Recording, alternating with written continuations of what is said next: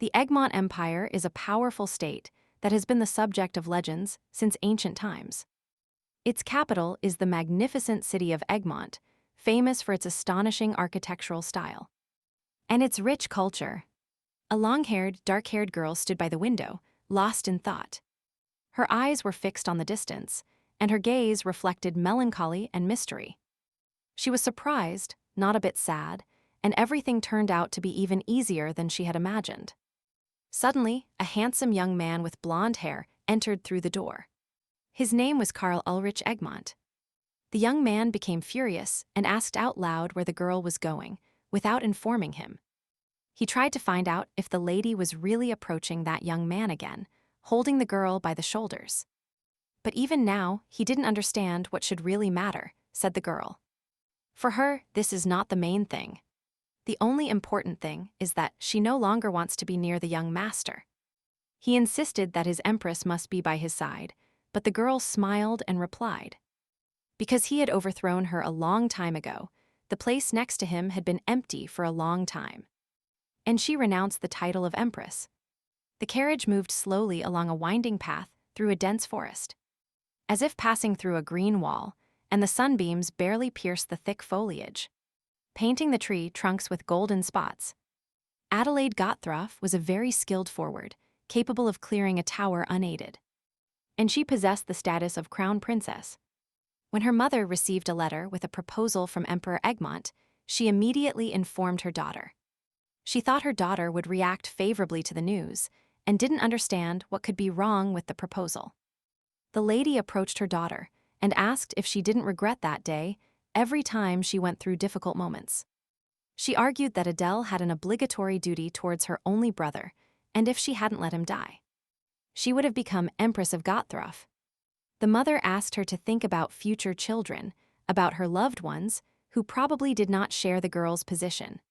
The lady said that her existence for the Gottthroff Empire is extremely dangerous, and that for the sake of her home and her brother she must leave. Adele held in her hands a photograph of a blonde young man who would soon become her husband. Ulrich Egmont was the current ruler of the empire, and the man the lady would marry. All this was very strange, and the lady had no power to control her destiny and personal life. And now she was forced to join a complete stranger on her mother's whim.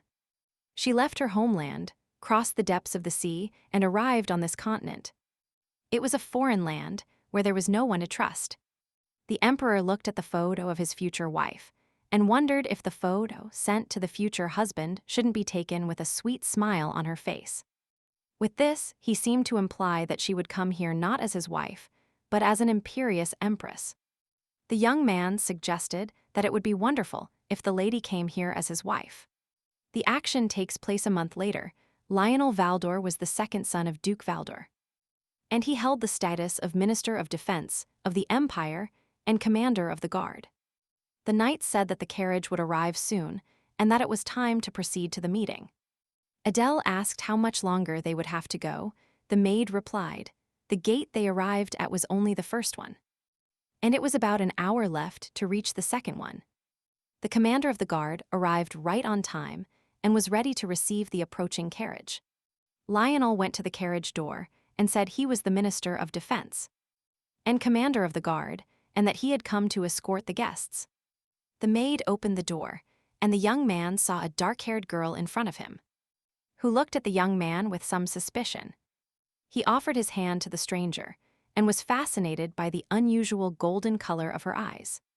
The lady thanked the young man for the courteous meeting and told him her name. She admitted that it was not easy to travel here for 2 months, sailing on a ship and sitting in a poorly ventilated carriage. The lady asked if the knights had an extra horse and asked them not to worry about Princess Gottthroff if she rode. It was not in vain that she insisted on her opinion, because she was an excellent rider, skillful, and approached the horse without fear. The commander approached the girl and asked if she felt better after getting out of the narrow carriage. He said that the girl should take a carriage to the palace, and that it would be troublesome if she appeared at the palace in this state. And on horseback, too.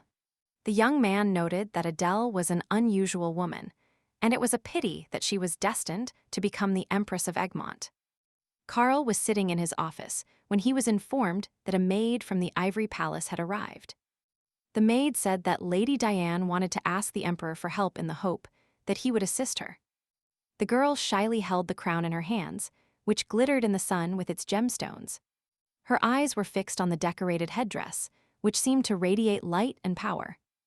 And she felt the weight of the responsibility that rested upon those who wore this symbol of greatness. Isabel Ulrich was the Grand Duchess, the emperor's half-sister, and the only woman in the Ulrich family. The girl asked what had brought the Grand Duchess to the Ivory Palace so unexpectedly. She asked if the lady's jewels had really been gifted by the emperor, or if she no longer needed permission to enter the imperial treasury. Isabel said that a concubine who personally chooses the crown for the monarch's future wife should not do this. And if the empire finds out, it will not be free from controversy. She picked up one of the crowns and asked the girl what she thought of it, because only the emperor's sister could choose.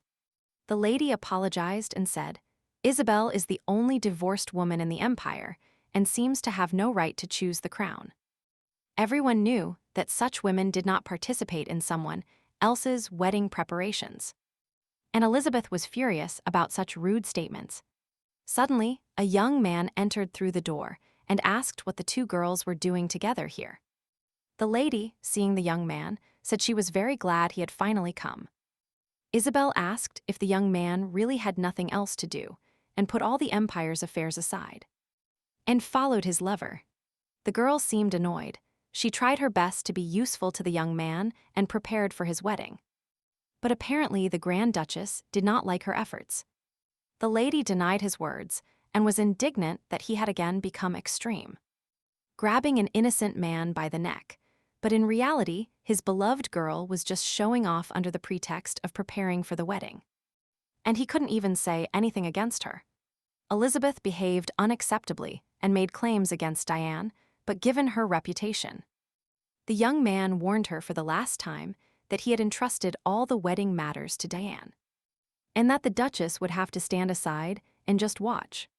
The Duchess felt she couldn't stand this place, and immediately after the ceremony ended, she was going home. The emperor is the sun, and the closer you are to him, the more rays you receive, and if she is his sister. This still does not give the lady the right to behave this way. Diane stroked the emperor's head, as if giving him a piece of her soul. This gesture was not only a symbol of respect, but also a sign that even the most powerful rulers sometimes need spiritual support and mutual understanding. She looked at him and admired every special detail of his face, and was sure that she liked absolutely everything about him. Diane considered him her person, and was unwilling to share the young man with anyone else. She was worried that the future empress would treat her badly, but the young man said she shouldn't be a threat to her. She often had problems with the emperor, but she believed he was the only one for whom she had strong feelings. And even if he gets an empress, the girl was happy to be able to stay by her lover's side. And no one would dare take her love away. A few days remained until the emperor's wedding, and Diane needed to choose a formal suit for the young man. She asked one of the maids to lift her head, and told her that this was the first time she had seen her in the palace. The lady asked all the maids to leave, and now she wanted to talk quietly with her brother. She asked not to hire blonde girls as maids, and asked to be careful with words in front of the servants. And if the young man cannot control himself, it is better not to come. She argued that although the emperor behaves as if he cannot live without Diane, he did not allow her to take the empress's place, and was not afraid of her who, for the sake of her reputation, the empress would like to get rid of her, the maid. Diane assured that not everything is as simple as the young man imagines, and he should not interfere in her relationship with the emperor. She was sure that the empress would not receive any privileges from the emperor. And he did not make her his wife only because he loved her very much. Her brother assured her that he knew no men, and that their love would not last forever. The emperor's feelings would soon cool down, and she would be left alone. The girl perfectly understood that love for a living person always fades late. Or early, and she was no exception.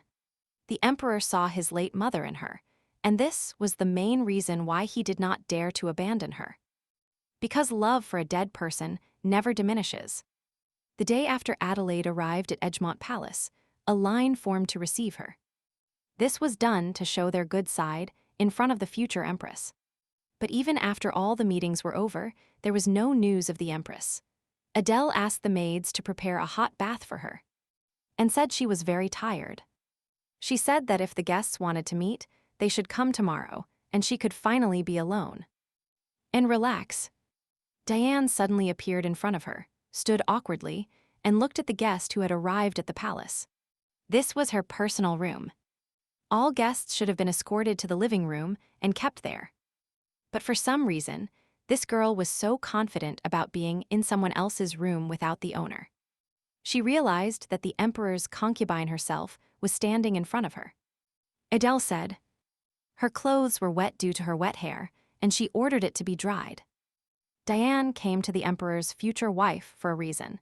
She wanted to be the first to see who she would have to deal with. Diane asked for permission to dry Adele's hair, but was immediately met with aggressive behavior. Adele asked if the girl was not a servant, why was she in her private room without her permission? She politely said that she just wanted to tell the girl about the emperor's tastes. And she thought Adele should be interested in what her future husband liked. Diane said that the emperor liked curly hair, that the girl's skin was too pale, and that she should have blushed. Adele did not want to tolerate the stranger's antics and did not hesitate to grab the girl by the hair to show her that she was now the boss in the imperial palace. The lady asked for a glass of alcohol to be brought to her and did not want to meet anyone else. Adele said she had heard there was a popular drink in the empire and she was going to have some before bed.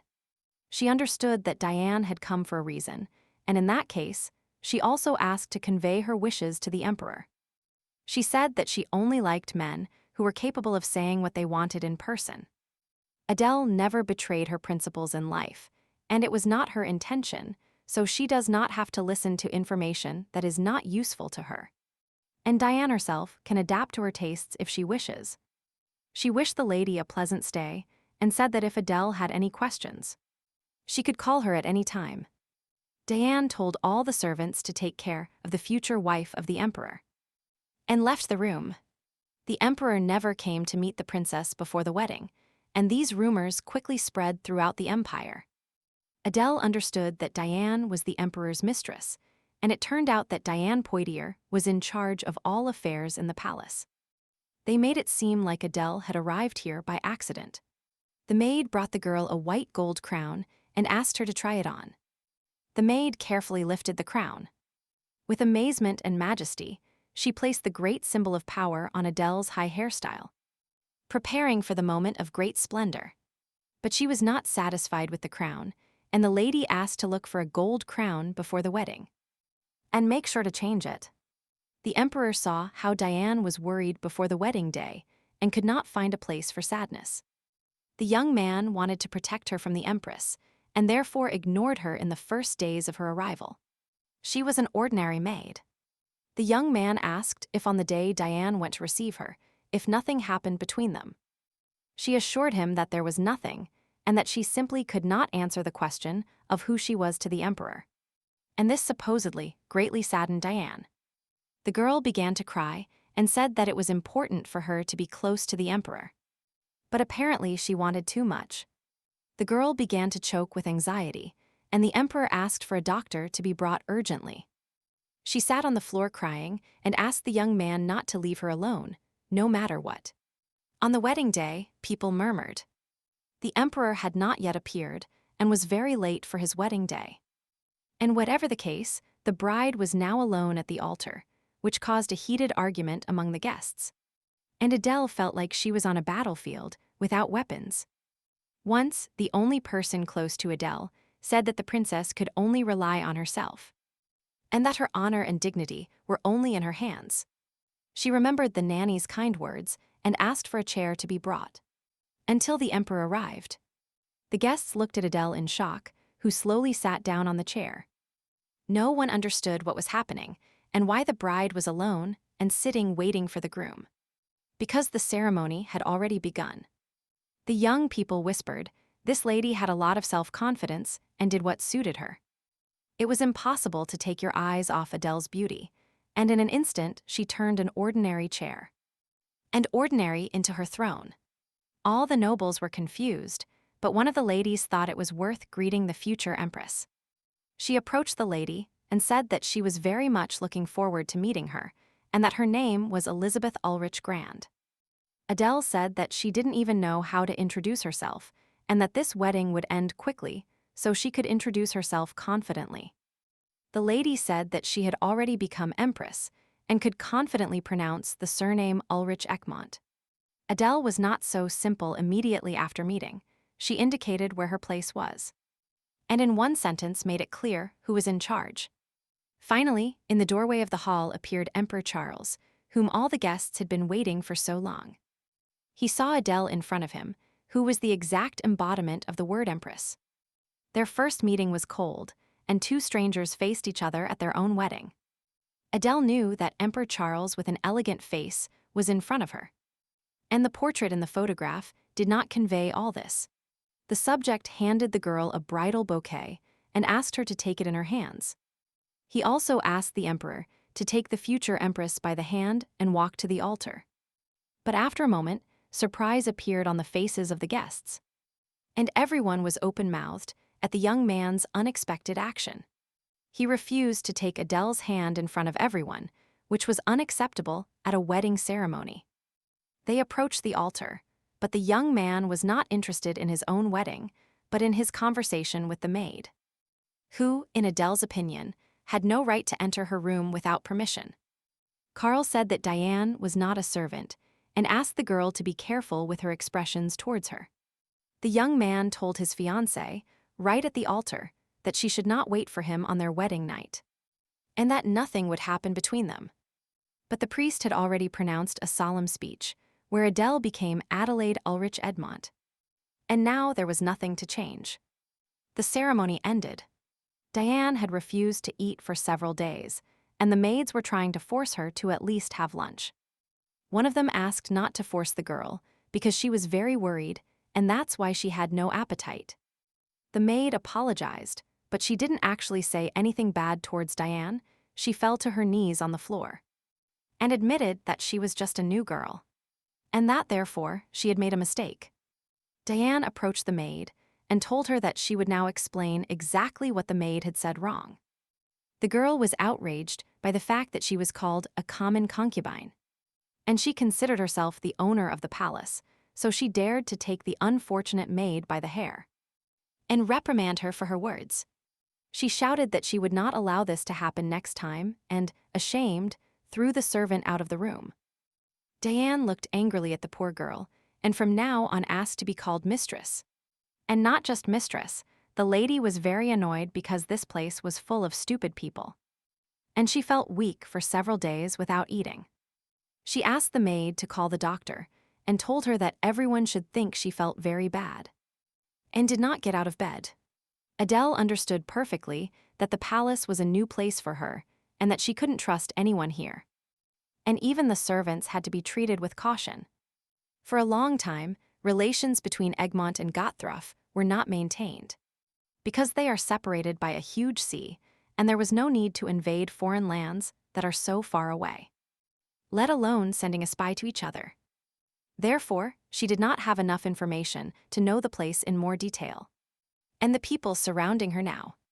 She couldn't help but think how the emperor didn't even care that he was late for the ceremony. News of Diana's health reached the emperor, who immediately hurried to her room. The girl was lying in her bed, and the maid said she hadn't woken up yet, and that she didn't feel well. He stood in front of her dressed in wedding attire and thought how much she reminded him of his mother. Diane's plan was for her fainting to interrupt the wedding, but before the emperor's eyes. She said in a soft voice that he should not have come to her during the wedding ceremony. She lowered her gaze and apologized in a whisper because she was causing the young man a lot of trouble. And her heart broke into pieces when she personally chose the dress and crown for the wedding. But I realized that it was better to stop there so that Karl wouldn't get tired of her constant whining. But even now the young man's gaze was cold. Diane wanted to know how he was going to introduce her to the Empress, because now he had a wife. and the aristocrats would openly call her his mistress. The emperor is like a lone wolf that cannot be tamed forever. But Diane could control him like a puppet, taking advantage of his weaknesses, and asked him to introduce her as his beloved.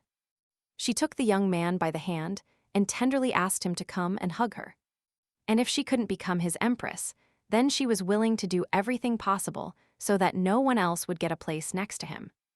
After the wedding ceremony, all of secular society discussed the emperor's behavior, who, according to rumors, went to the Ivory Palace on their wedding night. And the empress spent that night alone. The ladies saw the empress walking nearby and instantly stopped discussing among themselves what happened yesterday. They courteously greeted her and said they were very happy to see the beautiful empress. Empress Adele overheard their conversation, and now her fists were clenched and her eyes shone with anger. She expected that reaction from others, but it turned out to be much harsher than she expected. The girl came here alone, without taking anyone from her home, not only because that was Egmont's condition, but in fact, none of them deserved to endure exile with her. A wedding banquet in Egmont is usually held on the third day after the celebration. Due to the monsters descending from the tower, Diane lost her parents. But she still received the status of countess from her daughter and managed to win the emperor's love. All thanks to her hard work and strong desires. And some girl born under a lucky star and who became a princess has no right to be above her. And she was sure that today the empress would not be able to properly enjoy her status. And she believed she should be the heroine of all the main events. Adele's preparations for the festive banquet did not go according to plan in the morning. When the maids brought her a dress that didn't fit her, she asked to bring a dress of another size. But the maids said that clothes one size smaller are very difficult to tailor. Her mother's words came to her mind, stating that the battle within the palace never ends. And it is not as insignificant as it seems to her, and she warned the girl before leaving not to relax for a minute in Egmont. And now she had two options: not show up at her wedding reception or wear a dress of the wrong size.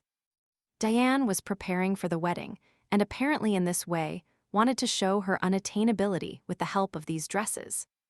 And the emperor's love. She expressed her gratitude and thanks to Count Espona, who also helped with the preparations. The rumor that the emperor spent his wedding night with Diane and not with the empress spread quickly in secular society.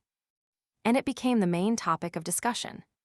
These aristocrats, who were born with a silver spoon in their mouths, stood up and tried to somehow get closer to Diane.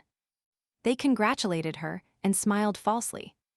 Everyone called Diane the hostess, and her brother actively supported small talk and said that the hostess was very modest.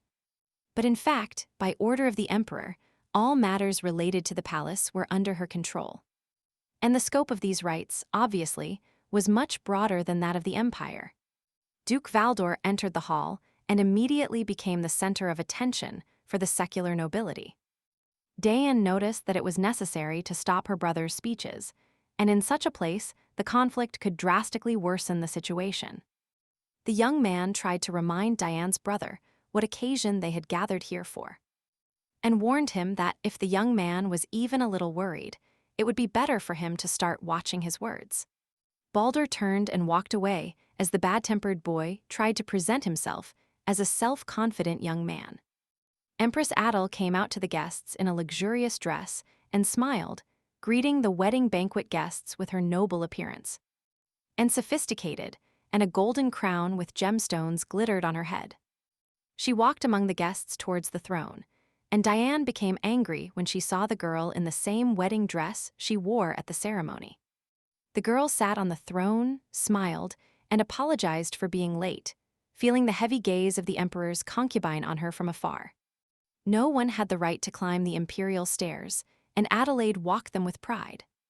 She felt that there was a heavy atmosphere at the banquet, and that every guest was angry with her.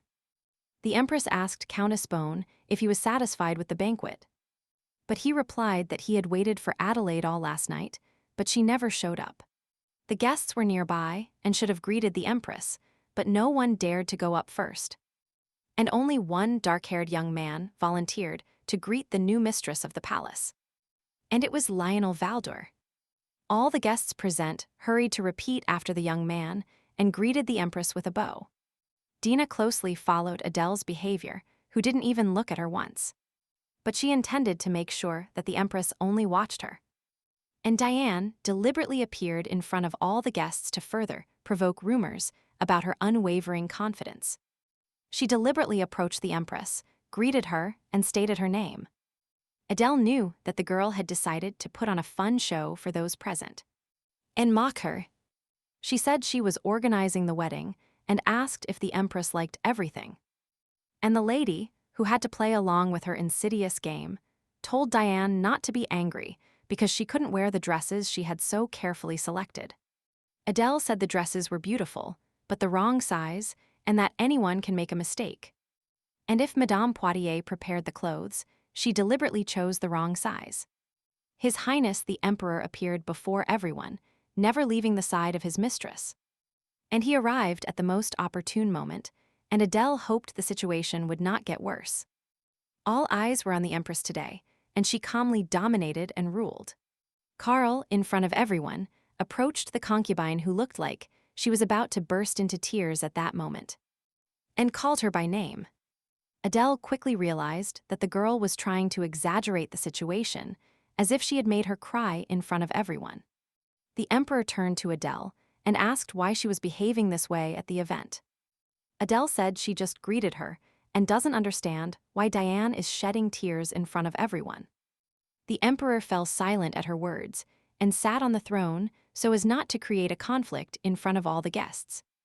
The attendees slowly dispersed to talk among themselves and quickly discuss everything that was happening. Karl was sitting next to Adele. Suddenly, he said that the lady should stop touching Diane, as she is his mistress. He decided to reach an agreement, and in this case, his beloved Adele would not worry him. But the Empress asked him to convey these words to his beloved. She had already seen her enough times, and each time Diane came herself. During all this time, the Emperor did not take his eyes off the concubine who was talking with other guests. Lionel's assistant noted that the Empress does not lose her composure, even in such a tense situation. Lionel saw that it wasn't that she remained unflappable, but that she was trying to calm herself down. This evening, Adele felt extremely disgusting, and the girl was irritated by absolutely everything in this palace. Dresses that didn't fit, those meaningless smiles and hidden insults directed at her. And due to the emotional outburst, her mana increased too much. The girl tried to restrain herself. But only one glass of wine helped her calm down. She couldn't sleep, and many questions ran through her head for which she found no answer. Her father once told her that she needed to present herself as if she had everything, not act modestly. When she had nothing left, people would understand immediately. And if it is revealed that she became Empress only in word, and that the Emperor does not recognize her, that same day she will be torn apart. The next day, Adele set out to find out who managed the important palace affairs. The maid said that Diane Poitiers is in charge of all important matters. And before her, Hannah Giggs, the Count's wife, was in charge. I asked them to tell them to call Countess Hannah immediately and say that Adelaide wants to meet with her. The Empire's code of laws stipulated that the current emperor entrusted the management of the palace to Diana de Poitiers instead of the Empress. However, along with the appointment of this title, she received the exclusive right. A luxurious lady entered the room and greeted the Empress. She said they met Adele during the banquet and that the girl immediately remembered her. The lady asked permission if they could talk in private without servants or prying eyes. Discreet. Adele seemed shorter to her than she had imagined, but she didn't have the feeling that the lady was weak. And there was a dominant aura around her.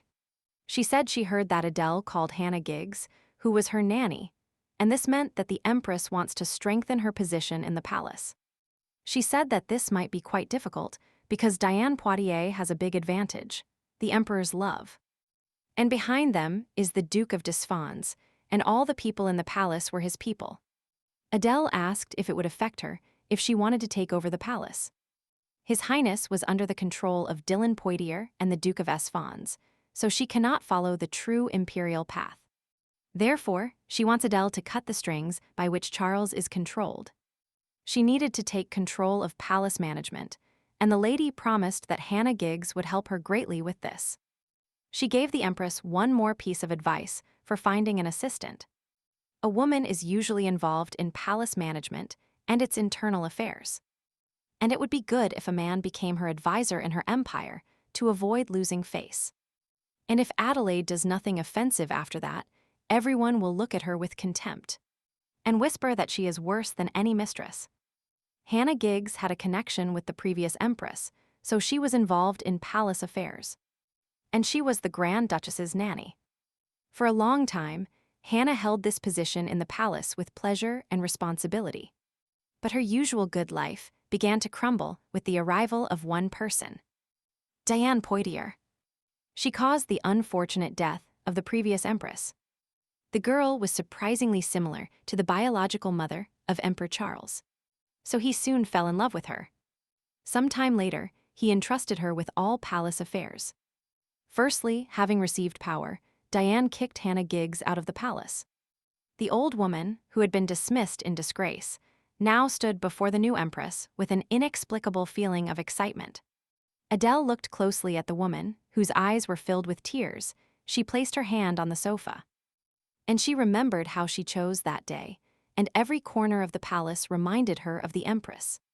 Adele said she would like to hand over control of the palace to Hannah, and asked if the lady would accept such an offer. Their conversation was interrupted by the maid, who said that the dresses had arrived. But the financial department of the department said they could not pay for the Empress's dresses.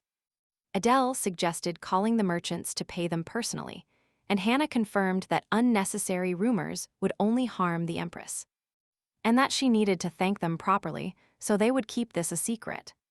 But the Empress should not have met them personally, and Hannah asked to be entrusted with this matter. Adele knew that such situations could happen and made sure to pay in the form of a gold coin. She took a bag of ingots to Hannah and told her that she would look at the quality of the dresses and pay for it. Hannah asked if the Empress's honor would be tarnished if she used the entire amount without leaving any remainder. Adele asked how this could happen, and Hannah replied that it was very possible that there was no budget allocated for the palace. In Egmont, the budget for the coming year is distributed at the end of the previous year. Since she appeared recently, her palace probably wasn't accounted for in the calculations. Adele was heading down the hallway towards the office where the central meeting was to take place. She saw the young men and said, "Ask for an audience with the Emperor." The young man asked her to wait in the hall while he found out everything from the Emperor. Adele asked to be taken to the meeting room to see how the meetings were going there. In the meeting, and one of the men begged them to send strikers who could destroy the tower, and guards who could protect them from monsters. The man stated that at this moment people were dying there. Flying monsters had already begun to emerge from the tower, and they could not stop them. The portal was growing rapidly, and if such monsters had already appeared, it could not remain on the same level. Lennox Poitiers asked what they were going to do if the tower on the first level descended upon the Emperor's palace right now, and he considered their request selfish. Adele heard from afar that a tower had descended somewhere, and that people needed a good forward. Lionel said that aid must be urgently sent to Count Kelvin's possessions, who have enough people, and that the imperial mages are in the palace. The Emperor could not understand what measure was best to take to resolve this difficult issue. He said he was sorry for what happened and promised the Count to consider his request, while the man looked for support and help before his eyes. A servant approached Karl and told him that the Empress was waiting for him and that she was in the waiting room. The men left the meeting room and greeted the Empress. The Emperor dared not send mages to help, and Adele decided to speak personally with Kelvin. Duke Desfons entered the room and suddenly called Adele his daughter-in-law. He deliberately entered when there were many men around her who had left the meeting. Adele was glad to be uncomfortable, and the Duke realized immediately, apologized. And since the Emperor's elder uncle supposedly wanted to show himself friendly, Adele replied that there were probably other ways to show her gratitude. And she asked him to be careful with the future. Lionel Baldur approached her and bowed politely to express his gratitude. Adele asked. She only wanted to know who Count Kelvin needing help was. So Lennox Poitier approached her and told her he was very happy to see the Empress in the palace. Kelvin told the Empress everything. She admitted that the conversation was too noisy. She listened and understood from the conversation that the residents needed the help of the mages. But Lennox confidently declared that he himself would protect the palace, and not a single monster would penetrate. But in reality, he was simply pretending to know everything. Adele was notified that the emperor was ready to receive her, and the lady said she was delighted to speak with everyone. Her cold gaze and reserved behavior, even over these insignificant things. It was clear that the girl was from the upper class. And for some reason, Mr. Baldur couldn't take his eyes off her mystery and charm. The emperor asked what the empress wanted to talk to him about with such urgency, and asked her to sit at the table. He looked at Karl and asked for what purpose the young man had married her. He compared her existence to a feather and said that her mere presence was enough. She asked again if she should really just sit and exist with the title of empress, because that would greatly ruin her reputation. Adele suggested that the emperor might think that she could somehow harm Diane Poitier. She expressed that she would fulfill all her obligations and hoped that, as Emperor of Egmont, the young man would help her in this. Adele asked to find her an assistant with whom she could solve the problems and, in her opinion, it would be good to consult with the manager, but unfortunately, it turned out to be Diane Poitier. The Empress said she wished to see Hannah Giggs, who had been dismissed in the palace, and asked the emperor to bring her back, but not to return her to a managerial position. She did not forget to report that the Empress's budget was not taken into account in the budget distribution. And she hopes that Karl will use an additional funding system. The red color of the dress represented the power of the Empress Egmont and Charles. When he was a child, he could never touch the hem of her dress.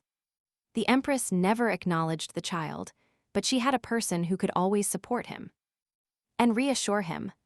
These memories haunted the emperor and constantly tormented him. In fact, the Empress's budget had not been distributed, and Carlos asked his subject to call Diana to his office. Diane quickly arrived before His Highness and asked why he had called her. He asked her if she had brought documents related to the distribution of the imperial palace budget. Karl said that the budget should have been distributed immediately after Adele's coronation. And Diane immediately began to apologize quietly, supposedly completely forgetting about it. She immediately started crying. The emperor gave her a handkerchief and asked her to stop crying for any reason. Diane shed tears, saying, now the empress will be angry with her, and asked how she should deal with such a difficult situation now. She once again reminded Karl of his mother, and he saw a great resemblance between them. Karl informed Diana that the Empress's power had been transferred to Her Highness, and that now all the matters he had assured her of before would be decided exclusively by the Empress. The young man spoke with Lionel and told him that Duke Desfons wanted to put a puppet in the Empress's place.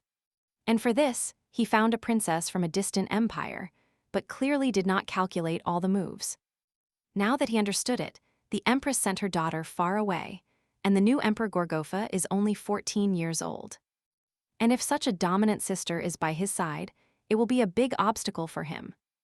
Lionel seemed uninterested in political issues, and his thoughts were occupied with the new Empress. For some reason, from the first day they met, the girl did not leave his head for a minute. Hannah approached the Empress. The lady asked her if she had paid for those dresses that the merchants brought. She said she needed to find a new outfit, because the dress she was wearing was offered to her by the maids. Hannah said that she seems to be wearing the clothes of her predecessor. This will provoke the emperor, so it is not advisable to wear such dresses. Hannah was a close collaborator of the previous empress, and then Karl kicked her out. Although it was strange, in such matters it was better to follow her advice, because she had no one else to trust.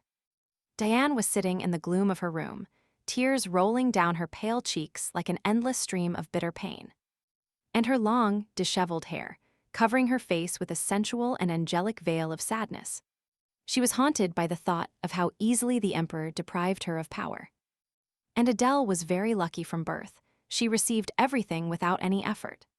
Silence reigned in the room. Only her weak sobs pierced the gloomy atmosphere. Diane approached the window, trying to suppress the passionate pain tearing her soul apart.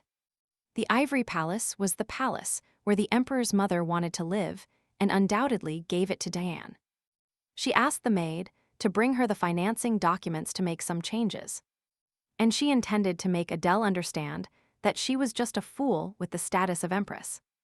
Calvino was waiting in the reception hall for the Empress, whom he called to speak personally and ask her about the situation. Empress Adele presented herself before the guest with a majestic gait, and her entire image reflected confidence and prudence. She sat opposite and asked when the tower, which serves as a portal for monsters, appeared, and what its diameter was. She said they do not have a mage, and that local residents have to deal with terrible monsters themselves. Mages were sent from the central region, according to the danger level of the portal. And even towers with the second level wait for several days. This meant that people were simply abandoned to the will of fate. While common people died for their safety, they were torn apart by animals with giant teeth. And their knights were so exhausted that they died during battles. And Adele perfectly understood the hell that was now happening there. She herself tried many times to save the unfortunate common people from monster attacks. Her mother often asked her to just close her eyes to what was happening, because it was impossible to save everyone. And Adele knew what kind of torment the people there were going through. And that was the same day that a rift began in her relationship with her mother, and she subsequently stripped her daughters of the title of princesses. Kelvin thanked Her Highness for her concern and said that he needed to be sent back to his homeland as soon as possible. She ordered the evacuation of all residents to a safe nearby location. The best refuge from flying monsters were dungeons and caves, so she asked for all the children and the elderly to be taken to those places and to try to negotiate with other counties for their help. Hannah handed the man a bag of gold ingots so he could pay for the help of other countries. Adele said this should be enough to reach an agreement with neighboring states, and said that, unfortunately, she cannot help with anything else. The subject and Lionel were in the office. The young man did not think that the emperor would refuse to help the count, because he had been very devoted to the imperial family his whole life. Finally, Count Kelvin appeared in the office doorway, holding a bag with the payment in his hands. The commander saw the man's frightened face and asked him if anything had happened to him in the palace. He said that the Empress gave him gold ingots and told him to evacuate all residents. He was very grateful and wanted to return to his family as soon as possible. The young men were surprised by such a noble act by the Empress, who first thought of the people's troubles and allocated her gold to save the common residents. Adele only had one option to help: give the count a couple of gold ingots. And her people. Her mother always told her that the world works this way. The smart ones always create, and the wise ones always capture. That's why she asked her daughter to act wisely according to the call of her heart and honor. Now she had to endure insults and shame, and she could only give a little money to someone who desperately needed help. And all because she did not have enough power. And the natural way to gain power in another country is to think through your actions to the extreme. And Hannah suggested that the Empress ask for an audience with Charles. And since they are in Egmont, it is worth establishing contact with His Highness and trying to build a good relationship with the Emperor. She applied blush to Adele, did her hair, and now the lady was completely ready. A wise move should have simplified her life in Egmont, and the Empress needed to improve relations with the Emperor. Carl noticed the golden eyes, the perfectly white skin, and the elegant lines of the girl's collarbones. Today Adele looked completely different, and a special aura emanated from her. He asked what had led the Empress to meet with him at such a late hour. Adele said that if she hadn't had dinner yet, they could share a meal together. But Carl was more interested in knowing why she invited Count Kelvin to talk. His county was dying because of the monsters, so the Emperor did not help him. And he chased him away. So why did the Empress allow herself to call him to the palace again? Rumors that she had given him gold reached Karl, and he didn't understand why the girl was pretending to be noble. But Adele said that she called him to find out how things were going in his territory and gave him a small amount of money so he could evacuate the people. And this act should not be qualified as a crime. He approached her and whispered that she should continue to close her ears and eyes and think only of the good things. Adele spoke. It was a human act, and she couldn't do anything else, knowing that common people were in trouble. Carol took her hair in his hands and looked closely at the girl, who was like an empty place for him. A sweet scent emanated from her, which, like a magnet, drew the emperor to her. And was this really the woman who attracted everyone's attention with just one look? Karl asked, since the lady approached him in this way, why not spend the lost wedding night together? He asked her to close her eyes and was about to kiss the fictitious Empress. Adele did not want to tolerate his rude behavior and attacked Karl to finally stop him. And retreat. Karl spoke. Her eyes really corresponded to the imperial status, but he is the only emperor here. And all the power does not belong to her. He said he liked girls who were more docile and asked her not to interfere in matters anymore. Adele was overwhelmed with emotions of anger at the emperor's behavior. And the most painful thing was that she had no power. She left the emperor's office, everything went dark and spun before her eyes. And the empress felt bad about the experience. Diane Poitier was walking down the hallway, and at that moment, she didn't want to see her more than anyone. She noticed that Adele's hands and whole body were trembling. She asked Diane to step away and not bother her with her questions. She whispered in the Empress's ear. Apparently, she did not follow his advice, and something did not go according to plan, so Adele is now trying to run away from the problems she created herself. The Empress did not know where to go in this damned palace, where it was as if every person was very cruel. She quickly ran down the stairs, and her only desire was to quickly hide somewhere. She was running so fast that she didn't even notice how she bumped into Lionel, who was coming up the stairs. Lionel looked into Adela's eyes, and his gaze reflected an incredible depth of feeling. He saw in those eyes not only the beauty and nobility of the Empress, but also her strength and unwavering wisdom. But now the girl seemed very upset, and the young man noticed it immediately. Lionel felt that his soul responded to Adela's soul, and in this unity he found comfort. She lowered her tear-filled eyes and said that she simply stumbled on the stairs, and thanked him for his concern.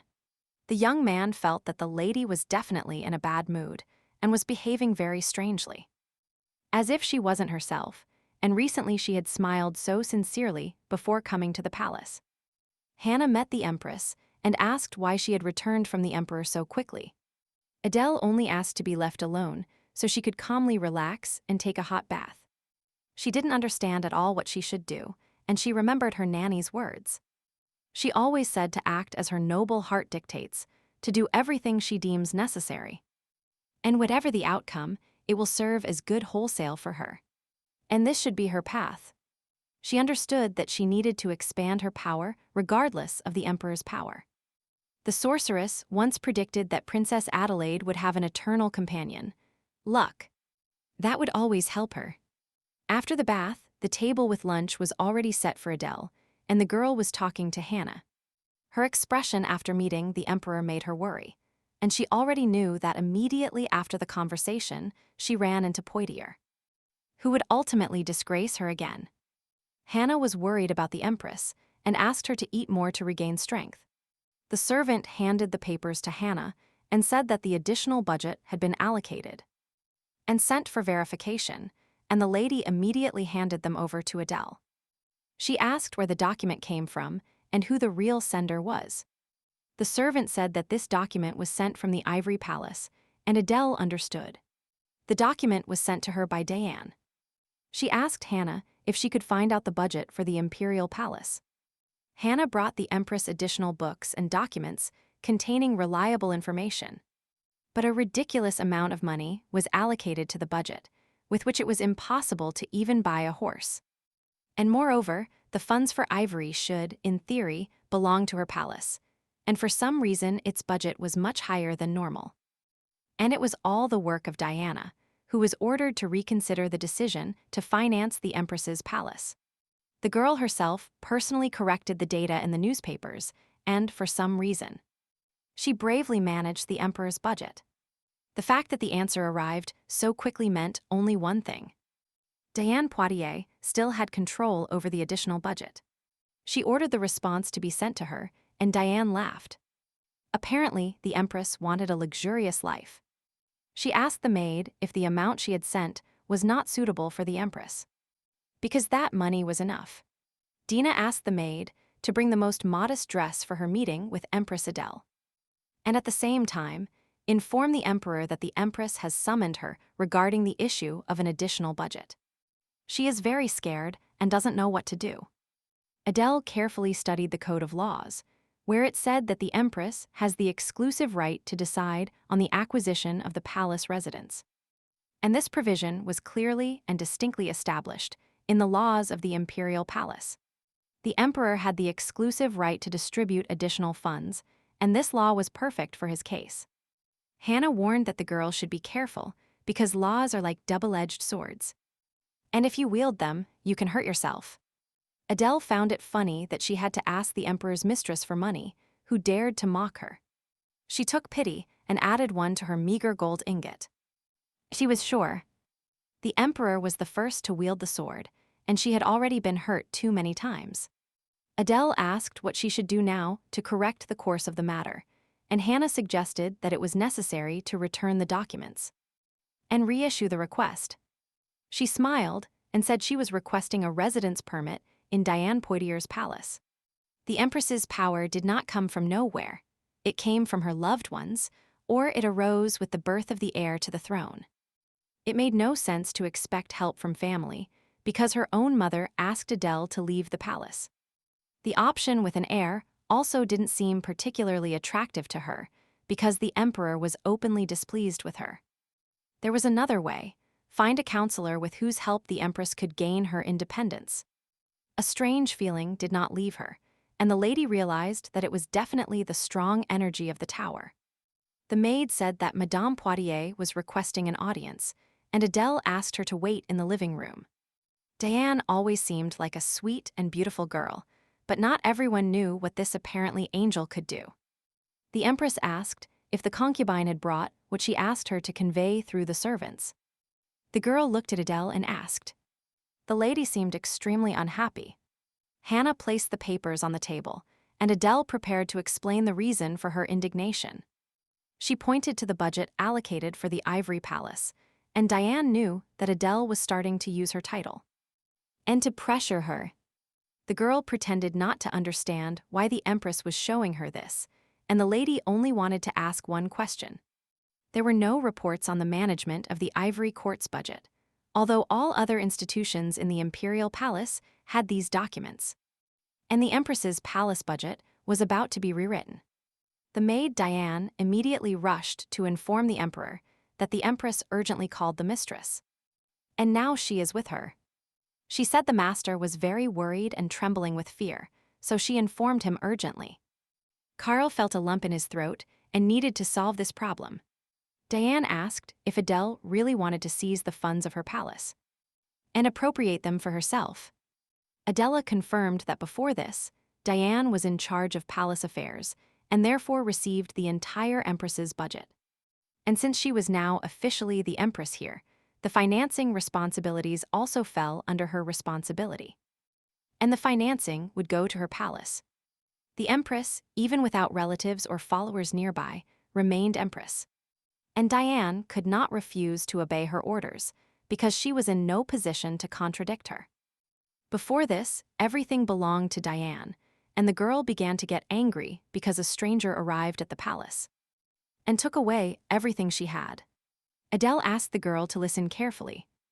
She shouldn't have tried to take away her power, and no matter how hard she tried, Adele would never let her get away with it. But she asked her not to think that they were deprived of something, because initially all this did not even belong to her. Their conversation did not last long, because at that moment the Emperor entered the room, who had already been informed of their meeting. He loudly asked what was going on here, and what matters the ladies were deciding among themselves. Diane deliberately sat on the floor and cried profusely, begging His Highness for forgiveness between tears. Adele saw how the girl was again trying to press for pity, and she was already quite tired of this. Charles asked what Empress Adele had done and asked her to stand up while talking to His Highness. The girl remained sitting on the floor. Adele asked her to stand up because they were talking quietly. Cal intended to find out why the girl was crying on the floor after a conversation with the Empress. The maid rushed to calm the lady, who perfectly played her role, and continued to play the victim. Charles ordered Diane to be taken to his palace so the girl could calm down and stop crying, and asked everyone to leave the room so he could discuss what happened with the Empress in private. Adele was terribly tired of participating in this whole performance and was ready for a serious conversation. Carl looked at Hannah and said, "We haven't seen each other in a long time. And that the lady hasn't changed at all, she's back by the Empress's side. And watches how she destroys the weak." He shouted if the lady found this funny, and Adele asked Hannah to leave and wait outside. Carl was furious and asked why the Empress allowed herself to behave this way. He insisted that he was a witness and saw how she mocked poor Diane. It made no sense for Adele to hide the truth, and she said it clearly. As soon as the door opened and the Emperor entered, Diane herself fell to her knees in front of her and began to plead. Carl did not believe her words, because sweet and kind Diane would not dare behave like this. He asked if Adele was jealous of her and wanted to take what belonged to the concubine. But if you think about it, it wasn't Diane who invaded her personal borders, but the Emperor himself. Because she doesn't even know that they concealed information from her about the budget allocated to this palace. She asked to see this small amount, and asked how the Empress's palace could exist with such a small budget. And she didn't call Diane, she simply wanted her to personally bring this document. Carl said that Adele's mother lied to her. He said she was an obedient and devoted daughter, but even after the expulsion, she still didn't understand anything. The young man took her by the shoulders and once again asked her not to pretend to be an empress, but just to sit quietly, like a flower in a vase. The girl felt invaded by a strange, unpleasant feeling when talking to the emperor. She said that the lady would have to live a quiet and calm life. Otherwise, she could get into big trouble. Adele did not listen to the emperor. Suddenly, the girl ran out onto the balcony, and the sky on the street lit up with a scarlet light. And she definitely can never live as the emperor asks her to. There was commotion on the street. People ran to take shelter in panic. A portal was descending from the sky, and Hannah was screaming, the Empress should hide. Sinister monsters from the portal tower were about to attack the palace at any moment. Lionel saddled his horse and ordered all the knights to prepare for battle. As soon as the portal touches the ground, monsters will begin to emerge from it, and they must stop them until the mages arrive to the rescue. But it was still unknown when help would arrive. It was quite possible that they would appear when all the knights had already died. And the commander ordered immediately to the mages' residence and bring them here. Those who could freely use power and control the towers were called mages. Lennox Poitier was the deputy captain of the Order of Mages and was a first-level top striker in the Egmont Empire. And not in vain did he receive the title of count despite his commoner origin. A knight approached him and told him that all the mages should arrive at the Rose Garden, where the tower was currently descending. The young man replied that this is problematic now and that the order belonged to the emperor, not the minister, and that he would not follow his orders. Knight Jekyll asked the boy not to talk nonsense, but to start preparing. But he said that he shouldn't talk to him in that tone, because now everyone needs his help. Jekyll shouted. Disaster struck the palace, and Lennox trusted in vain that the mages were safe. He once again asked Poitier for help in the hope that the young man would act justly. Lionel was watching the tower, and Jekyll said that the mages would not arrive in time, and that he himself would have to protect all the warriors, but Empress Adele appeared in front of him in a black suit. The commander was very surprised to see the girl and urgently asked her to hide. He asked the knight to escort the Empress to a safe place, but she took the young man by the hand and asked him where the mages were and why they didn't destroy the tower. Or wait until it touches the ground and bloodthirsty monsters emerge from it, tearing people apart. Lionel continued to shout that it was dangerous here and asked the girl to hide behind him. He readied his sword, but saw a magical shimmer ahead that had just appeared. She knew that the mages were still far away, but Adele determined who was using magic. It was a 4th-level tower, and it wasn't as dangerous as it looked, so perhaps they didn't expect help. Adele skillfully drew a sword from behind her back and prepared to face this treacherous tower. Lionel saw Adele, who quickly ran towards the place where the tower was supposed to descend. He tried to stop the girl and shouted that if she went there, the updraft would carry her away. He accidentally touched her hair and saw that the magic was coming directly from the Empress. And Adele, in a calm voice, asked the young man not to bother her. She jumped directly into the swirling vortex near the tower, and the commander feared greatly for the girl. He asked everyone to recover and wait until the moment the Empress fell to the ground. When Adele disappeared into the vortex, Lennox arrived at the scene and thought Adele had been swept away. He shouted to the knights to create a protective barrier around the tower. The magic had to completely surround the area so that Her Highness would not be harmed.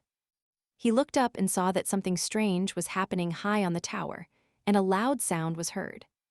The tower began to burn quickly and strongly with a bright fire, and the knights looked up. And they didn't know what to do next. Lionel realized that Adele's special suit and the sword attached to her back did not appear unexpectedly. It was strong magic that did not allow him to stop her. At that moment, he said, there were flying monsters emerging from the tower, and it was definitely not mid-class. But it was much scarier. No matter how much he looked at the sky receding after the tower's destruction, it always thrilled him. And no matter who asked her to stop, Adele always assured them that this was her favorite pastime. Although they constantly reproached her for such a hobby, she was unwilling to give up the business that was the meaning of her life. The tower was destroyed. The time came for Adele to land, and Lionel Baldur was waiting for her on the ground. She came down and asked if Lionel really wanted to help her, and waited for her return. He was a knight with a sword, and would probably have lost his hands over such a thing. Many scolded Adele for this activity, but there was never a person who wanted to catch her. She smiled and thanked the commander for his help, and for yesterday's help on the stairs too. Lionel was surprised that the girl who was so sad yesterday could now smile so sweetly. The Empress said that Lennox can put away his sword now, because he definitely won't need it anymore. No one could yet believe what they saw, because the Empress had just destroyed the tower in front of them by herself. And everyone found out that she was a mage. Hannah saw the Empress dressed and asked why the lady looked like that, and said she was very worried about her. She said she took care of the tower and the portal, and the people were no longer in danger. But after these words, she immediately collapsed to the floor, losing consciousness. And Adele's strength seemed exhausted. The next day, everyone discussed how the Empress flew into the sky, and she took care of the portal herself. And she was clearly stronger than Lennox Poitier. Lionel was very thoughtful for the past few days, and the passing of minutes seemed to remind him of a dream. Before his eyes was the image of Adele in that militant and brave black suit. She possessed very powerful magic, and those moments when she descended from the sky overshadowed the commander's mind. After the incident, Lennox immediately ran to inform the Count that the Empress turned out to be a real mage, and took care of the tower without anyone's help. And everyone understood that the Empress turned out not to be so simple and even more surprising than many expected. And Lennox was only worried that he himself could have dealt with a tower of this level. And the Empress ruined everything for him. He then went to his sister and burst into her room without knocking. He asked why Diane had not yet become pregnant and married the Emperor, fearing that Adele might take her place as a mage. The young man said that the Empress turned out to be a mage, damn it, and also a skilled and experienced striker.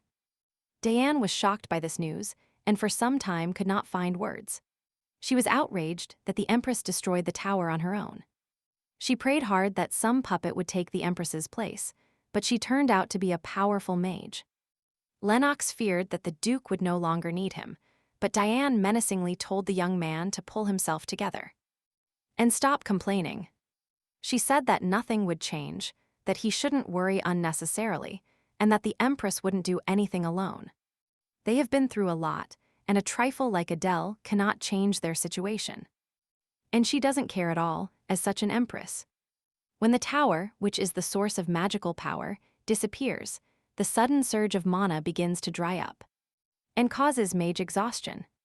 People said that the Empress alone took care of the tower, that the mage detachment arrived too late, and that, if it weren't for the Empress, the losses among the knights would have been too great. Hannah asked the servant to deliver the letter to the Grand Duchess and placed an important envelope in her hands. When the panic began and the tower sank, the Emperor behaved with extreme calmness. He was sure that destroying a tower of this level would not be difficult, and was going to inform her so that it would be quickly resolved. And the only true information he knew about Adele was her name and sex. He suggested that perhaps Empress Katropha was unsure if she could have influence over her daughter. And that's why she sent her to Egmont. Hannah was very worried about the Empress, and early in the morning she went to visit Adele. The Empress received her. She looked quite healthy and seemed to feel very well. Adele said that she soon wants to announce a personal assistant for herself. He must be a single man over 20 years old, and if the candidate has a fiancé, he will definitely be excluded. She said she had to make a decision after the interview, and that it would depend on her wishes. The announcement made by the Empress spread throughout the high society of the Egmont Empire. And the Baldur Duchy was no exception. Lionel's servant reasoned that it was not clear whether the Empress wanted to strengthen her power or simply start a rebellion. Lionel's opinion was important to the young man, but the commander really couldn't answer anything. And since the Empress announced the search for an assistant, the Baldur Empire could not stand aside. Whoever it is, he must be prepared for rumors of a love affair with the Empress. So far, Empress's assistants have been the second or third sons of the families. Lionel spoke. The Empress's opinions were different from the mage squad's opinions about them. The brother did not immediately understand what she meant and asked if she was really referring to some candidate. Lionel sat on a chair, crossed his hands, and announced that he wanted to become the Empress's counselor. His brother did not like this idea, and he left to think a little about Lionel's proposal. He argued that Lionel would be of no use there, and as soon as he became her assistant, everyone behind his back would say that he was her lover, and his reputation would fall through the roof. Lionel said they have nowhere to retreat. Given the latest events, Lennox does not want to cooperate with them and cannot even file a complaint against the mages' squad. Despite her being the Minister of Defense, mages, and bloodthirsty monster towers, they knew nothing about this, and at least the Empress understands more than them. And if she becomes an assistant, she will get information, and they will be able to move forward. And suddenly, it turns out that the Empress will choose Lionel as an assistant, and this will be a great honor for them. Diane was sitting in the Emperor's office, and they saw each other for the first time since that moment in the Empress's palace. He said that if the girl was not well, she could rest at home and did not have to be here. Diane asked if the Emperor had heard the latest news that everyone was tirelessly discussing. Less than a month after her wedding, the Empress is already looking for an assistant. And will this harm Carlos? He said she shouldn't worry about that, and that he would rather take over the Empress's additional budget so that no more problems would arise. Karl Ulrich was both great happiness and the most terrible sadness. He was the one who could turn her life into heaven or hell overnight. Anna. Carlos asked the servant to inform him about the results of the Empress's announcement. And so far, 16 people have responded. She announced this morning, and all the children of prominent families attacked like bees in a hive. The Emperor was interested to know if there were candidates from the Baldur Duchy. But as of now, he did not know. Hannah took a responsible approach to every task. She finished reading a report on Egmont's political figures, and Adele said it was no wonder the former Empress was so favorable towards her. And however you look at it, the best option was to choose a candidate from the Baldur family. The candidate selection day began early in the morning, and the first was a young man who called the Empress Angel. Number 2 was no different from the first and immediately admitted that he was so worried that he forgot all words. Each of those present absurdly demonstrated their skills, and after a while the Empress begged them to stop. She was incredibly tired and sat on the sofa, saying she first needed to look at the candidates' resumes so as not to watch this performance. And there truly wasn't a single young man who understood the main essence of her announcement. Not a single person from the Baldur Duchy was present, and Hannah asked if she should let the others go. The Empress took the wet towel off her head and said, "Let the remaining candidates in. And she wants to finish with this quickly." Hannah left the office and informed those present that the Empress was ready to consider the remaining candidates. Hannah brought down the sheet of paper with the names and saw a familiar dark-haired young man in front of her. Lionel Baldur himself stood in front of her, and the young men present were frightened by such a serious candidate. His face expressed severity and determination, and the flame of will burned in his eyes. And unwavering devotion, and his figure was motionless, like the embodiment of firmness and courage. The young men sadly lowered their heads, realizing that there was nothing to expect here now. Hannah greeted Lionel, who apologized and asked if he was late with his application. Hannah said that the young man would have to wait a little while. Adele noticed that the last candidates were completely sad and had absolutely no enthusiasm like the previous ones. After the last young man, the Empress sighed and was glad that everything was finally over. None of the young men approached her, and she just wasted a lot of time. At that moment, Hannah entered the office and said, "Another person has appeared, nominating himself." Lionel was the last to enter the office, and he was glad to see the Empress in good health. He greeted the girl who had surprisingly occupied all his thoughts in recent days. She greeted Lionel and asked him to sit down, and her confident gaze meant only one thing. The Empress definitely wasn't doing this for fun. She asked if Adele needed followers, because she had no one to rely on in the palace, or no one to trust, and immediately said confidently, "No matter whom the lady chooses, she will not find a better candidate than him." As if perfectly understanding her intentions, Adele asked him if she could call him knight or minister. She was interested to know if Lionel was serious about becoming an assistant, because he could have sent one of his closest associates here, but for some reason decided to come alone. She asked again if she could really call him whatever she wanted. Adele smiled and informed the young man that she was looking for an assistant to create a government that could compete with the current one. But for this, he will have to pretend to be her concubine. The young man understands what is being aimed at. She said she would call him by his name and speak to him informally, and that was the only way they would look like they were in love. Lionel accepted such conditions and said that he was absolutely indifferent to what others would say about them. And Adele realized that she had chosen the ideal advisor. The emperor immediately realized everything that was happening in the palace, and quickly found out that an application from Valdor had been received. He was informed that Lionel Valdor himself personally responded to the announcement and was present at the candidate selection. But the Empress has not yet made official statements, and most likely it will be known when she does. Carl stood on the balcony and thought that a mysterious sweet smell was coming from the Empress. And this smell could not get out of his head. And the day she came to him and offered to share food, he became intoxicated by her scent. For some reason, he felt a desire to watch her arrogant gaze gradually fade away. He would have watched this without missing a single moment, and would not have understood why a quiet life was so bad. That the Empress furiously rejected, and would not have known how to tame an animal that showed its teeth and claws. Today was a very difficult day for Adele, and she spent the night in a hot bath to relieve all the fatigue. She was about to come out, and Hannah said that the girl should hurry, and that His Highness would come here right away. Adele was surprised that the Emperor decided to visit her at such a late hour, and clearly wanted to know something. Hannah assumed that he probably heard the news that Lionel Baldur was here, and he wanted to talk about it. and the Empress decided that it was worth listening to why Karl came to her at such a late hour.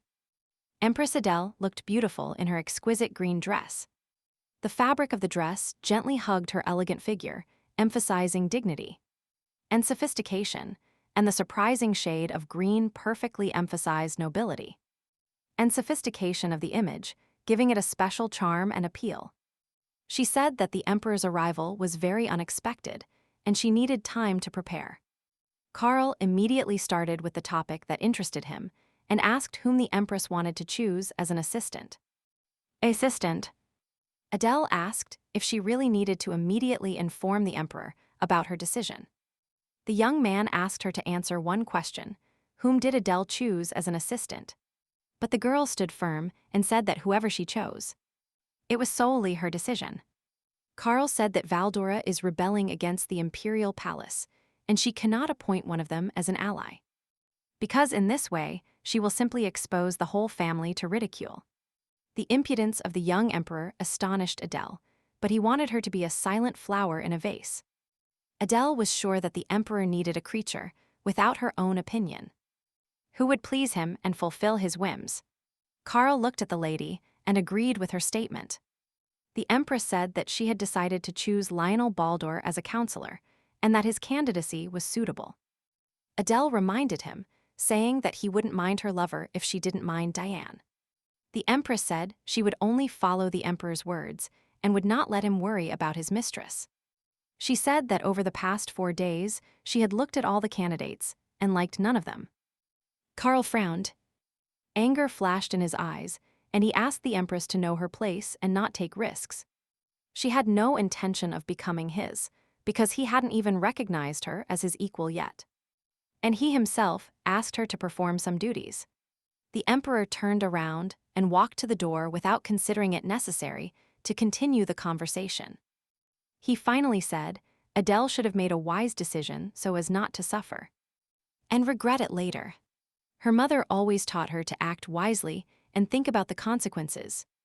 And Karl was very similar to his mother. Apparently, only such people could occupy the throne. Karl left Adele's room and looked with disdain at Hannah, who was waiting by the door. He asked to whom the lady was loyal, to a person or to her position. Karl asked to tell the empress that, to survive in this empire, she would have to try to please him. And this is the only way to save your place, which can easily become empty. Adele was sitting in her room when Hannah entered and greeted her. She reported when she was the administrator of the imperial palace by appointment of the former empress, as well as the governess of the Grand Duchess. At the same time, she was taking care of another child. Few people knew about it, and everything was kept secret, and this child was the emperor. She claimed that somewhere deep in his soul, a small child still hid. And capricious. He always dreamed of being loved, but could not get it from anyone. A vulnerable child who never knew this bright feeling. Diane met Karl on the way and was very happy to see her lover, whom they began to see so rarely. She noticed that the emperor was angry and that something had definitely happened to him. She asked if the empress and her assistant had really bothered him. Diane argued how he could brazenly get an assistant if the emperor was smart and witty. Karl leaned toward the girl and did not feel the sweet aroma that came from Adele. He silently looked at the girl, who had recently been the most beautiful to him. But now it was as if she meant nothing to him. But she was sure that if she became a feather, then he would use her. And if she became a flower, then he would put her by his side. But she did not understand at all what the emperor really meant. She stroked Karl's face and told him she would do anything just to be with him. The emperor abruptly pulled away from Diane, and she was very surprised that Karl had become so cold to her. Silently he turned and left, leaving Diane completely alone and without mutual feelings. Karl always succumbed to her temptations, but today everything seemed to have turned upside down. And Diane could not understand what was happening to him. Hannah Giggs told her story for a long time. When the former empress found out that her maid had given birth to the emperor, she was surprised. A little later, the emperor forged documents and declared the child crown prince. Separated from his mother, the prince lived in his highness's palace without her consent. When this child learned that the Empress hated him for being a stranger, he was 6 years old. At the age of 7, the prince met his real mother. He already had one foot in the other world, and the inner core of this unfortunate child was broken. Adele listened to Hannah's story and now understood why the emperor had such a hostile attitude. She supposed that he saw her as the previous empress, and that's why he immediately reacted with anger. He was left with regret and resentment, but she couldn't even think about it. Hannah said that his hostility towards her was visceral, but Adele did not feel that she had to please him in everything. She said that on the day of her arrival, Diane Poitiers visited her and began to talk about the emperor's preferences. She dared to advise Adele on how she should behave with the emperor. But most importantly, the empress wanted to preserve and protect her principles and beliefs, her honor and pride. All this belonged to her and was above the title of emperor, and therefore, she would rather die than be a puppet in the wrong hands. Karl saw Adele again late at night, but Hannah told him that the lady had just fallen asleep. Less than an hour had passed since he left the empress's palace, and now Carlos saw her again. He entered Adele's bedroom and saw a beautiful girl in a dress sitting on the bed. He asked what the young man allowed himself, and he replied that he would like to give her some alone time. Adele didn't particularly like this brazen behavior from men and looked at Karl suspiciously. The emperor is the one who always gets what he wants. He doesn't need to deny himself and hesitate even if his opponent is the empress. Adele asked why the young man suddenly decided to spend his wedding night with her. And he replied, because Adele herself asked to become equal, but in order to do so, the wedding night must happen. He saw that she wanted to gain strength and power in the palace, and why she would seek help from someone else. Charles whispered that if she fulfilled the duty of the empress, he would personally give her all the power. The lady resisted, and the emperor called her a capricious child who does not want to fulfill her direct duty, but pretends to have power in the palace, whether Adele wanted it or not. Intimacy between two spouses was the norm, but it felt repulsive even to think about it. Karl gently stroked her leg and waited for the beast to fall into his trap and surrender. Adele angrily took the emperor's hands off her and was indignant that he was behaving too rudely. He said that he submitted to her by kissing her foot and that now she must submit to him. Adele angrily asked him to take his hands off her and not touch her again until she allowed it. Karl was sure that the lady simply did not yet know her place and said that the only thing she has is her pride, which she boasts about and shows her teeth like a beast. Adele promised that she would never bow her head to him and would not sell her honor for insignificant power. The emperor left the room, and Adele lowered her head, tired and unable to fight for her heart. And her mother's words that you shouldn't do things you might regret were more appropriate than ever. The next morning, Adele woke up shattered and wished that everything that happened to the emperor yesterday turned out to be a dream. Hannah came to her with an important message early in the morning. It turned out that the emperor had canceled the order for an additional budget allocated to her palace. He definitely acted like an offended child. The news about the cancellation of the empress's palace maintenance spread at an incredible speed. And after a while, the empress made an official statement about the appointment of Lionel Valdor to the position of empress's advisor. And this was a retaliatory strike. The maids discussed rumors that Lionel had become Adele's counselor, and they said that he himself volunteered for this position. The man asked why Lionel made such an unexpected but important decision. And responsible. He believed that the duchy was in a desperate situation and that any method should be sought. Autumn, according to Adele, was the ideal time for long and sincere conversations. The maids were a little afraid of Hannah, who constantly watched them. Such a despotic image suited her incredibly well, and she never lost sight of anything. Adele wondered if these maids would bring less ivory to the palace. Hannah said that none of them had visited the palace last week, and it was strange that they hadn't said anything about last night yet. Adele has been notified. Her assistant Lionel Baldur has arrived and is waiting for her permission. She came out with a sweet smile and said she was very much looking forward to the young commander's visit. Adele asked the maids to bring them tea and was sure that rumors would soon spread throughout the palace. She said she liked him as an assistant and truly counted on his help and responsibility. Lionel said he had hopes the Empress will not regret having chosen him. She invited the young man to indulge in cakes and told him she preferred them in Egmont. Lionel did not want the lady to be upset, but the Empress admitted that it had always been this way. But here, she didn't have the opportunity to show her true self. The atmosphere between them was very calm and comfortable, as if they had known each other for a long time. She asked if the duchy really wanted to take over some of the power that belonged to the mage's squad. The young man wanted to change the way towers were fought. For the moment, the mages owned all the information and did not distribute it to anyone. And fortunately, they had a goal, Adele said. First, she wants to strengthen her position. And she needed Lionel's help. And there was one more matter to discuss. The young man asked if she meant the abolition of the additional budget. Then, the Baldur Duchy could submit a petition to Her Highness. These were the first pleasant words for the Empress today, and she first asked him to read a document. He understood that the Empress wanted revenge on someone for their rude behavior and attitude.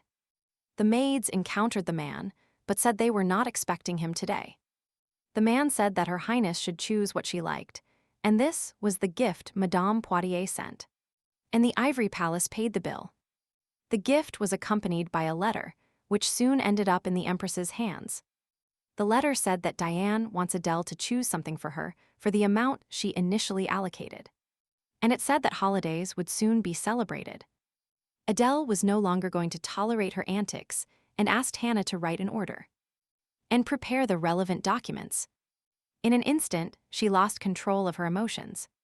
Lionel asked if Adele really wanted to evict Diane from her palace and if they would leave her on the street right now. Everyone would start to feel sorry for her. Diane specifically sent her a merchant so that Adele would understand that she could buy something with the amount she had allocated to her. Everyone around her had a fake attitude towards Diane and constantly talked about how lucky she was and how much the Emperor loved her, and she wanted the Empress to finally understand who was in charge in this palace. Lionel wanted to know the Empress's opinion on the method he was proposing to her. She was surprised and didn't think he would provide her with such a plan with such a calm face. And peaceful. The young man said he was going to make an official protest at a meeting about the cancellation of additional funds. And Adele, with a smile, invited him to fight together. Diane couldn't find a place for herself and felt great anxiety in her soul. But a minute ago, everything was fine. She chose jewelry, listened to compliments, and everything was fine. But last night, the Emperor suddenly came to see her, but then left and returned. He had never allowed himself to do this before, and terrible thoughts about Karl entered Dean's head. She urgently asked the servants to bring the maid from the Empress's palace. And under no circumstances tell anyone about this. Diane took the maid by the shoulders and asked her to answer whether the Emperor was there that night. She wanted to know the details. It turned out that Karl came twice, right after the Empress bathed. He left very angry and returned an hour later. Before coming to her, the Emperor visited Adele, and only then did he return, and only she knew him like this before. Diane felt that Karl was moving away from her, and as if he no longer belonged to her. Her face stopped shining with joy and happiness, and wrinkles of concern appeared on her face. But before, he loved her skin. She didn't seem to gain weight and still looked just as pretty. She was worried that she might not be able to get pregnant. But she and the Emperor were absolutely healthy. Diana sat on the floor. Her chest pounded, and tears fell to the floor, forming small puddles. Her slender figure trembled from the all-consuming sadness that devastated her heart. And it seemed as if the world had collapsed upon her, depriving her of her last illusions and hopes. A maid from the Ivory Palace was called, and Adele guessed that Diane was apparently interested in yesterday's incident. Hannah said that if the Empress wished, she could find people she could trust. Adele said that no matter who she brought, she still wouldn't trust that person, and let it be known who she would have to deal with. This was her first order issued as Empress. Currently, the inhabitants of Count Cleven's territory will be evacuated to the neighboring Barutal County.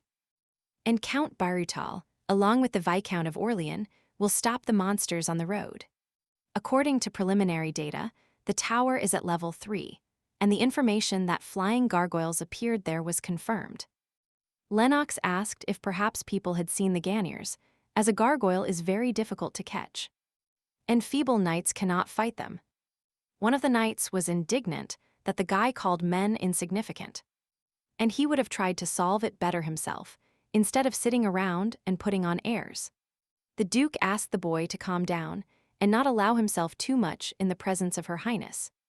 Karl looked at Lionel and asked the Chief Minister of Defense for his opinion on the whole situation. Before, it seemed that he always liked him, but today Valder seemed incredibly irritating to him. But before answering, Lionel wanted to ask a question to those responsible for the magic squad. The day the tower descended upon the palace, he and his knights were waiting for the mages to arrive. But as the tower was descending, he saw a person he definitely did not expect to see there. And it was the Empress. Her Highness stood up, and before the portal touched the ground, she destroyed it, and only thanks to her not a single monster managed to get out. The Empress said that when the flying monster appears, the tower reaches the 3rd level. And it was she who advised evacuating people and also made a donation to help. Therefore, she said that she would repeat exactly his question, why the mages of Egmont simply watched the terrible situation from the sidelines and took no action.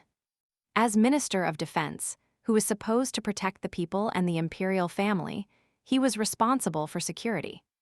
He asked to save the people, and if they can help them, they should immediately send a detachment of mages there.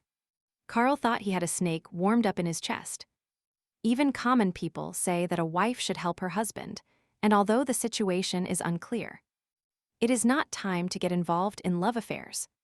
Lionel's brother has spoken. The Emperor is going too far and is being extremely rude. The meeting was interrupted by a servant who burst into the office and wanted to convey urgent news. Her Highness, the Empress, had revoked Diana Poitier's permission to live in the Ivory House. She approved the new order and sealed it with the Empress's seal.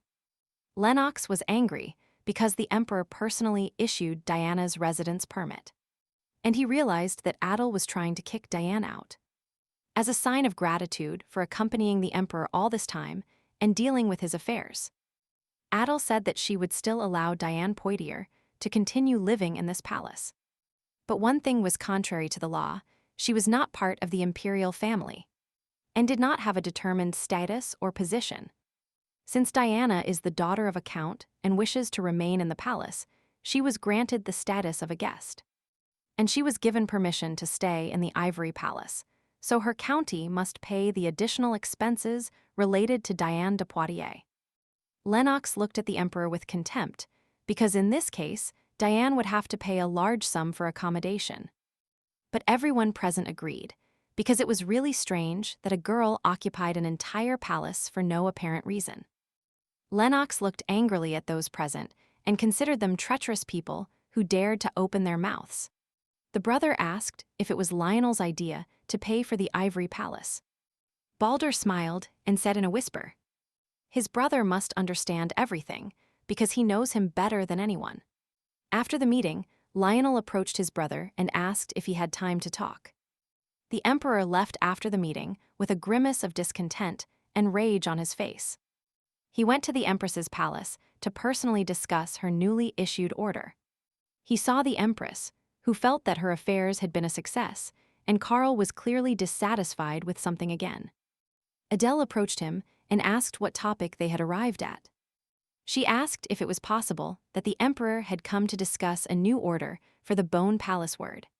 She asked if Karl had found any error in the document and did not understand what he meant. Adele said that she could easily kick Diane out, but she made concessions, and if he wanted, she would let her live in the palace, but not for free. And wasn't this the ideal way to legally place her here? She asked to cancel the order, but the girl insisted that Karl must fix the situation first. And today she was in great shock. The merchants sent by Diane came to her so that she could choose something for herself for the price of a horse. And this was the amount she offered him from the beginning, and now Karl could not stop her. And he couldn't take anything, because initially he gave her nothing. He angrily shouted where the Empress was going and tried to get an answer from her. Adele calmly looked into his angry eyes and said she wanted to go for a ride incognito. And she mentioned the law that states that the Empress has the right, without the Emperor's permission, to move secretly outside the palace and cannot inform the Emperor of the direction and purpose. Karl was indignant when the girl managed to recall the law from beginning to end and read the rules. She said she was interested in the life of the common people of Egmont, that the trip would last 3 days. Then she turned around and left. Karl wanted to hang a chain around her neck and hold the Empress tightly so that she could not move without his permission. He wanted to bring his nose close to her white neck and deeply inhale the aroma like a spring flower. And all these sensations irritated him incredibly, because Adele stubbornly would not let him get close. The Empress prepared for the trip. The carriages had already been served, and she was determined to learn more about the life of ordinary people. The Baldur brothers asked the servant where Adele was, and he said she was already sitting in the carriage. Her majestic figure cleverly contrasted with the gloomy surroundings, as if she were the personification of mystery. In power, the dark folds of the cloak framed her slender body, and her gaze was directed into the distance. As if looking at unknown distances, the Empress's hair was hidden under the hood, creating a mysterious image that made me hold my breath and enthusiastically admire her greatness and beauty. She took off the hood and apologized for being the first to get into the carriage without Lionel's permission. She said that the Minister of Defense had probably already informed him and asked for accommodation for the 3 days of her trip. Adele looked out the carriage window at the city streets and asked how the people in the capital were. The Baldur brothers silently looked at the Empress and asked what she thought about the life of the city dwellers. The people wore clean clothes, the houses outside were clean, at least they lived a decent human life. And she would not say that this was the lower class of the population. Lionel confirmed that the area is middle class, but there are huge slums about a 10-minute drive north. Refugees who lost their homes because of the towers live there, and currently the area is only growing in size. Lionel asked why she had called Count Kelvin, and the lady replied that it was the least she could do for him and his people. When the girl lived in Gotthrof, the commander asked if she participated in rescue activities. She said she was the founder and head of the Tower Resistance Organization. This was 6 months ago, and she was completely dedicated to this cause. Before the tower touched the ground, before the monsters destroyed the population, she had to destroy the tower. And only these thoughts took hold of her. She saved many people's lives, and they tirelessly thanked her for the help she provided. Adele still clearly remembers those feelings when she saw not sadness on people's faces, and horror, but cheerful and happy smiles. To save everyone, not to abandon anyone, to preserve conscience and honor as a person should. That was her ideology that she put into the organization. Soon they arrived at the Baldur estate, and the Empress was delighted with its excellence and beauty. Lionel thanked her for the compliment about the estate, and his words were the absolute truth. She looked at Lionel enthusiastically and asked if there were books in his duchy. The brother noticed that the Empress was addressing the young man informally and suspected their strange closeness. Adele said she didn't have a chance to visit the Imperial Palace Library and asked him to recommend a book. She felt a little awkward saying she wanted the public to think they were dating.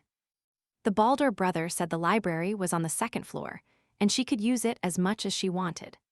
Lionel approached the girl and expressed his great desire to take her to the reading room. Hannah at that moment called Diane and read her a new order, which said that the girl should decide whether to stay here as a guest or return to the family estate as soon as possible. Diane heard the worst thing she could expect because she had lived in the palace for many years, and no one stopped her. Hannah placed the document on the table and said that this order was issued by the Empress. And Diane bitterly understood that Adele would do everything possible to expel her from the palace. Hannah said that the Empress had good reasons for Diane to leave the palace. even though the emperor himself had allowed her to stay. Diane got angry and declared that, until she heard His Highness's order, she would never leave the palace where she had lived for many years. Hannah stood firm and said that if Diane wanted to rent the rooms in the Ivory Palace, she was obliged to pay rent at the end of every month to the Imperial Palace Finance Department. She promised to calculate all expenses and send an invoice. From now on, all matters related to life in the palace are decided by the Empress. And this is written in the laws of the empire. She has every right to manage and give orders without the consent of His Highness. Soon all the maids will too. They have to be redistributed, and the right to redistribute them is also in the hands of the Empress. And Diane still couldn't understand that her stupid love was turning into nothing in the context of the law.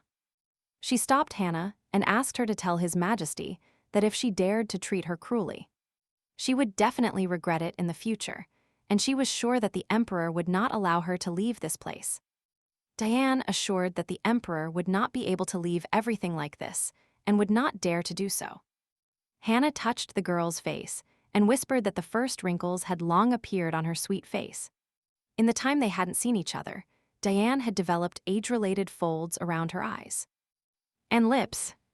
Hannah said there would be more soon, and it was time for Diane to stop using the weapons she uses to stay close to the emperor. Madame Beatrice died at the age of 29. She looked very young and did not have a single wrinkle on her face. To the emperor, she will always be a woman who is exactly 29 years old and never ages. But Diane has a different future, unlike Mrs. Beatrice, and for her time passes quickly. And it leaves traces. Hannah advised that instead of sending merchants to the Empress, it would be better if Diane paid attention to herself and took care of her skin because it is already aging before her eyes. She warned that there were already many blondes with blue eyes younger than her in the empire, and that the empire was full of girls who would like to take a place next to the emperor. And they had the same bad intentions as Diana. In the luxurious and wonderful atmosphere, the girl was sure that all this was the result of her efforts.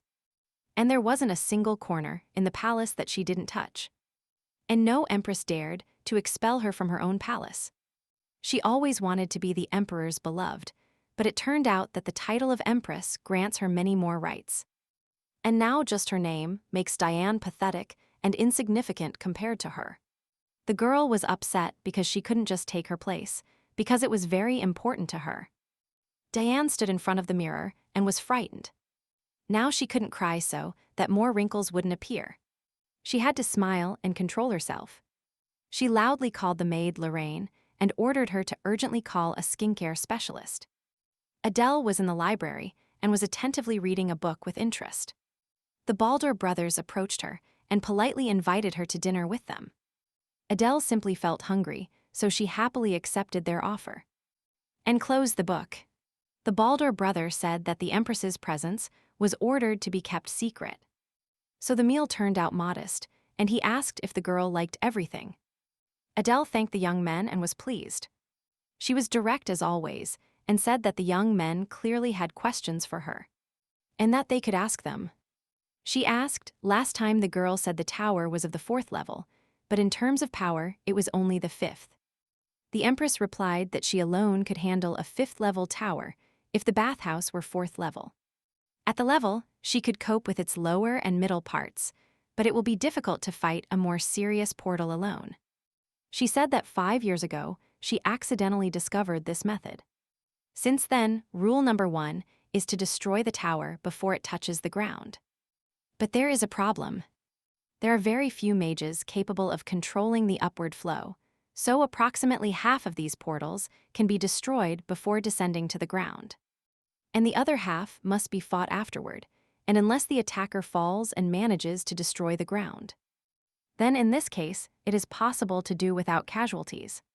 Adele shared that, unfortunately, it was impossible to deal with the tower that had already touched the ground. And she did not find a single way that helped to destroy the tower after contact with the ground. Lionel brought a map of the Egmont Empire, held a small stone in his hands. He straightened the map and placed the stone on a certain spot. And at that moment, Adele realized that all these red dots were actually marks of the places where the towers with portals were located. Lionel confirmed that all marked locations are towers with controlled portals. Adele looked closely at the map and was annoyed to see such a number of towers. And this meant only one thing: the Egmont Empire was then no different from a sinister hell. Lionel said that the Empire is really in a terrible situation now. And he asked Adele to help the people. Diane took that conversation with Hannah about her fading seriously. A maid entered her room and said that the Emperor wanted to meet with her. The young man showed no emotion and looked quite serious, although he had never behaved this way before. Diane bowed her head upon seeing the Emperor and politely greeted His Highness. She noticed that the girl lost even more weight. Her face became pale and lifeless, her neck looked as if it could break from a sudden movement. And the girl became even more fragile, like a person without vitality. The young man's soul could not calm down, and it was difficult for him to breathe, just thinking that he had fallen into a bottomless black sea. Diane was sure that the Emperor was definitely angry, because the Empress was trying to kick her out. And she felt very sorry for the poor girl in such a state, so he came to comfort her. But the young man no longer seemed affected by Diane's manipulations, and no longer reacted to her pitiful behavior as before. He asked her if she herself had recently poisoned a merchant in the Empress's palace. Diane was surprised to hear this, instead of the usual words about love. And how much he missed her. The Emperor asked the girl again, who looked at him silently and did not know what to answer. Diane understood that he was not here because he was worried. And then, to interrogate her, the girl began to tearfully recount her version that the Empress's supposed small budget was cancelled. And she sent the merchant only so that the Empress could buy dresses and jewelry for herself. She admitted that she probably acted stupidly, but she just wanted to help her, and assured that she could not assign her the price of a single horse, and handed the merchant the amount initially determined. The young man said it was useless to provoke her, and reminded her that Diane had said that her love was enough for her. He asked not to forget these words, and reminded her that as long as the girl remembered them, he could protect her. And he ended the conversation with unexpected words, and asked Diane to leave the Ivory Palace soon. He promised to prepare a place for her at home, since the Empress has no right to command in his palace if the girl is not happy with this idea. She can always return to the Poitiers estate. Diane prayed that the Emperor would not abandon her and ask her to return to her homeland. The young man became very annoyed when Diane began to ask him not to leave her, and he asked her not to say that again. He said that the girl was starting to look more and more like her mother. Then he turned around and left. Valdor's brother informed Adele that the butler would take the girl to her room, and that, if problems arose, she could contact him at any time. The Duke wished her sweet dreams and said goodbye until tomorrow. Adele looked at the young men and kindly wished Lionel a good night. Due to obsessive thoughts, the girl could not sleep for a long time after arriving in Egmont. Many new events occurred. Adele needed to deal with the accumulated problems and did not understand how she could sleep peacefully after the news about a bunch of towers and portals infested with sinister monsters. Lionel also couldn't sleep that night. He got out of bed and saw light in the Empress's window. Suddenly, a small pebble hit the window of the young man's bedroom. Lionel opened the balcony to see who had done it. Adele stood on the opposite balcony and waved to the Duke, who immediately thought something was bothering the Empress.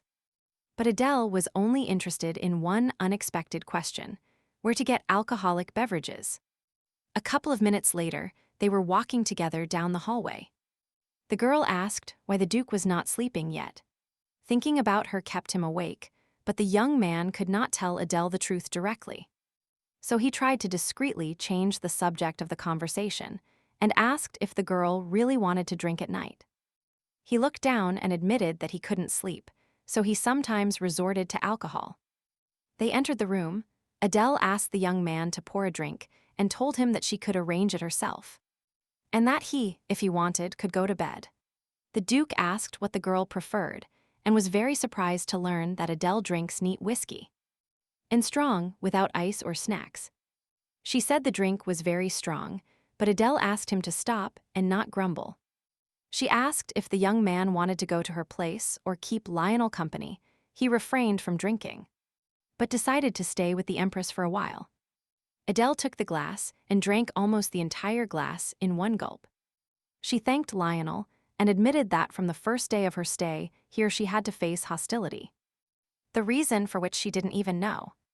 And thanks to him, the situation with the tower somehow resolved, but the Empress was a little tired. Due to the flow of thoughts, she couldn't sleep, so she decided to have a drink. Lionel said that perhaps he is crossing the line, but the girl is very smart when it comes to solving problems. And he respects it. She thanked the Duke for his kind words, which made her feel a little better. Adele noticed the portrait hanging on the wall and asked if the boy depicted in the picture was the Duke. In the picture, he looked more lively and energetic than now. His father used to say that Lionel was a prankster as a child. He used to be a bully, which really annoyed his father. And Adele said she would actually be interested in meeting him at that age. Lionel said he was glad to have met her at that age, because if he were a boy, he surely wouldn't have been able to become the Empress's assistant, and the girl laughed at these words. Rosy cheeks, eyes reflecting moonlight, the cold-blooded Empress who apparently rules the empire, laughs at something so small, and now in his eyes she looks like just a beautiful woman. Adele noticed Lionel's thoughtful face. The young man instantly blushed and looked away. For a moment the girl thought the Duke was starting to look attractive, but it was probably due to the alcohol. She said she was ready to answer a question that he would not dare to ask the Empress. The young man inquired. The girl was previously responsible for the removal of towers in Gotthruff, but for some reason, she decided to agree to marry the emperor of such a distant country, and came to Egmont. The Empress began the story that there is also a family portrait hanging in the Gotthruff palace, and everyone would see love and harmony in it. Her father died suddenly due to an illness.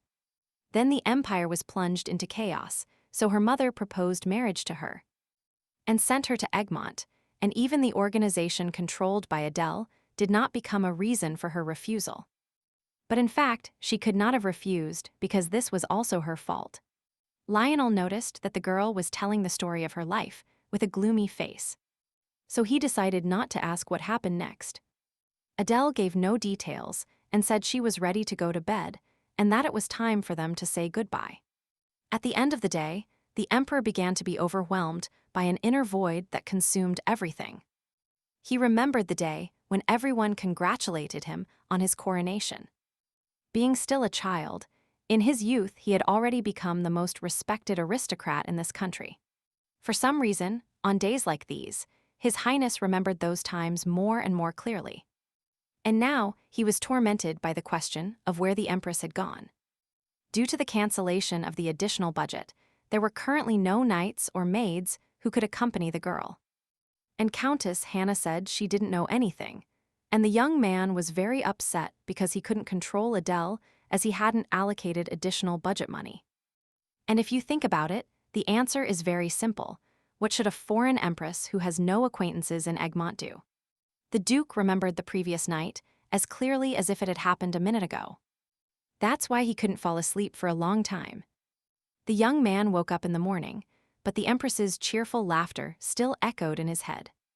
The Empress approached the Valder brothers and wished them a good morning with a smile. One of them asked how Her Highness's night had gone, and if anything had caused her any inconvenience. Duke Valdor noticed that the atmosphere between the Empress and Lionel had become completely different. And that night, something happened between them. They sat down for tea. The Empress said that there was an activity she would like to do today, but she would need the help of her brothers. The girl asked them to accompany her with a couple of knights they trusted and who should know the area well. The Empress wanted to walk around the capital to check the living standards in the slums and see the life of ordinary people from the inside. Lionel bowed his head to the girl and without hesitation declared that he was ready to personally accompany Adele through the capital's slums. After some time, Adele and Lionel reached the river. The Empress smelled a terrible stench. The Duke reported that there were slums beyond this river. The river was called Niagara, a word that represents coldness and purity, but for the moment there is not a single living creature in it. The slums had a bad water situation. In other words, the slums were a huge toilet for everyone. The smell of burning was also heard from there. It was the smell of burnt corpses, as there is no place for the living here, let alone the dead. The Empress fearlessly took off her mask and said, "No one will recognize her in this place." And for these people, the Empress is no more important than the bread to fill their stomach. There were about 10 such districts, and the smallest ones were completely impossible to count. And Adele felt as if at that moment she had entered through the gates of hell.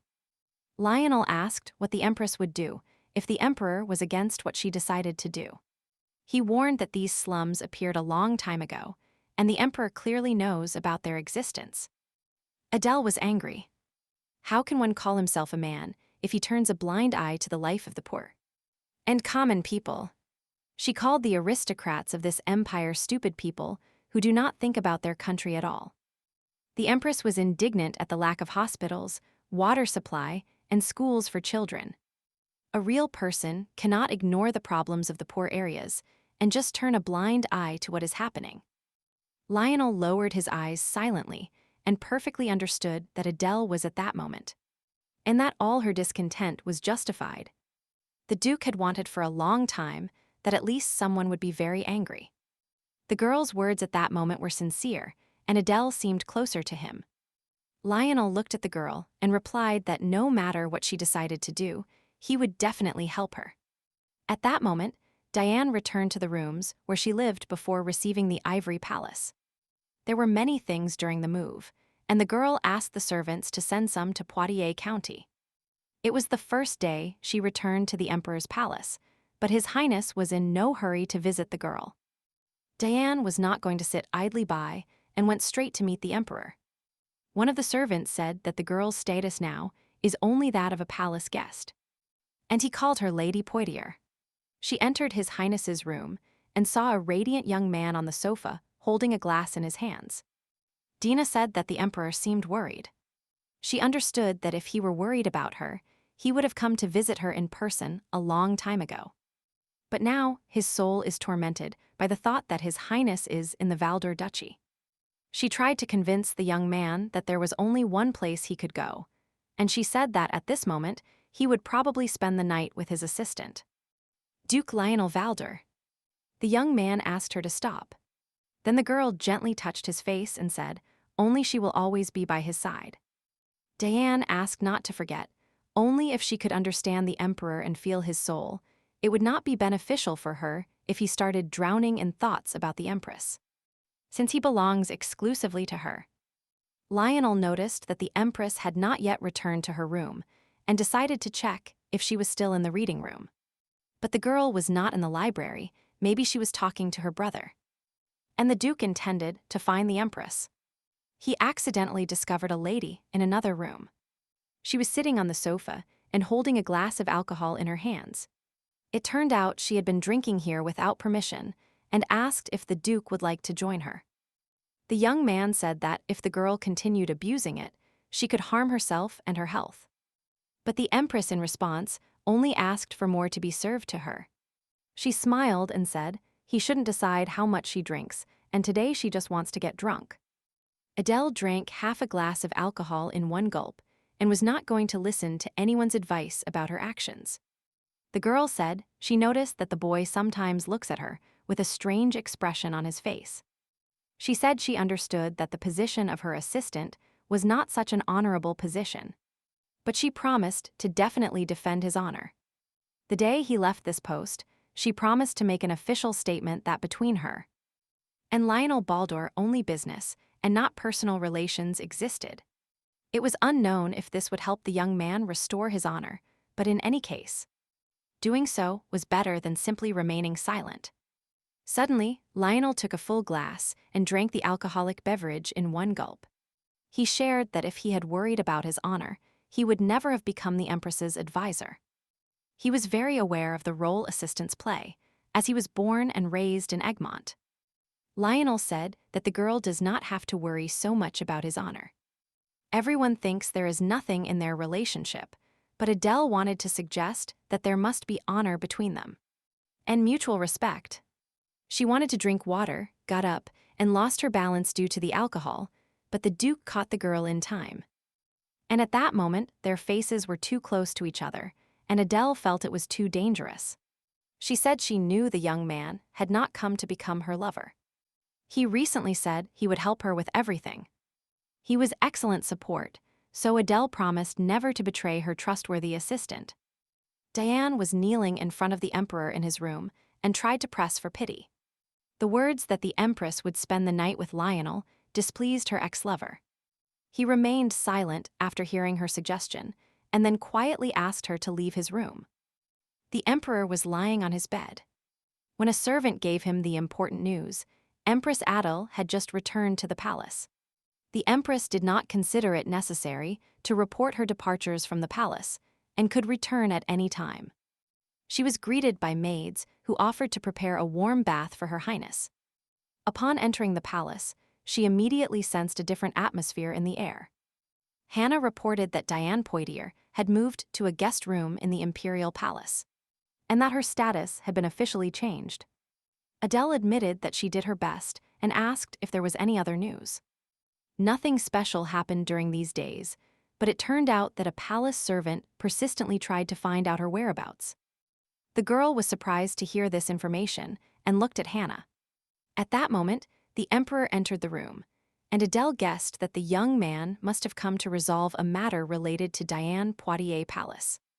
But the first thing His Highness was interested in was where the Empress had been all this time. He approached Adele and asked if it was true that all this time she had been with Lionel Baldur. The girl fell silent, which forced the emperor to raise his voice louder. And their conversation began to resemble an interrogation. Adele replied, "Even if this is so, the emperor still has absolutely nothing to do with it." The young man said that Adele should become the mother of his child in the future, and he is worried that she will not get pregnant by Baldur. The Empress knew that all the young man's words were simple hypocrisy, and in fact, he deeply did not care about anyone. She approached him and asked if he really believed he could take control and dominate her. She asked the young man not to use cheap tricks and try to seduce her with something she might like. And when she loosened her grip, he was able to silently put the collar on her without Adele noticing. The emperor said that the girl should rest and that he would come to see her later. The young man's behavior was strange, and the Empress was surprised that he was leaving now. Merchants were at the palace threshold, but the maids assured her that no meetings or visits were scheduled. Adele was sitting in her office. Hannah approached her and informed her of the arrival of merchants sent by His Highness. The Empress said she didn't need anything and asked for the merchants to be sent back. Hannah assured the girl that the emperor was not angry in their last meeting, and she left with a smile on her face. Adele spoke up. Nothing happened between them that could calm him down. It has been less than a week since he canceled the budget. And probably this is another way to mock him. In this case, Hannah offered to buy gold with the allocated money, since the girl refuses clothes and jewelry. Adele had not considered this option, but she was very interested in this proposal. What was expected of Hannah was an idea worthy of an imperial palace administrator. And everything cost more than the established amount of the additional budget. Adele felt like this was not a gift, but some kind of mockery from the emperor. He said he would not give the Empress an additional budget, but would give her a worthy gift. Lionel could not stop thinking about the Empress. She reasoned that Diane Poitiers had probably already left the palace, and everything was going according to plan. But for some reason, she felt completely sad.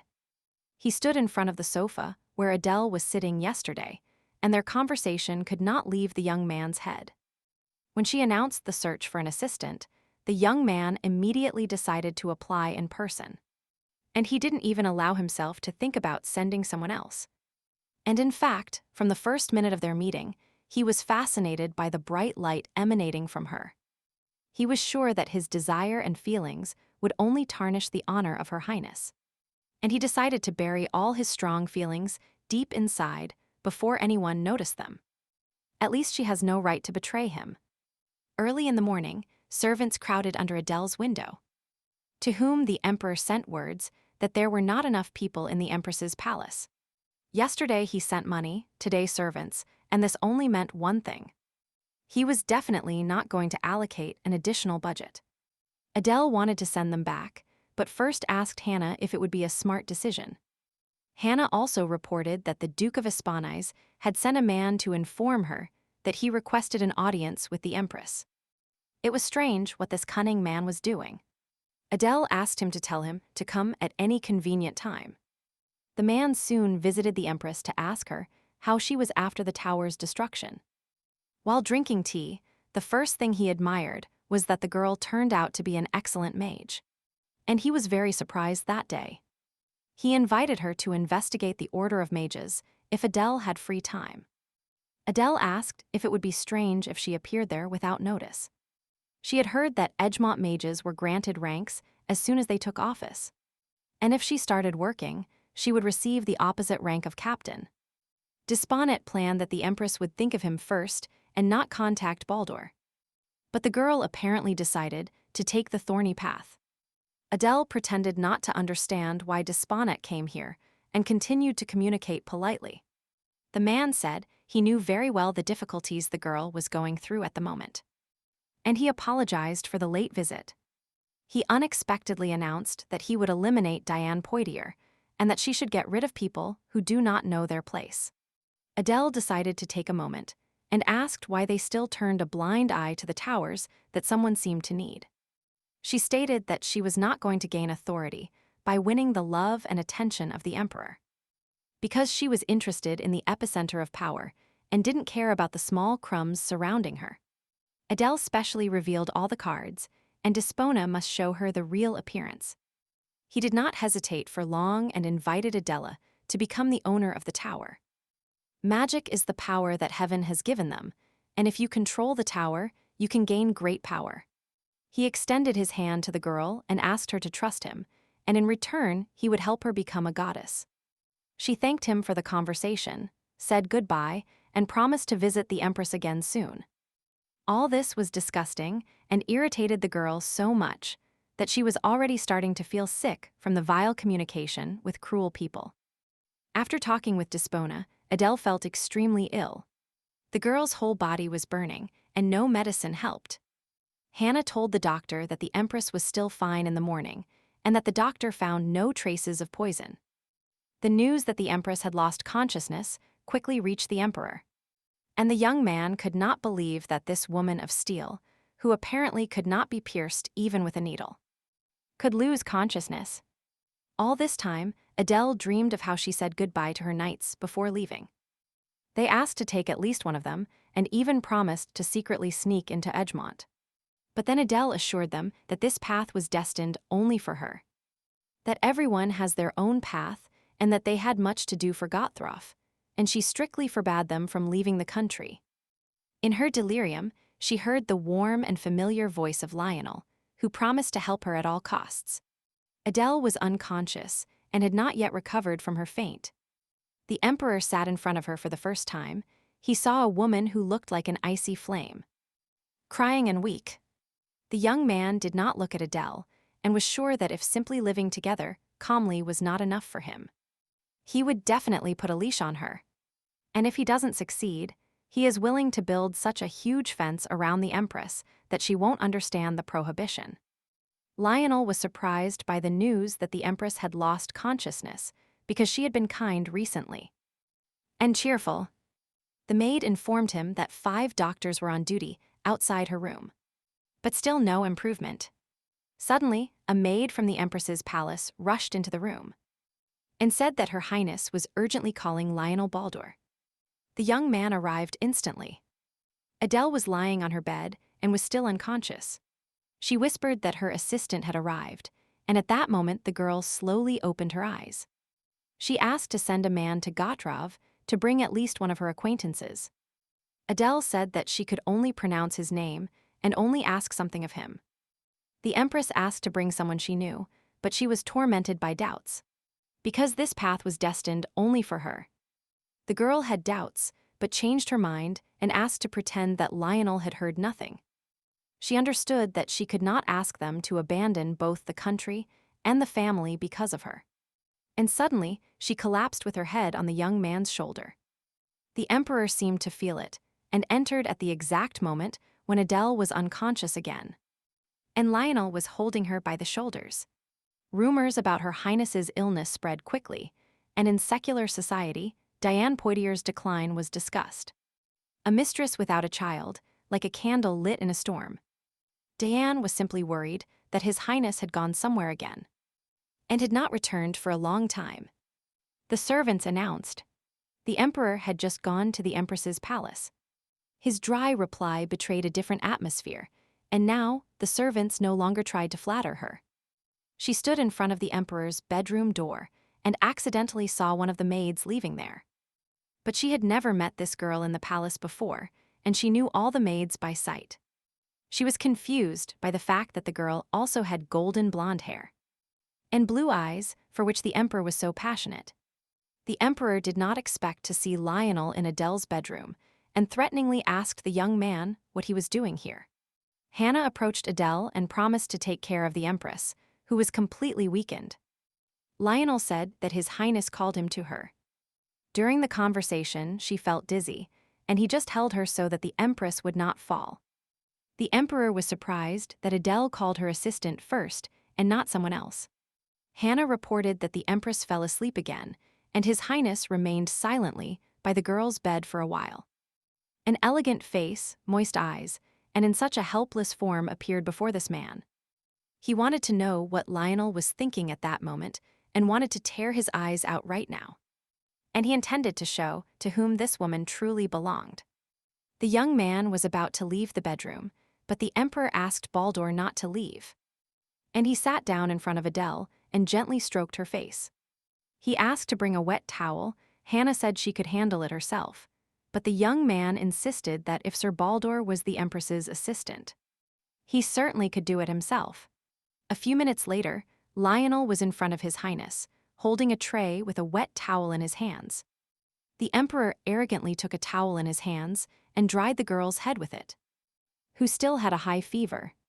All this time, Lionel stayed behind and watched how His Highness deliberately did everything to provoke him. He finished the procedure and said threateningly, from now on, when the Empress is sleeping, Lionel is obliged to wait for her outside the bedroom door. The young man threw the towel onto the tray Lionel was holding and left the bedroom. Lionel silently left the palace and was beside himself with rage. Opening her eyes, the Empress called him first. No, the emperor, and this meant a lot. She restrained herself from shouting something at the emperor every time she wanted to bury her passion deeper, and not to show her feelings anymore, but again she was torn apart and had no idea how to deal with all this. The servant reported to the emperor that he could not clarify the situation within the Baldur estate and find the necessary information. He said that Baldur and the Empress were in the slums across the river, and that she went there especially with him, and Lionel Valdor became like a bone stuck in his throat for him. Diane was already waiting for the emperor in the palace, and she made a special effort to catch his arrival. His Highness did not look at the girl, sat down at his desk, and asked her what she was here for. Diane did not expect such indifference from the emperor, but she remembered the reason she came. The new maid entered the office to collect the documents that needed sorting. And it was precisely the new maid she had recently met leaving her master's bedroom. And at that moment, she remembered Hannah's words, who said that in the Empire there were many blondes with blue eyes, and younger than her. The emperor said that if the girl has nothing to ask, she can leave. Diane said that apparently the emperor's maid changed, and the girl who just left was very attentive, and said that after moving, she doesn't have enough maids and that it's possible to take her with her. After a conversation with the emperor, Diane called her brother to reprimand him for not paying attention to the maids and failing to carry out even a single task properly. The young man admitted that this is now the responsibility of the Empress and Hannah Giggs, so he cannot influence who is hired or fired in any way. Diane declared that the maid in charge of the emperor's documents should come to her and ask her brother to fix it. She insisted that the young man give her a small amount of money in exchange for silence, and send her to the capital. But the boy argued that there was no need to exaggerate, and that he would react immediately if he noticed the emperor wanted to invite her to his place. Diane did not want to listen to his speculations and ordered all problems to be solved before it was too late. That same night, Hannah saw the new maid running out of the palace and understood that soon another maid would take her place. Wanting to become the second Poitiers, Diane sat in her room and waited for news about the new maid. The maid said she packed her things and ran away, so in any case, it will be better for Diane to relax, because it's the only way she will be able to have a child sooner. Adele's health gradually returned to normal, and the girl had already completely awakened from the faint. Hannah said that the lady did not regain consciousness for about 2 days. The Empress asked if she had woken up by chance and called for Lionel Baldur. She hoped it was a dream, but in reality, she was asking the young man to bring her people. Hannah reported that the emperor came to her and was very worried, even calling the doctors every hour, and asking about her condition. Diane ran into the emperor, who was running somewhere in the corridor, and wanted to stop him. She turned towards His Highness, but he didn't even look at the girl and didn't stop. Diane didn't understand where the emperor could be in such a hurry that he didn't even notice her presence. It turned out that he had just been given the news that the Empress had regained consciousness. And Diane immediately felt dizzy from what she heard. She perfectly understood that the emperor went straight to see the Empress and was treating her in a very cruel way. Separation was inevitable, but that didn't make it less painful. Tears rolled down her cheeks as she imagined life without him. Adele felt the inner turmoil tearing her apart, and every breath was a painful reminder that he was no longer close by. The emperor stood in front of Adele and asked how she felt after her serious illness. Adele guessed that the emperor was plotting something and deliberately pretended to be worried about her. He asked if she had lost consciousness in Gotthruff before. But this had never happened to Adele before, and the emperor promised to provide her with treatment and constant medical supervision. The emperor did not take his eyes off the girl, and Adele was a little annoyed because he was looking at her like that. Her eyes shone like golden sun rays, and her black hair was like the most delicate silk. Adele and her mother were very different from each other. When he saw her among the crowd, nobly seated on a throne, it seemed that the desire to trample her was overcoming him. But then he was deeply mistaken. And if he really wanted this, he would never have bowed his head to her or smiled. He said he was glad to see the girl healthy and asked her to rest more. The emperor's behavior was strange. Adele did not know what was happening, but she was sure that the emperor was definitely not himself. Although recently, he had personally tried to make her a fictional empress. Suddenly, words about how he wanted to build a fence around her appeared in her memory. The empress asked Hannah if she had heard what the emperor said while she was sleeping. But unfortunately, she was not there at that moment. She didn't know the reason, but it seemed that the emperor had completely new feelings for her. Adele understood that she needed strength, not the fragile and trembling one, but the personal one. And at that moment, she remembered Lionel's words, who once suggested she become an official mage. Because only then could she obtain the right to vote in high society. Lionel was informed that the Empress had regained consciousness and was recovering. His brother saw the young man's worried face and asked him to calm down and not panic. He said that the atmosphere in the palace is tense now, and if the relationship between the emperor and the empress changes, he will have to step down. But Lionel insisted that if we are talking about the position of assistant, then the time has not yet come. And they definitely need to find out information about the towers, but his brother was sure that this is not the only thing that keeps him in the assistant position. Poitier's brother was excited about his urgent call, so he quickly went to see Diane, who suddenly fell ill. The girl was sitting on the bed, holding her stomach with one hand. They told her that her sister was not feeling well, but in front of him sat a completely satisfied girl. And this only meant one thing. She said there was a high probability of pregnancy, and the doctor said she hadn't even completed a month yet. And it turned out that loss of appetite, nausea, and emotional instability were due to pregnancy. She carried a child under her heart who was supposed to become her savior. And now all she could do was pray that it was a boy. Hannah was worried that His Highness had just recovered and was already about to leave the palace. Adele reassured the lady and promised that it wouldn't take long. The Empress pointed to one of the maids and told her that she would have to go with her. She arrived at the mage's detachment and said she would like to meet the captain, and the young man politely invited the Empress to accompany her. She passed by the knights of the detachment, who on that day witnessed the destruction of the tower. The young man suggested that the Empress would most likely receive the official title of Mana. And then she would also have a service rank. Because Deputy Captain Lennox Poitier was slow to make a decision that day, he did not immediately go to deal with the tower. And then the girl from the mage squad thought she would see a mountain of corpses of knights of her own blood. But she could not expect the Empress to destroy the tower using a method they had never heard of. And what other doubts could there be about her service rank? Desponet put a fake smile on his face upon seeing the Empress and greeted her cheerfully. Adele apologized for coming unannounced, but everyone knew she did it on purpose. She had to play the role of an imperious empress, so Adele immediately began the conversation by saying that she loves everything belonging to her. First of all, the girl needed to receive an official title, which in Egmont is awarded after a battle between mages.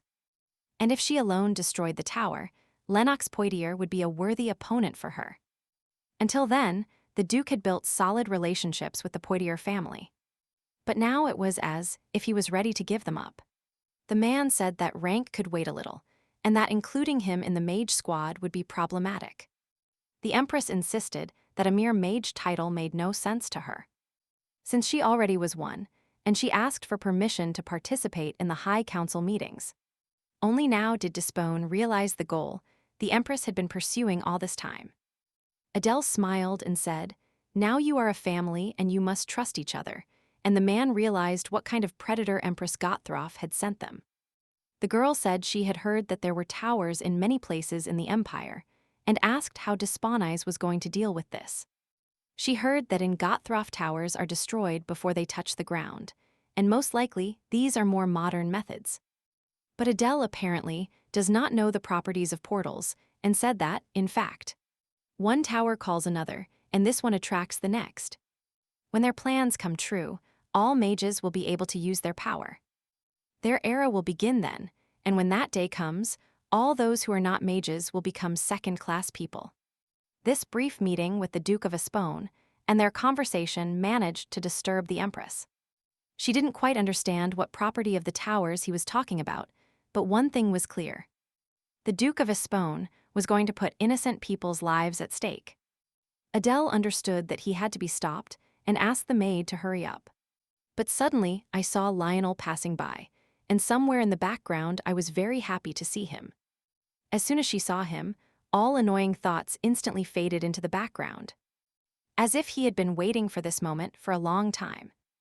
They stood facing each other, and the operative said tenderly, it had been a long time since they had seen each other. Lionel said that the girl looked very sick and needed to lie down instead of going for a walk. He threw his jacket at her and asked her to walk with him so she wouldn't catch a cold.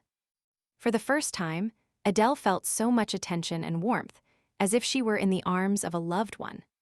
Before this, Adele had not realized that Lionel was of a large build. But now she suddenly noticed it.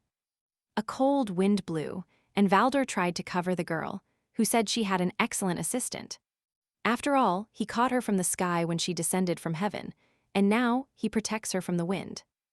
And there was no such person as him, neither in his homeland nor here. She apologized because during that conversation, she asked something strange to bring someone from Gottthroff. The young man said he was ready to fulfill her request if it was really necessary. They arrived at the palace together, and Adele handed her jacket to the young man with words of gratitude.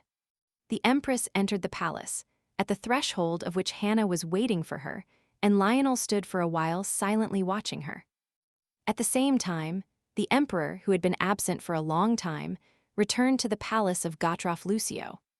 He hurried to look for his sister, but the maid reported that a month after his departure on the occasion of the funeral, His sister left. The nanny admitted that Her Highness, the princess, ordered her not to tell the child anything.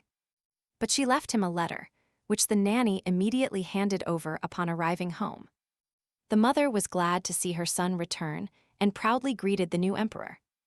She immediately decided to find out why he sent his sister to Egmont, and she didn't even discuss this topic with him.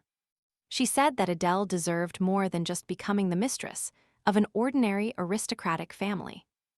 And she asked for forgiveness for not warning her son, but she was sure that Adele did not go there of her own free will. She always apologized to her brother, and when asked why she was apologizing, she only answered with a smile. When she turned 14, despite her mother's protests, she decided to lead the Tower Resistance Organization. But Adele's mother expressed her opinion. The heir to the throne must first think about his safety, and the princess who created the Resistance Organization is putting herself at risk. So she must give up her place to Lucio Gottroff. For this reason, Adele refused to inherit the throne, but for the princess who always lived with her title. This decision was tantamount to death. And then, several people who supported her offered her a cruel solution: destroy the prince. For a split second, Adele thought about it, although she gave up the idea. Those who noticed the fleeting doubt in her eyes provoked an incident, and the weakness she showed in front of them turned into poison. And almost poisoned her beloved brother. The blood of all the followers who supported Adele at some point flowed like a river. And the smoke from their burned bodies filled the entire sky. And as long as she was in her native Gottroff, this would repeat itself over and over again. The sister had no idea that Lucio had known about everything for a long time. That his sister left Gottroff, this was the punishment she imposed on herself. And her last gesture of caring for her brother. He called Cain Knox and ordered him to go to Egmont and find out how his beloved princess was doing. And if she was not happy and did not want to stay there any longer, he would surely bring her back. Cain Knox honorably accepted to carry out the young emperor's order and bowed to him. The emperor was sitting in his office sorting important papers when he was interrupted by one of the maids. Lady Poitiers was not feeling well and wanted to have a serious conversation, but His Highness was already quite tired of her fragile body and her weak voice. She took the emperor's hand, placed it on her stomach, and said that they would soon have a child. But even after these words, the young man remained silent and showed no emotion at all. Diane held her breath and could not understand why the emperor was looking at her so strangely. He asked how reliable the information was and whether the doctor had confirmed it yet. But they only said that the symptoms were very similar to pregnancy. And the exact result will be known only in a month. She tried to take the young man's hand and asked if he was not happy at all about the birth of his child. But he answered dryly that he was happy, turned around, and went about his business, leaving the girl alone. The emperor's own mother, Beatrice, met a cruel end after giving birth to an heir to the throne. She was never recognized as the emperor's mother. After giving birth, her child was immediately taken away from his mother, and she did not even really see how he grew up. And she did not participate in his upbringing. His Highness always felt sorry for his mother, so Diane was sure that the emperor. My attitude towards her would be completely different, but now I clearly understood all the bitter truth. The emperor called a doctor, who stated that he had prescribed the medicine for her many times, and that it always had an excellent effect. He was not sure of the diagnosis, and argued that the preliminary diagnosis could be incorrect. The young man was confused. What would the Empress say when she found out about this? Her already weak position would be shaken even more. If this happened, he would become her only support. And maybe this was an opportunity to change his mind about everything. The Duke of Despines convened Poitiers's brother for an important conversation. He knew very well that if it weren't for him, these two would have lived completely different lives decades ago. He met Poitiers's brother and sister in the territory where the tower had to be destroyed. Luckily, he witnessed the awakening of Lennox's powers and decided to take in these children who had lost their parents. Lennox's magical abilities were excellent, and he played an important role in taking control of the Mage Order. And Diane, thanks to her intelligence and attractive appearance, was able to cope with the emperor's sensitive nature and take control of Ale. But now Diane's usefulness had become lesser. As they say, she was an annual flower. And His Highness's sympathy for her had noticeably faded. He asked if the young man could defeat the Empress in a one-on-one fight, and the young man said he was ready to go into battle even now. The boy suddenly announced that they had good news. His sister Diane was pregnant with the Emperor's child. This was excellent news for the Duke of Despont, and he was very happy to hear it. He said that he had no doubts about Lennox's abilities, so there was no need to spoil His Highness's mood. The man suggested that it would be better for Diane to return to the palace, and that the future mother should be comfortable. Despont knew that the Emperor had a complex about his pedigree and would not have sired a child with a commoner. And birth control was unlikely to have been suspended. Adele was worried that Hannah would scold her for going out, but the lady was silent for the moment. She was lucky to run into Lionel on the way, and if he hadn't lent her his jacket, her condition would have clearly worsened. She suddenly remembered the warmth and his reliable broad shoulders protecting her from the cold wind. But she was always the one protecting others and never needed anyone's help. But to be honest, she was glad to receive attention from him. Anna asked where the Empress was, and she replied that she had seen the Duke of Despinay. She asked Adele to be careful of this man because he once took in the Poitiers orphans and sponsored their lives all this time. Adele was handed the document from the leadership department and asked to deliver it personally to the Empress. It said that they wanted to rent the Ivory Palace, but the rental amount was huge, and it was not clear how it could happen. And whenever difficult times came, Adele, for some reason, immediately remembered Lionel. She urgently asked to call an assistant and apologized for such an unexpected visit. The documents were brought only an hour ago, but the young man already knew that they wanted to rent the Ivory Courtyard for a long time. The young man reported having verified Lennox Poitiers information. It turned out that after the meeting with the Duke of Despont, he immediately went to the administration department. So Lionel was sure that he had allocated the funds for the rent. But probably after him, he was going to withdraw this money, since the financial management department is under his direction. It seemed impossible, but it turned out that Duke Despont had deeply planted his rotten roots. Adele noticed that Lionel's eyes were filled with warmth and kindness towards her. And that warm and affectionate look seemed familiar to her. The Empress suggested that Diana Poitiers was probably pregnant, and that Despont wanted to rent the palace for her. Lionel's heart ached as if someone was pouring salt on the wound. In front of the Emperor, who took the place by her side while she was sick. He was useless and just had to watch. But really this time, he couldn't do anything. Adele had no intention of looking like a woman scared by this news, and she couldn't act as if she urgently needed to give birth to an heir. A message was transmitted to the Emperor that the entire Ivory Palace was going to be rented out. It meant that the news of Diane's pregnancy had reached the Empress, and he was sure that her mood was clearly ruined, and she would probably greet him again with her coldness. But he knew that in this situation, no one could help her, and Baldur's insignificance was useless. And the only one who could support Her Highness now was him. Hannah thought that, after the news about Diane's pregnancy, Adele would obviously get sick. But the girl looked great. The Empress took the lady's hand and asked why she looked so upset. As if something irreparable had happened.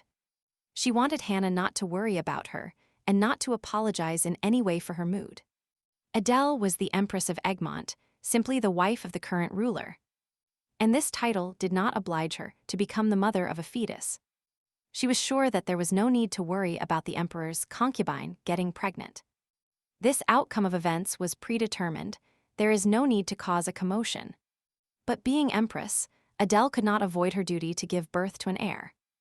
And on that wedding night, when she was not overwhelmed by all these feelings, Adele would hardly have been able to fulfill her obligation. The Emperor saw the Empress standing on the balcony and noticed that even after hearing the news of Diana's pregnancy, Adelaide remained determined and firm. After a while, the girl had an appointment with the Emperor, and from the first minute, he did not stop staring at her. Suddenly, he loudly asked her to look at him and asked if she had probably already heard the news. The emperor asked her not to worry about this and that these rumors should not bother her. The young man knelt down and said that only Adele's child would be his heir. Therefore, they need to improve relations between them and move to a new stage. He asked her to dismiss Lionel Baldur and never visit terrible places like those slums again. The emperor suggested he wanted to see how people lived, but in reality, the natives of Egmont did not live there. Adele believed that the slums and the people living in those conditions should not simply be abandoned. And if you destroy the towers and return them to their homeland, no one will want to settle in such a terrible place. Lionel Baldur once said that to get rid of the slums, you need to destroy the towers. He asked the Empress if Baldur had asked her to tell the emperor this. But she herself expressed her desire to go to the slums. She saw how bad the conditions were. And they say there are countless areas like this. Adele confidently said, "We have to destroy the towers." Since her earliest childhood, the Empress praised Lionel Baldur and his nobility. And the little emperor only heard about his excellent pedigree and outstanding abilities. The towers were the basis of his power, and the aristocrats would never have obeyed him if it weren't for these portals with monsters. If it weren't for the towers, he wouldn't have been able to gain the recognition of the nobility. And Adele did not understand how he could consider this disaster an influence on the people. The Empress unfolded the map and asked to look at the markings. The map showed the range of each tower, and very few safe lands remained. The emperor looked at Adele and remained silent, pretending that nothing was happening. The girl was outraged. The emperor wants to send common people to certain death. She assured that if he wanted to build his power on the lives of common people, later everything would turn against him. The emperor did not understand. The lady only needed to accept his help and not get dragged into such a disastrous situation. He asked if Adele would really help destroy the towers and wander through hellish places with such a beautiful face. Then she took care of the tower herself, but it was a medium-level tower, and she was probably almost carried in arms in Gotthruff. And those places became mere entertainment for her. The emperor said that the next time the tower collapses, she should try to fix it herself, going into the very heat of hell. At the same time, a message arrived at Adele's mother's palace that Cain knocks. And Ghibelline Lugin had secretly arrived at the port, and His Highness handed them a letter. The lady understood. Probably he wrote to her to come back if things got difficult there. But she didn't even imagine that sending her daughter to God knows where would not be easy either. At one of the decisive moments, she and her daughter disagreed, but if she hadn't listened to her, her mother would not have become her ally and support. Adelaide was the ideal heir to the imperial throne, but the position itself did not suit her. Because fish would never survive in crystal-clear water. Before Adele left the palace, she secretly took poison from the imperial doctor. And it is very possible that the mother will never see her daughter alive again. She knew that Adele had long chosen to die rather than return to Gotthruff. Her close friends sailed on a ship to Egmont, reasoning that she should then confess her feelings to one of them. In fact, countless people asked her to stay, but she refused everyone. And only if she was overthrown could they bring her home. Cain understood that at the end of her journey, she would meet a girl who was so dear to his heart. Adele informed Hannah that she wanted to take a walk alone in the garden and get some fresh air. The lady warned that it was already getting dark, and the girl should not walk alone in the dark. Curiously, Adele was very similar in character and behavior to Princess Elizabeth. In the end, the princess had to divorce Duke Valdor, although it was a marriage of convenience. They were on excellent terms, but the princess soon left him. Only later did the real reason for her divorce become known, Duke Desponet. And the emperor wanted to ensure that Elizabeth's husband lost political power by law. And upon learning of everything, the princess, without hesitation, requested a divorce and left their capital. Adele walked down the street and couldn't help thinking about the fact that the emperor made the towers the basis of his power. And by raising the issue of destroying the portals, he is trying to control the aristocrats who beg him for help. But there are too many towers for a single purpose, and there must be another reason. The Empress raised her head and saw Lionel, who has always arrived just in time. She asked where he was going, and Adele said she wanted to take a short walk. And if the young man is going in the same direction, then they can go together and keep each other company. Suddenly, the young man again remembered that he was ready to pursue those 3 people the Empress spoke about during her illness. Lionel's good character was like a warm sword, gently sinking into the heart. And exposing the most vulnerable, said Adele. He chose a very good assistant who constantly takes care of her. He said that these 3 were brave people who destroyed the towers with her. Cain Knox is the only son of the family. Because this precious child destroyed the towers with her, his father would come to her with a request at every opportunity. So the young man would be kicked out of the organization, but he was extremely good at destroying towers. The Empress asked where the jacket that kept her so warm last time was made.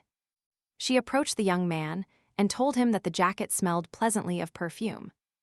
But in the next moment, the girl herself did not understand how she bent down to smell his clothes. But she quickly regained her senses. And their shadows, falling on the ground in the twilight, seemed to be the silhouettes not of the Empress and her assistant, but simply of a man. And a woman. Dina arrived at the Emperor's office, asked what happened, and looked closely at the girl.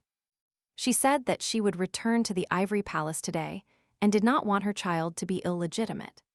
Diane asked if the Emperor would like to come talk to the baby from time to time. After all, it is very important for a child to feel the love of his parents, and she did not want the young man to abandon them. Suddenly, the Emperor stood up and looked menacingly at his former lover. He was angry. She constantly begs him for it, even though he repeatedly warned her not to say such words. And he always said that a girl should be content with only his love and not ask for other benefits. Diane expressed her discontent the day she was kicked out of the palace. He didn't even come to her to find out how she was doing. She bowed her head to his chest and asked what she had done to deserve such disrespectful treatment. But in an instant, he pushed the girl away from him and asked her to quickly leave the office. On Diana's way, she met the same blonde-haired, blue-eyed maid. And she was heading straight towards the Emperor. Lennox Poitier reported that the Duke of Despondent paid a huge sum for Diane to return to the palace. He knew that this cunning snake only wanted to use them, squeeze out all the juices, and then throw them away. So he asked his brother not to relax. Diane reported that she saw a blonde-haired, blue-eyed maid in the Emperor's palace. She asked her brother to investigate this, but she was sure that this case should serve as an example. And if the opportunity arose, it would be better to kill the actress and get her out of the way. At that moment, in the lands of the Marquis of Viet, common people lived their normal lives. And the children played happily in the yard. They were just playing hide-and-seek and carefree, enjoying every moment of the game. But suddenly, panic broke out in the streets, and people shouted about the construction of a new tower with a portal. The young man shouted that all residents of the southern region must be ordered to evacuate and open the gates and let everyone prepare for a monster attack. They sent a smoke signal to inform the capital about the descent of the portal. And now all they could do was pray for reinforcements to arrive soon and hold out as long as possible. Duke of Exponent asked if the Empress was very worried about the news of Lady Poitier's pregnancy. Adele knew how to conquer such cruel people and thank them for their concern. Judging by the fact that she secretly paid the palace rent, the Poitiers family was also at stake. And the man quickly decided to switch to her side. Despondent knew that even if he initiated the Empress into the Mage Order, she would never be allowed to be present at the High Council, and he could not allow this woman to decide the fate of the towers. Athel said she was ready to receive the official title and get to work. Duke Despondent announced that everything would be done soon, and Adele waited for him to admit that she could not participate in the meetings. Hannah and the knight entered through the hall door to report an important message. News arrived that a new tower had descended upon the lands of the Marquis of Viet, and that the people were in danger. The Duke of Espone did not believe their words, and again asked which lands the tower had descended upon. The man then ignored Kelvin County and was going to go personally to the lands of the Marquis of Vieta. And it was unclear by what criteria he was judging. The Duke said that every minute counts, but the knight said that we must first convey the Emperor's order given to His Highness. And Adele perfectly understood that this was an order to participate in the battle. Defies was indignant at how the Empress could be sent directly to hell along with bloodthirsty monsters. Adele said everything was fine and asked if the man could have other reasons why she should be forbidden from participating in the fight. The troops ordered to be dispatched quickly prepared. The 1st and 2nd detachments of the Imperial Guard, the 1st detachment of strikers, and the 1st detachment of guards mobilized to destroy the huge first-level tower. This was one of the most prestigious troops in the Egmont Empire, and the situation with Kelvin's possessions, who asked to send at least one guardian, was completely different. Desponet insisted that the Empress change her mind, because on the road it would be difficult to find accommodation for the night, and she would have to sleep outdoors. The man could not calm down and tried in every way to leave Adele indifferent. Adele laughed and said she didn't know where to escape from his care, and said she was ready to leave. She was not afraid of having to ride non-stop and assured Lionel that everything would be fine. Hannah approached her and with a worried face asked the girl to be careful. Without hesitation, Adele skillfully saddled her horse and loudly ordered everyone to set off. Recently, in a conversation with the Emperor, Defies asked him why he didn't talk about anything, and he decided to send the Empress to the battlefield. The Emperor wanted Adele to go and feel everything herself, and convinced himself that the only place she could feel safe was by his side. Hannah stood in front of the Empress's empty chair and thought she had experienced many things while living in the palace. But sending the Empress to the battlefield was the first time this had happened. The lady was worried that everything would be fine with Adele and that she would return healthy and safe. Lady Poitiers was waiting for her in the hall, having personally visited the Empress's palace. Next to Diana, there was a maid who used to serve her, but as soon as they took the ivory palace away from her, her attitude changed, and everyone immediately approached the Empress. Hannah entered the hall and asked why Lady Poitiers had decided to visit the Empress's palace. Diane said she wanted to talk about personal matters, that's why she came. Hannah waited for Diane to immediately tell her why she had come. Diane stood in front of Hannah, looked her in the eye, and said, Lady Beatrice died at the age of 29. But she was not Lady Beatrice and wanted to tell her exactly these words. She will soon have a child and will not allow herself to die so soon, threatened Diane. She will soon become the mother of the Emperor's son, and after that, the first thing she will definitely do is throw Hannah out of the palace. The young man noticed that Adele was an excellent rider and didn't even show signs of being tired. Lionel took care of the girl and saw in her a brave and courageous lady. They arrived at the location. Baldur first showed the Empress his tent and suggested that she was probably very tired on the road. He said that Lionel could be free for today and also suggested that she go rest. He ordered an officer to take charge of the Empress's security and reinforce the guard. Lennox called his subject and reported that there was a very important matter. He asked him to head southwest to the Viscountcy of Rouen and then go to the location indicated on the paper and hand him the envelope. Lennox did not think the opportunity would come so soon, and he was already waiting for Diane to thank him for being such an excellent brother. Before her arrival in Viet's domains, the Empress, whom he hated so much, would already be in her coffin, and all the responsibility would fall on his loyal assistant, Lionel Baldur, and this plan seemed ideal to him. At that time, refugees from other settlements were constantly coming to the large territory. Due to rumors that they were helping those in need, even more people began arriving in the city. The area was already overcrowded, and supplies were running out. Duke Dispone was only preoccupied with thoughts about himself and his wealth. There was no thought of this country in his insane head. He did not want to bear the burden of the throne, but at the same time, he wanted to have the same power as the Emperor. And a puppet of this terrible man was the Emperor himself. The lady reported to the subject that she was heading to the capital and asked him to prepare everything necessary. The mage squad soon approached the tower and entered the magic radius. The magic radius was the area of influence of the power emanating from the tower, and once the mage entered there, he could use the energy emitted by the portal. This area corresponds to the territory where monsters can exist, since they are only found where there is magic. Adele has always felt the sense of freedom that arises upon entering the radius. And at the same time, it made you feel guilty. Lionel entered the tent and asked if everything was all right with the Empress, who was very comfortable. While sleeping, Adele felt as if her limbs were chained. The girl could not move from her spot, and it was not just sleep paralysis. It was a force pressing on her and not allowing her to even move her fingers. Suddenly, she saw a man in front of her, holding a sword in his hands and looking directly at the Empress. Adele sharply got up and grabbed the stranger by the neck and told him it was necessary to find a better mage for such an important task. The young man instantly fell to the ground and died by swallowing the poison he had in his mouth. And intended for the Empress. Adele was sure that among those who arrived with her was his accomplice, and only a high-level mage capable of accurately directing his power could bind the limbs of a person who was not in sight. She went to see Lionel to discuss this matter with him, but the young man was still fast asleep in his bed.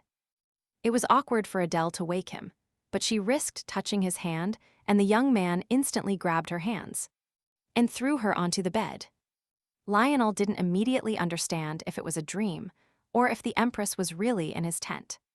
He saw before him those golden eyes reminiscent of the sun, pristine red lips. And this certainly could not be reality. Adele apologized for sneaking up on the young man so unexpectedly, and he was forced to defend himself.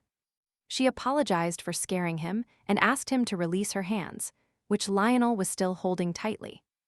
The Empress said it was fine, that it was only her fault, and she appeared without warning herself. She reported that a mercenary had just entered her tent and tried to kill her using magic. Lionel and Adele went to her tent, but someone took the body and tried to get rid of the evidence. But he left traces of blood. Adele noticed that not all mages have such power to immobilize her, and these people were clearly recklessly brave. Lionel spoke. The strong mages who could do such a thing are Augustus Desponet and Lennox Poitiers, but the Duke would clearly not act so hastily. Besides, they are going together to eliminate a tower in the Marquis of Viet's possessions. And in this case, these could be the machinations of Lennox Poitiers. The young man said that even if they can't prove anything now, he is obliged to report the attempted murder. And next time, the attack will be harder. Adele asked him not to tell anyone, so that no one could harm her inside the magic radius. The Empress was sitting on the bed after meeting Lionel and remembered how he looked at her with loving eyes. And these thoughts immediately made Adele feel hot. Lennox was just checking what was happening outside at that moment apparently. The Empress was not going to tell anyone, and it's good that the mercenary committed suicide. She managed to withstand the magic of the best striker. The Empress was not only a top-class striker, but also a top-level goalie and was quite dangerous, and Lennox decided to definitely get rid of Adele as soon as possible. A girl from the Mage Order noticed that security around the Empress's tent had increased. And it was very strange. She wondered if Despond had started acting. It was Brunhild Alexa. She was the second strongest striker, but her ability to react to towers was rated as the worst. The girl argued that every region of the empire should have a mage, but despite her talent, many did not perceive her because she was an orphan from the slums. Alexa waited for the right moment and gathered information, after which she assembled a team of mages whose judgments did not align with Duke Despone's ideas. And at the moment of thinking about how to use all the accumulated information, Adele appeared. Alexa believed that Adele would be the one to cut off the rotten flesh to allow new flesh to grow. Desponies hated long trips and wondered why the tower collapsed in Vieta. He had to be patient to bring his cruel plan to fruition. New portals were supposed to descend on many places, and as soon as towers appeared there, magic could be used anywhere in the empire. The towers were a miracle to him. Their location and power influenced other existing portals, as well as those that might descend in the future. But in Viet, he did not need the tower. Otherwise, his territory would also be in danger, and using this knowledge, Despona controlled the appearance of the towers. According to his calculations, the next tower should appear in the capital, and this is exactly what he wanted. After all, this is the only way to legally use magic in the heart of the empire. Terrible monsters had already emerged from the portal in Vieta and were attacking all defenseless people.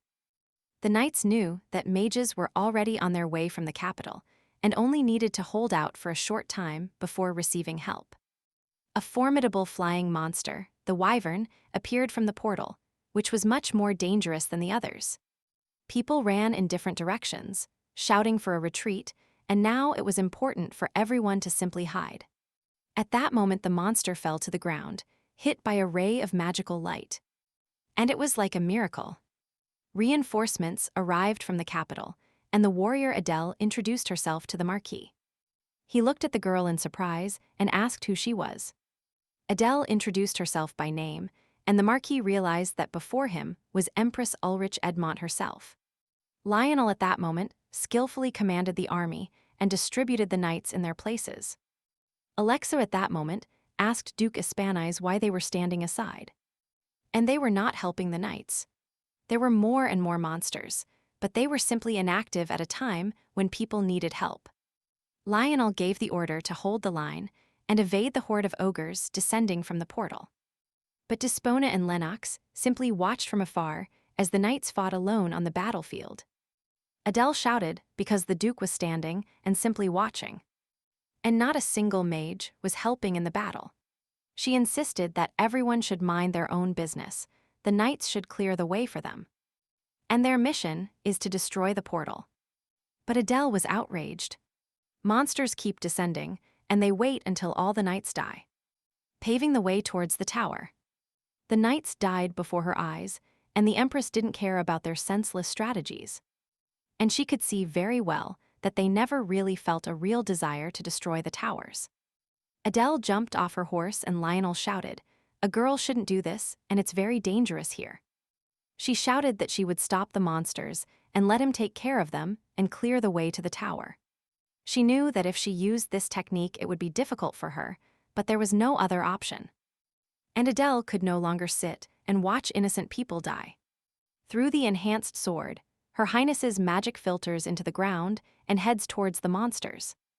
At that moment, all the monsters froze in place and stopped moving. Lionel gave the order. While His Highness stops the monsters, the first detachment must advance.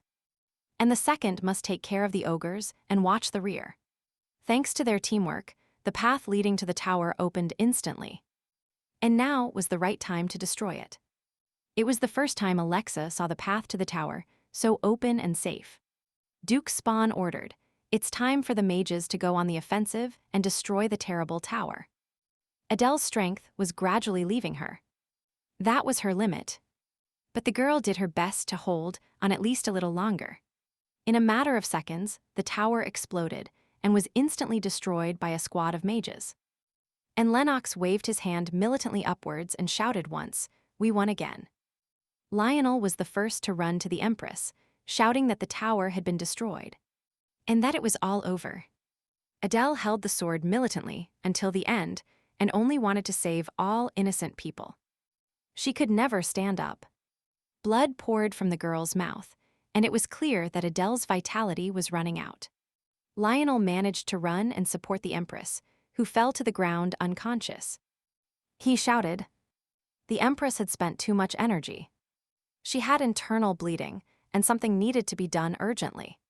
They decided to take Adele to the estate of the Marquis of Viet. Lionel took the girl in his arms and asked her to follow him. The people were happy. Thanks to Adele, they survived, and if it weren't for the Empress, there would have been many casualties. Duke Despon stepped on his tail in this battle. And who would have thought that all efforts to create a puppet would end like this? Lionel laid Adele on the bed. She was exhausted and still unconscious. Alexa said that we can only hope that everything is fine with her and that there are no serious injuries. The Marquis of Vieta was worried about the Empress's condition and first asked Lionel about it. when he learned that Lionel had become the Empress's assistant. He thought his family had been cornered, but apparently he was wrong. The doctor reported that for now the Empress should eat light food and get enough rest. He promised to prescribe medications for her recovery, while Alexa listened attentively to his instructions. Lionel approached the doctor and threateningly asked how the Empress was feeling. The young man knew how to instill fear. The doctor replied, "There are some internal injuries, but nothing threatens her life. A good rest will soon put her back on her feet." The Marchioness approached Lionel, who was very worried about the condition of all the people who helped them in trouble. She said that the young man should also rest, and that a room and clothes had already been prepared for him. Lionel thanked her, but intended to protect the Empress until the helper arrived. Many said that he became an assistant only to achieve political goals. But seeing everything that was happening, it became clear that this was not the reason. The Marchioness asked the maid to take the necessary things and follow her. She was very surprised to see knights near Adele's door who wanted to inquire about her well-being. These people came here to save their lands, and the Marchioness was grateful to each of them. She said that a decent dinner had been prepared for the knights, and that the beds were warm, and that they could go to their places to rest. Duke of Espone was furious, thinking that because of what had happened, all the knights would take her side. And all the aristocrats who feared the towers would support the Empress and Baldur. He urgently called Lennox to discuss how to proceed. The Duke called the young man over and whispered to him that they urgently needed to get rid of this vile Empress. Northwest of Viet's domain, there is a slum approximately an hour's drive away. He asked to send one person there. Even if the Empress is an expert mage, her body is now weakened and she cannot use magic. And a good mercenary must deal with the assassination. After the previous failure, the Empress and her assistant will be prepared for a second attempt. The Duke was sure that now it would not occur to anyone to try to kill the Empress again. And he was going to make it look like she hadn't recovered from her injuries and had died.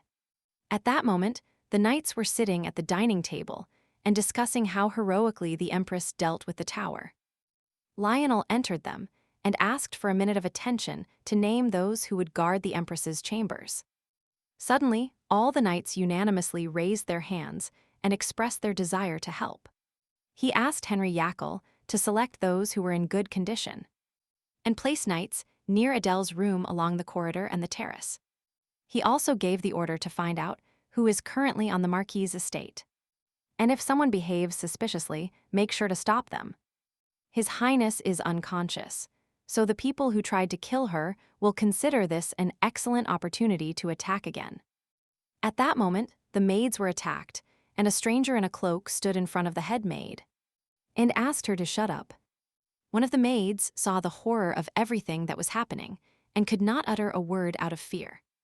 In the cloak was an unknown girl who saw the maid and was preparing to carry out her cruel plan. Lionel met the maids, who apparently came for their work shift. One of them said they were ready to leave, but the head maid was not among them. Lionel paid no attention to the green-eyed, dark-haired girl, whom he definitely saw for the first time among the maids. He asked if any of the maids looked strange and if anything had happened during that time. He asked again if there was any trouble and wanted to see the reaction of the new maid. Adele's breathing was even, and her condition was gradually improving.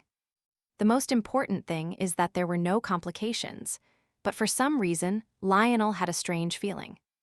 The maid said that they had to change Her Highness's clothes and asked Lionel to wait outside. The young man reacted cautiously to her request, but still decided to leave the room. As soon as the door closed, the green-eyed maid whispered to the other girl to remain silent, because she perfectly understands what could happen to her if she even tries to scream. The girl prepared a poison that, when entering the body, causes a temperature increase and slowly kills from the inside, and no one will even suspect that Adele was murdered. Lionel was on alert and deliberately left the room for a while and continued to look for the head cleaner. At that moment, one of the knights was running down the corridor with important news. They had found a body that supposedly belonged to the missing woman. Lionel kicked the door open and saw the maid holding the Empress's head. preparing to give her poison. The maid screamed, the stranger killed the head maid, and she needs to be urgently captured. She knew that the guards would be strong, but she could not imagine that her escape route would be blocked. As if the knights were waiting for an assassin to arrive. The girl had nowhere else to run, and Lionel was already behind her, asking her not to move. He grabbed a girl in a maid's uniform and asked her to answer questions about who ordered her to kill the Empress. The girl knew that if she were caught alive, she would be tortured to death, and she deliberately swallowed her poison. And within a couple of minutes, she was dead, and Lionel would never know who sent her. The Marquis of Viet ran out into the courtyard and began to ask if someone really wanted to kill the Empress in his palace. Duke of Espone ran into the courtyard, indignant that someone dared to attack the Empress. He was trying to figure out how the maid's clothes ended up in the hands of an unknown girl who secretly entered the palace. The Marchioness tried to prove that even though this girl looks like a maid, she does not work for them. The Duke tried to pressure the woman, assuring her that her words did not matter in this situation. And since Ulrich was the eldest of the imperial family, he could not let everything go like this. One of the maids turned to the Marchioness and told her the head maid was killed and died. Her wife brought her from the Jackson estate, and this girl became almost family to the Marchioness. So there was no point in killing the Empress on her own estate.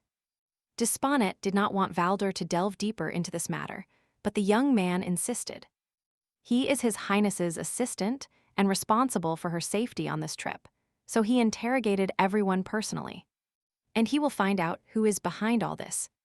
Desponis was angry. He paid so much money and Lennox still cannot get rid of the girl who is already unconscious. As you know, Baldur reinforced security, and fortunately the assassin committed suicide. And he did not give up.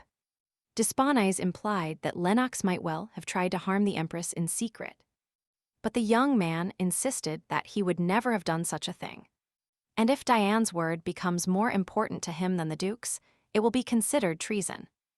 Lionel informed the maids that he would briefly visit Her Highness and learn about her health condition. In reality, the young man was very exhausted by all the current situations and was very worried about Adele. The Empress reminded him of a large and raging river, and while he was near her, the raft holding him began to drift away and finally swept her away. He thought he should probably resign from the assistant position. Sweat appeared on the girl's forehead, and she remembered how the Emperor wiped his forehead at that moment. But he was only an assistant and had no right to it. However, he could take a place next to her just because of his title. Suddenly, Adele, in a soft voice, asked the young man to sit closer and looked at him with concern. In her delirium, for some reason she constantly looked for Lionel and asked him for help in the darkness. The endless darkness. He always came to her at the first call, and his heart, which had sunk from anxiety, began to beat again. Adele told the maid that she needed to speak with the minister and asked to be left alone. She asked how many days she remained unconscious after the destruction of the tower. Adele admitted that she used strong magic and helped herself. It was worth it, and Lionel himself would have done the same. Lionel reported that 10 people died, 23 were injured, but only thanks to the Empress. Many knights survived. Adele was worried that the casualties could have been avoided, and she should have intervened sooner. And at that moment, Lionel thought, the people of Gotthrof would probably shed tears for allowing such a man to leave. Lionel said they tried to attack the girl at night. He still thought that Lennox Poitiers was behind all this. But this time, the culprit was Duke d'Espinay. He reported that the mercenary committed suicide. He didn't have time to interrogate him, and he asked for forgiveness. Adele said it was good that the assassination attempt was thwarted and thanked Lionel for his service. On the day of departure, the Emperor thought that Adele would be excited and scared. Although she was a mage, she was still born with the title of princess. But at that moment, on the contrary, a vital glow appeared in her eyes, and the Empress relaxed. But he also noticed her gaze directed towards her assistant. And the Emperor was indignant that the young man dared to look at Adele with the same loving gaze. He wondered who would help the Empress in a place where there were no servants. And he was sure that Valdor would always be by her side, as he is an assistant, so accompanying the Empress everywhere is among his duties. No matter what she does. At that moment, Lady Poitiers approached, who wanted to meet the Emperor. And talk. Dina sat in a chair, placed her hand on the young man's shoulder, and asked in a soft voice, could she spend the night with him tonight? Now Karl fully understood the previous emperor. The day his own mother died, the poor woman left this world and left her son alone. Still, many years later, he clearly remembered the emperor's face on that terrible day for him. It seemed as if he had shed a heavy burden that prevented him from living and enjoying. Then he thought that the emperor was a cruel man, but now he himself was in his situation. He said he wanted to be alone and removed Diane's hand from his shoulder. Diane now did not understand how she could have earned his love in the early days when they fell in love. Her feelings for him have not changed, and he still behaves with the same affection and care, but now everything is different. Everything became too complicated, and Diane did not know what to do next or how to regain the emperor's favor. She left the office and saw a maid with blonde hair walking calmly and a slender physique. Diane was scared. The emperor could easily have found himself a younger girl and stop loving her. She ordered the maid Lorraine to take this girl to the Ivory Palace to talk in person. After a while, the maid sat with her hands tied in a chair and did not understand what was happening. She cried and tried to find out why they were doing all this, because she could tell. And it would get better. Diane stood in front of the new maid and looked into her eyes attentively. She demanded to be called mistress from now on and ordered the girl to be more attentive in the future. The servant called Hanua's room at such a late hour, and it became clear that something had happened. Hannah immediately went to the emperor and asked him to save the poor girl whom Diana had locked up in the Ivory Palace. She said that only His Highness could save the maid, and that is why she immediately came to him. She asked again if someone had really kidnapped the maid and locked her in the basement of the Ivory Palace. Hannah said that even if she made a mistake, she should be punished according to the rules. The feeling the emperor had for his own mother could not be called love. It was only compassion.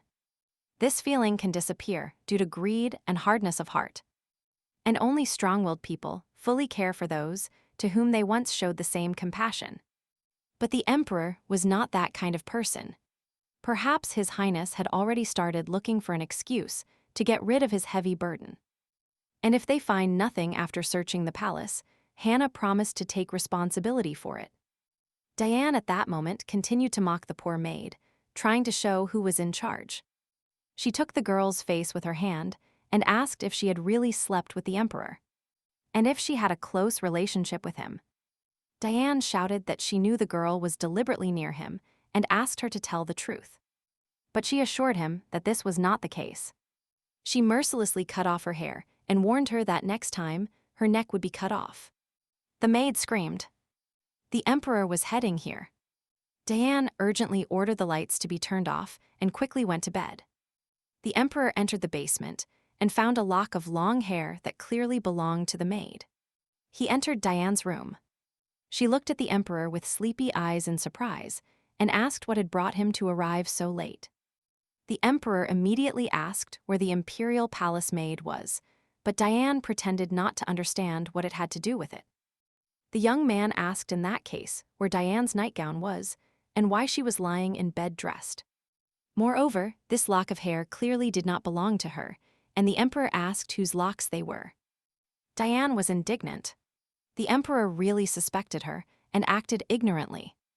The emperor said that from now on, he revokes all the powers that he himself once granted her.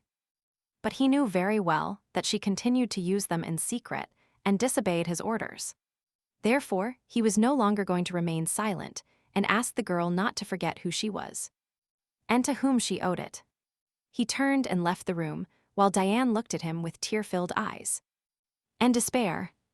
At that moment, the situation in the possessions of the Marquis of Ville, which had turned everything upside down, began to stabilize. It was all thanks to the Empress personally visiting the couple and asking them not to worry about what happened. Adele laughed. A person of higher status is always an unwelcome guest. Due to lack of evidence, Lennox and Despona managed to hide traces of the crimes. But this incident gave Adele something much more valuable. She received trusting glances from all the knights, but now for some reason she felt strange. The only thing the young men did was worry about the Empress's condition, and they tried to help her with all their might. They looked like puppies wagging their tails incessantly, and Adele found their behavior strange. But nothing can be done, and the Empress decided to play along. She said that only thanks to the Knights of Egmont would she recover much faster. A beautiful lady with golden hair arrived at the Duchy of Baldur and immediately met a familiar servant. Golden and curly hair, a confident expression, and a relaxed smile. Lord Baldur immediately noticed that the lady had not changed at all. Even when she left this house, this strong woman retained her face and status. He greeted the Duchess of Grant, who was once part of this duchy and his dearest person. The Grand Duchess said she heard how her brother, the minister, became the Empress's assistant. She always considered him an unconventional person, but she couldn't even think that he himself would take on this position. The lady admitted that she could no longer stand still and watch everything that was happening. She felt like she was trying to fill a jug with a broken bottom. She tried her best. But until now, no one is fighting the root of the problem. The vicious cycle continues. The Duchess admitted that confronting Karl and Despona became. It turned out to be a real test for her, but now she has no more. Nowhere to run. Fires started in some parts of the Great Forest. Refugees lit bonfires trying to escape the cold.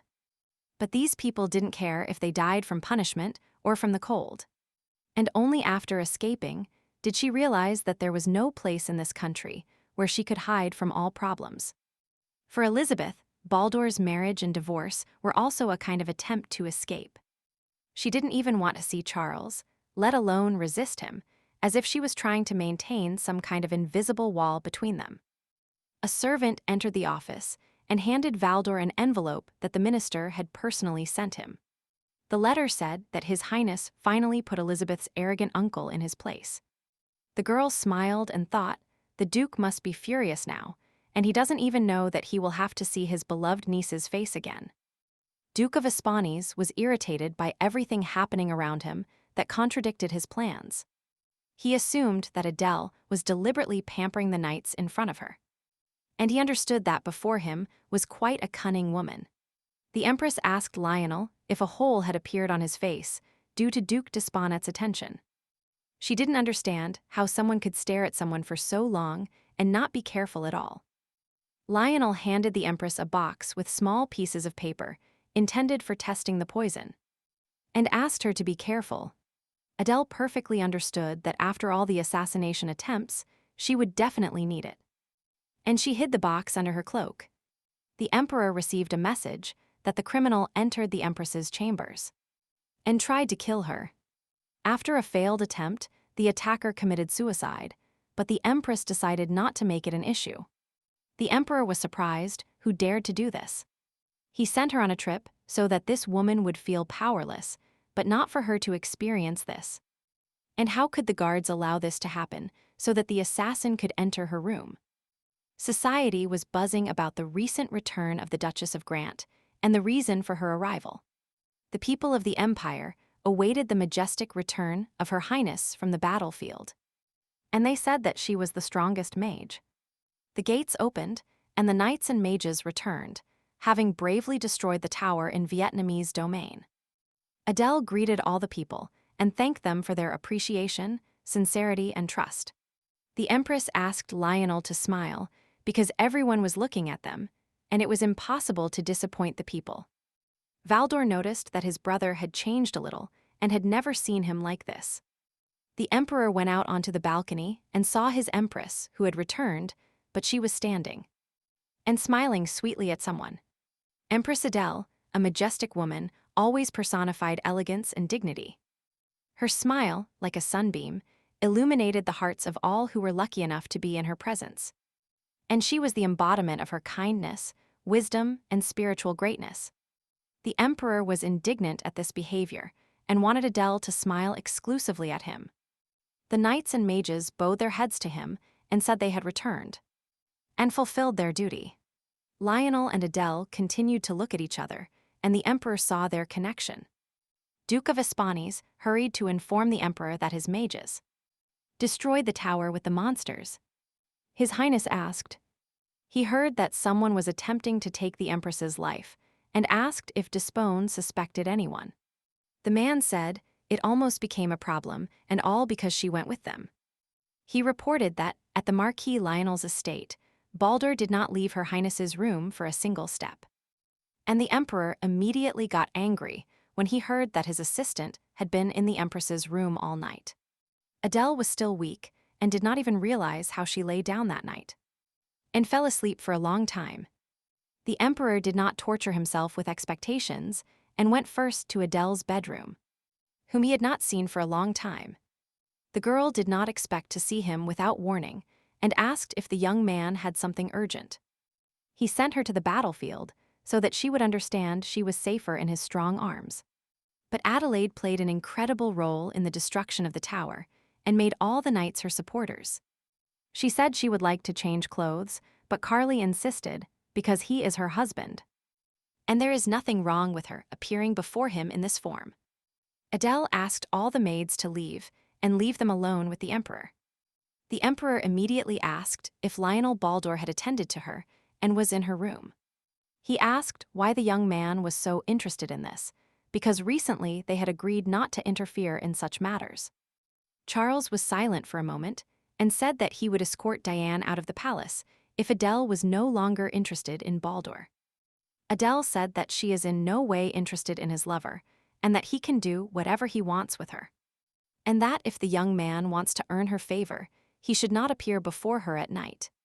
She repeated that she had said it several times and that she was too tired, and that it would be better for the emperor to go to his room.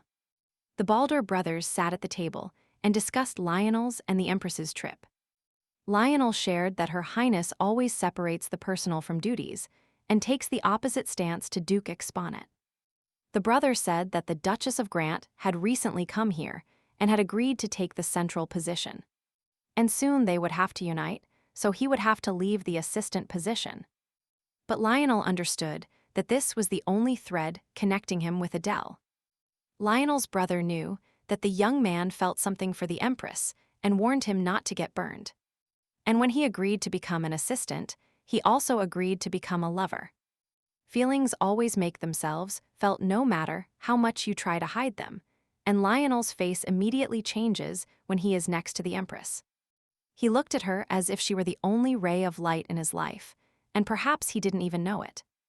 And his brother only feared that Lionel would condemn himself to a fate that would definitely end in tragedy. Lionel understood that he was completely immersed in sympathy for the Empress, and he could not imagine his life without her. Passion, respect, reverence, was this really all he felt for her? He remembered how at night in the cabin he grabbed her hands, and at that moment she looked at him helplessly. And he was interested in one thing when their breaths intertwined, whether she would be able to share these feelings with him. The young man considered himself a fool. It was obvious. He could not ignore his feelings for a long time. As if this passed with time. It was not passion, nor respect, nor reverence. All his feelings were the same love that he dared to exert. Hannah met Lady Grant and asked what had brought her to the Empress's palace at such an early hour. Adele saw the Duchess from the balcony and greeted her with a cheerful voice.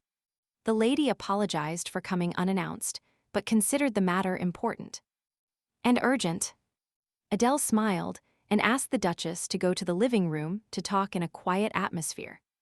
The Duchess spoke, and thanks to the Empress, the pendulum, once stopped, began to move.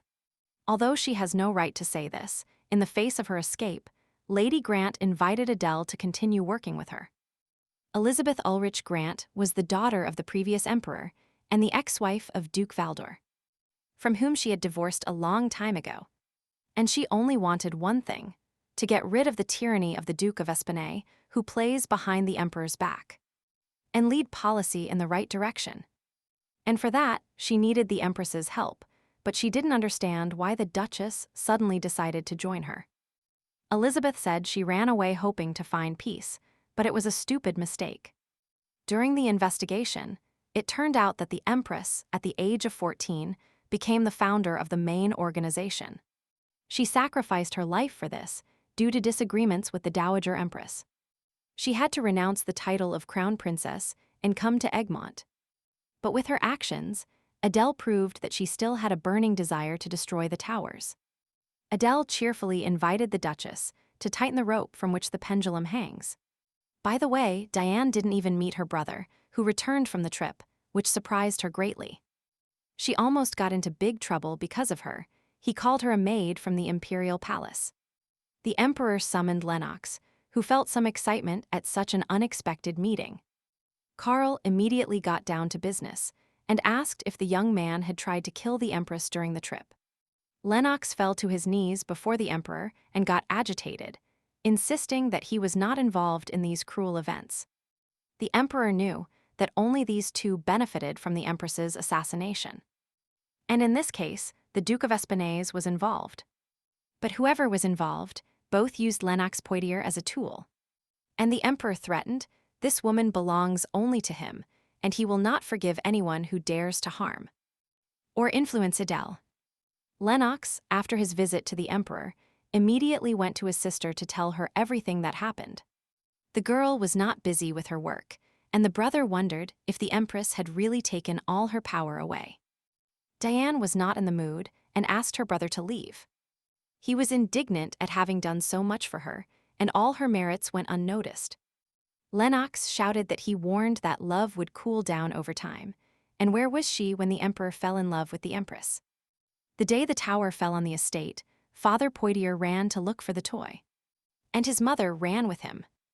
And if it weren't for Diane's toy, the parents would still be alive, so the brother constantly blames his sister for their death.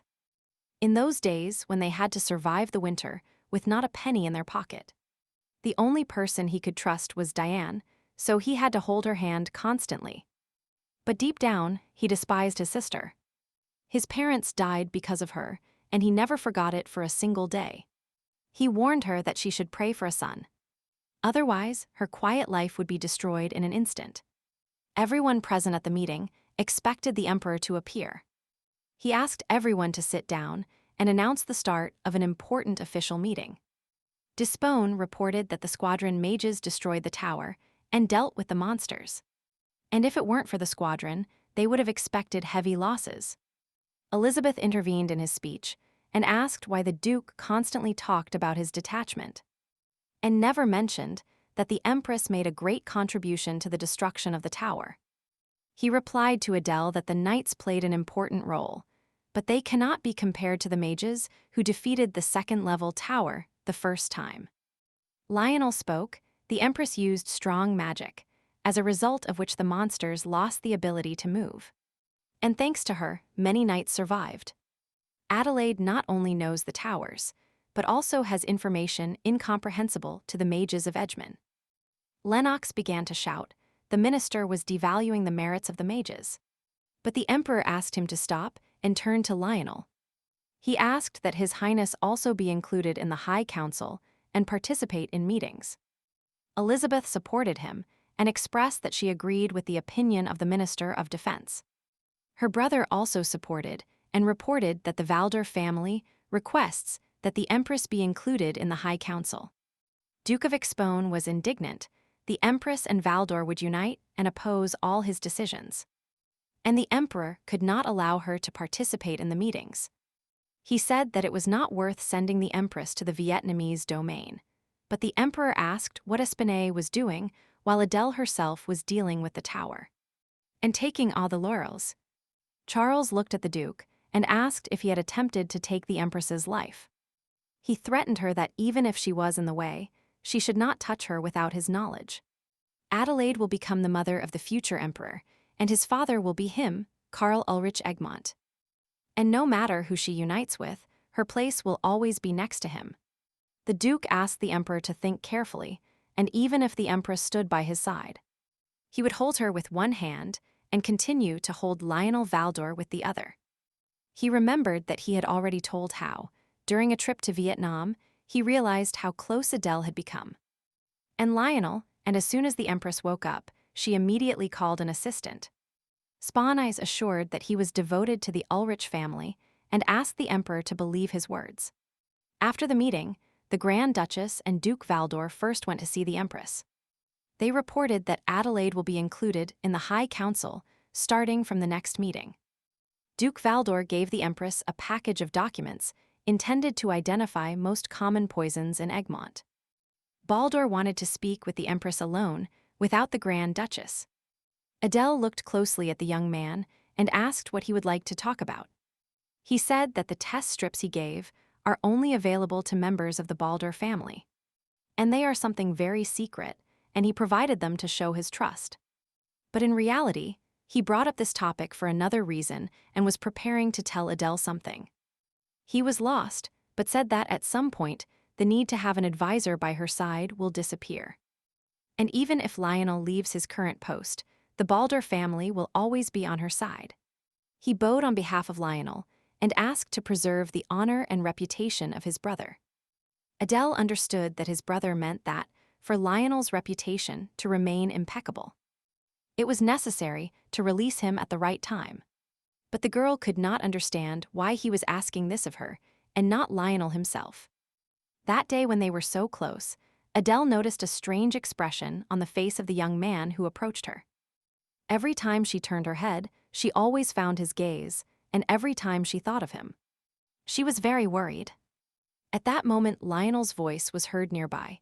The young man asked if nothing had happened. Adele asked why the young man did not come with Duke Baldur and Lady Grant after the meeting.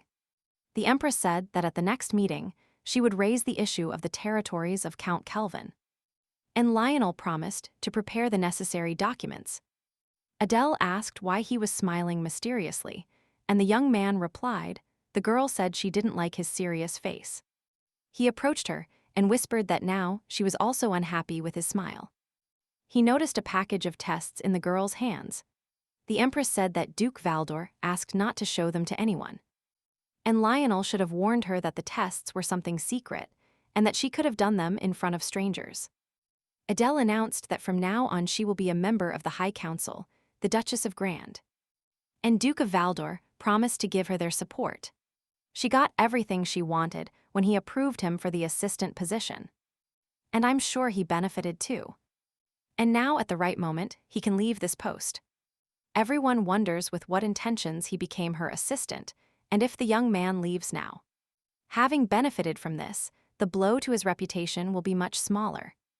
But Lionel felt that he was ready to spit out his honor and dignity for the opportunity to be close to her. He said that he still remembers what the girl said back then in the poor neighborhood. They had finally moved on, and that's why he couldn't leave her now. Adele understood that if Lionel stayed close, he would help her a lot, but that was almost impossible. After the conversation, Lionel could not come to his senses. Just one word from her turned his soul upside down. But His Highness could not be allowed to know his feelings, and it was not worth bothering her with this.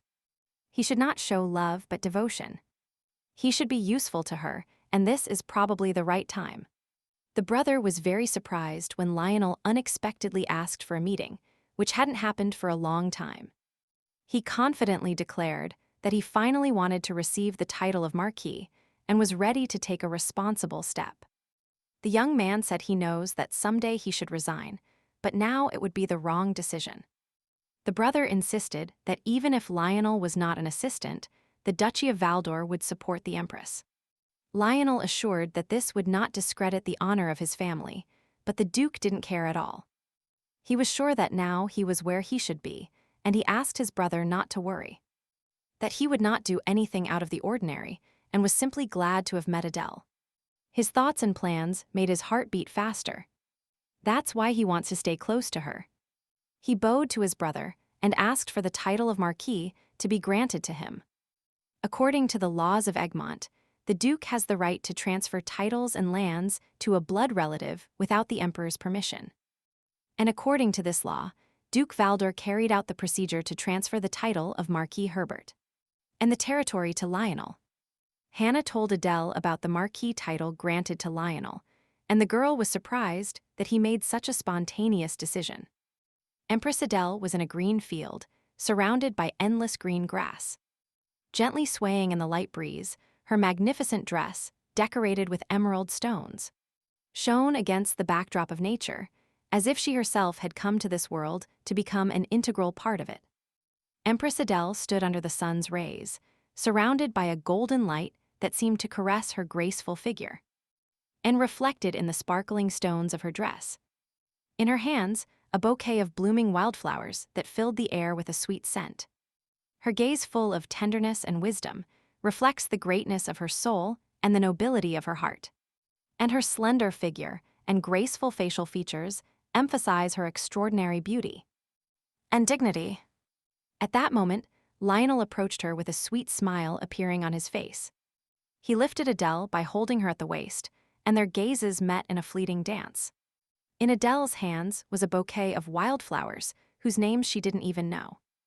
Lionel and Adele were face to face, immersing themselves in the depths of each other through the mirror of their souls.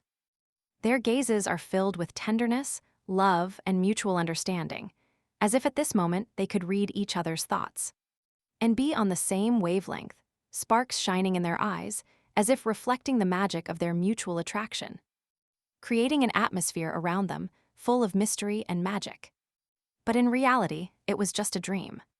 Adele asked Hannah to look for an appropriately preppy look for the Supreme Council. The image was chosen, and in that outfit she looked truly immaculate and majestic, as if she had a divine glow that illuminated her path and filled every one of her movements with grace. The Empress thanked the Grand Duchess for her presence at such an important moment for her. She also praised Lionel, who yesterday was Valdor and today has already become Herbert. Adele smiled sweetly and notified everyone that it was time to go to the council meeting. Defies and Lennox, gritting their teeth, looked at the majestic Empress who had again achieved victory. She said she was very happy to see everyone present. The Emperor knew that Valdor had not just resigned from the assistant position. He had received the title of Marquis, and now would not depend on the opinion of the duchy. And he could be with the Empress according to his own will. Karl celebrated receiving Lionel's new title, but was very irritated with the young man. The Empress asked what the situation was in Kelvin County, where they had recently destroyed a tower. Lionel said he heard that Count Barutolt and the Viscount are holding back the monsters from the tower in the middle area. But they won't last long. There is also official confirmation of the appearance of gargoyles. Leno spoke. Most likely it seemed to them that an inexperienced mage could not identify gargoyles. But the Grand Duchess asked the young man to stop. Adele rose from her chair, looked at those present, and said that one place surprised her most in Egmont. She spoke of the slums that were scattered throughout the empire and could not believe what she saw. And the only solution to this problem is to get rid of all the towers in the empire. And the emperor was surprised that the Empress still raised this issue at the meeting. Defies expected that no one would understand the criteria by which she got rid of the towers. But Duke Baldur pointed out that the attitude towards these territories was completely different. And it is quite possible that Defies has some kind of strategy to combat the towers. Lady Grand is tired of hearing Despona shamelessly trying to deceive everyone present. She believed that the most important thing in this reputation was to clearly get rid of the portals. And quickly, but the elimination methods didn't work, and there was clearly a problem. The lady shouted at Duke Defies to stop hiding behind His Highness and controlling him for his own interests. Adela informed the emperor. She posed a serious question to him and invited him not to delay a matter that required a solution. She asked him to take everything into his own hands and take charge of the empire. And she could destroy all the towers of Egmont in 2 years. The council members present were greatly surprised to learn that the towers could be destroyed in such a short period. The emperor asked if the Empress was willing to take responsibility for all the words she had just spoken. She said that she was the founder and head of the Tower Resistance Organization. All the mages of the empire were subordinate to her. She distributed them among the territories based on information about the area and population. And before her departure there was not a single tower there. And there is no reason to keep the tower in Kelvin County, and she asked for this matter to be left to her. The Marquis, Baldur, and Lady Grand supported the Empress, and the scales, which had long been frozen in one position, began to lean towards the Empress. Karl feared that the Empress wanted to gain power and make him look pathetic and insignificant. At that moment, a servant entered the office and delivered an important message from Count Kelvin. It turns out that he intends to completely abandon his territory, and now Despona only has to move the Emperor's strings appropriately. The Duke and the Emperor spoke personally after the meeting, and Desponet insisted that he wanted to keep the towers. Only for absolute power, and even today, as soon as a ray of hope appeared, people's attitude towards him immediately changed. And for the aristocrats to bow their heads, they need these towers just like back then. In childhood, Desponies constantly imposed his opinion on the Emperor. And this time, he said that Karl was already doing an excellent job, and that the only problem now was the Empress, whom they should kill. At this moment, they only exist due to the Empress's knowledge of magic, and her ability to destroy towers, as well as Elizabeth's status, and if they eliminate the Empress, everything will collapse like a house of cards. Karl said he should look for another way, but the Duke insisted they had no time, and that there was only one way out to get rid of the Empress. The Emperor was furious, and warned that if he dared to do anything to Adele without his knowledge, he wouldn't even look at the fact that Despona and Sira his uncle. The man agreed, but said he had to act quickly and in harmony. Today was a national holiday, and Despona advised him to take Diane as his companion for the night, because she was carrying his son under her heart, and with her help, he could curb the Empress's influence. Adele told Hannah that it was learned at the meeting that Count Kelvin had decided to give up his territory. This amounted to renouncing the title. Perhaps they were driven into a dead end because of the towers. Hannah reported that the relationship between the Count and the Emperor was not bad, and that he was devoted to the imperial family. But it was strange why Count Kelvin did not receive help if there was no hostility or political problems. He remembered Despona's words about how one tower summons another and is absorbed by the next one. Hannah handed the girl a catalog of dresses and asked her to choose a design with which she would appear at a banquet in honor of the national holiday. Adele saw that the empire was on the verge of collapse due to the number of towers. And what was the point of celebrating all these holidays? The holiday was the day of the founding of the Egmont Empire, so all aristocrats were invited to the banquet. For the last 3 years, Diane has been preparing for the banquet, and during the celebration, she always behaved like the mistress of the palace. Dina was sitting in her room and asked if they had sent her a catalog of clothes for the banquet. There were notes attached to the catalog so that the designs of the garments would not be repeated. She had never had to receive them before and was allowed to choose whatever she wanted. But the fact that she received such a letter meant that someone more important than her preferences seemed to be involved. Diane threw the catalog away and shouted. They had stripped her of her status, and now they dared to send this. Kane, Knox, and Givelin had finally arrived in Egmont and would soon disembark from the ship. Kane felt that, after a long separation, they would finally meet the princess. And he was sure that Adele had passed all the tests and remained the same sincere person. Baroness Alexa requested a private meeting with the Empress and greeted Her Highness. Adele asked if Alexa was the second most powerful frontrunner, and the girl wondered why she wanted to meet her. Alexa replied she heard that the Empress could destroy all the towers in the Empire in 2 years, and also that she was the founder of the Tower Resistance Organization, and destroyed all the towers in her homeland. Adele listened carefully to the girl, but invited her to get closer to the essence of the conversation. Alexa asked for a map of Egmont and showed the point where the magic radii cross. Then the highest level tower descends. And as soon as it descends, the low-level portals surrounding it do not disappear on their own, which means that the Duke of Spanise controls the descent of the towers. The Duke is waiting for the tower to descend to a specific place, and if this happens, the entire empire will be within the magic radius. Adele understood that he wanted to unleash monsters throughout the empire to use magic whenever he wanted. The Empress distrusted how to trust Alexa if she was a member of the mages. But the girl said she came for one reason only, because she could no longer turn a blind eye to all the horror the Duke was committing, and had to stop him before this place became an absolute hell. Adele asked her to simplify the information to convey it to the board members, and so that everyone could understand what was being said. Hannah came to Adele to approve the model of the dress she had chosen for the banquet. On the occasion of the holiday, the Empress thought it unlikely that the Emperor, who was angry about the supposed arrogance shown, would enter the banquet hall with her on the national holiday. Adele told Hannah that most likely the Emperor did not want to go with her, and would choose Diane Poitiers. And if His Highness chose another girl as a partner, Adele could not appear at the celebration without a partner. And in such a case, she would have to be accompanied by her assistant to preserve her reputation. Lionel moved into a huge estate where he felt quite lonely now. He wondered what it would be like if he had a family and could walk in this large park with her, and after sunset, return to the palace, share hot and tasty food and sleep together in a comfortable bed under a warm blanket. But these dreams seemed absurd to the young man, because he himself would like to be faithful to the Empress, because he loves her very much.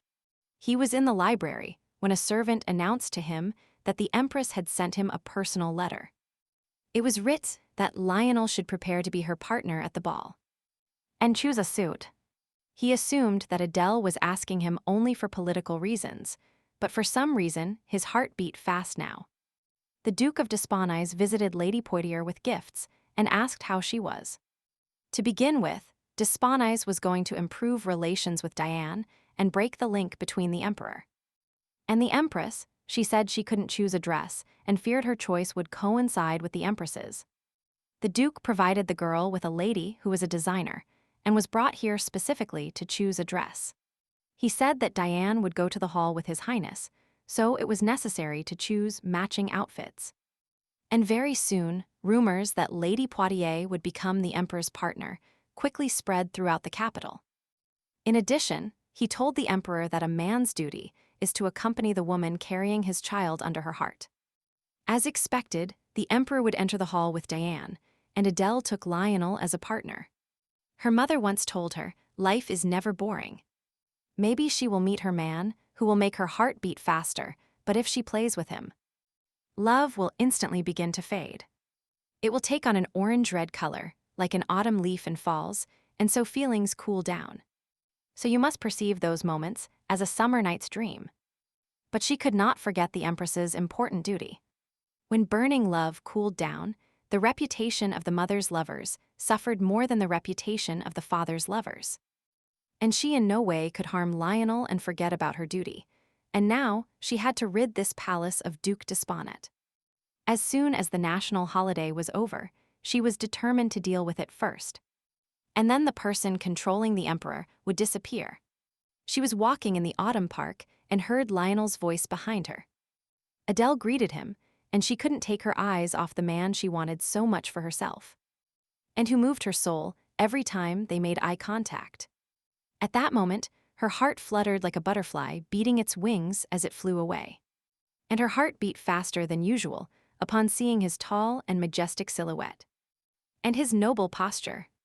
Lionel took off his cloak and covered the girl's shoulders with it, saying it was too cold now, and that she should dress warmer. There was still some time before the meeting, and Adele invited the young man for a walk. She felt awkward asking Lionel to go to the banquet with her, so she asked him if he would mind going to the National Day banquet. She admitted that she would really like to see Lionel as a partner. The meeting began with important words that the names of Egmont needed major changes. Adele spoke. The first thing they must do is get rid of Duke Desponet and his influence over the Emperor. She spoke about controlling the towers. Lionel thought about it, because controlling the entire empire with the help of magic could turn into a disaster if a detachment of mages gains incredible power in the empire. Lady Grand was indignant that Bill Despinnais turned out to be a real psychopath, with a cruel plan thought out in advance. And everyone finally realized that the towers were only a means for the Emperor to maintain useless power. Adele said that Alexa Brunhill should prepare everything necessary and bring papers. On the day of the national holiday, they planned to make the truth about Duc d'Espinay's public. And she, along with Poitiers, should be held accountable for their actions, and as soon as possible. When these two lost power, the Empress had to take charge of the magic squadron. Lionel, just in case, decided to conduct an investigation into Alexa's circle. And Adele promised to contact them as soon as she received Alexa's documents. The doctor came to check Diane's health and asked when her belly would finally start growing. But he said the girl was too thin and everything depended on the body. But they forbade him from making a final diagnosis until her belly was rounded. Diane was upset and no longer cared whether she received a diagnosis or not. She informed Lorraine to prepare for departure and that she intended to go to the Empress's palace. Adele was informed. Lady Poitiers came and requested an official private meeting. Diane entered the Empress's office, greeted Her Highness modestly and courteously. Adele had not seen Lady Poitiers for a long time, and now it seemed to her that the girl had lost a lot of weight. Diane was sure that the Empress was jealous of her because she had something special. She said that due to her pregnancy, she could not refuse help in preparing for the national holiday. Adele said in a calm voice that everything was fine and asked why the girl had come here. Dina lowered her eyes and asked quietly if the Empress knew that Diane would be His Highness's companion at the banquet. However, given her condition, she could not stand for long, so she asked for a special place to be prepared for her. Adele said that everything was already prepared, and Diane could check the seating arrangement in the banquet hall. Diane had a strange feeling. Everything turned out as she wanted, but for some reason she felt like she had lost. The Empress said that the girl should take care of her health, as she looks very thin. She promised to take care of herself if Diane couldn't stand the strong smell, and such concern further angered Poitiers. Diane ran out of the Empress's office and rushed down the corridor with feelings of distress. The Emperor's sister often recalled her childhood, especially Charles's relationship with the Empress. She could not stand that he called her mother and asked her to call her exclusively Empress. Karl knew perfectly well who his mother was, but he kept calling the Empress by this name. Who preferred Elizabeth's company? Realizing how hurt Karl's feelings were, she remained silent. And every time she went to him out of guilt, but her uncle was always nearby. When little Karl was upset, his uncle comforted him with his sweet words. And she still remembered that malicious gaze fixed on Karl. And only when she grew up did she realize that she had always been just an indifferent observer. And all this time, she could not decide to speak in her place. Perhaps it was not too late yet, so she decided to request an audience with the Emperor. She entered the Emperor's office and said that today she would like to talk to him as an older sister. The lady said that her power would remain unchanged regardless of the existence of the towers. But Karl was sure that this was a complete lie. He remembered his mother's words, who constantly insisted that no one would ever recognize him. And his sister stayed on the sidelines this whole time. And now she came to tell him this. Karl could not allow the towers to be destroyed, and he was thinking of a way that would not harm the Empress, but at the same time would stop her. He received a report on Adel's life before marriage. From there, the Emperor learned that she herself was preparing to be sent, even though she had the opportunity to avoid it. No matter how much they trample on her pride here, she still won't return to Gotthruff. The Empress used part of the budget allocated for the national holiday to help the people. The saved funds were spent on the needs of the fight against the towers. And she also donated funds from her budget for the construction of a water pipe in the slums. And on the day of the national holiday, when construction was in full swing in the slums, essential supplies were delivered there. D'Espinay was indignant because the budget was wasted on useless things, and great attention was paid to the decoration of the banquet hall in which funds were saved to show the majesty of the Emperor. The Emperor asked if Duke Spanies had always lived as a member of the imperial family.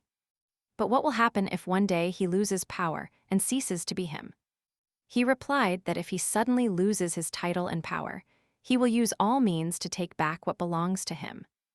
Duchess Gran informed Baldur that the entire capital was in crisis due to humanitarian aid. Her Highness had won the hearts not only of the aristocrats, but also of the common people. It all started with the creation of an organization to fight against the towers. It was dedicated to destroying portals, restoring villages, and rescuing refugees.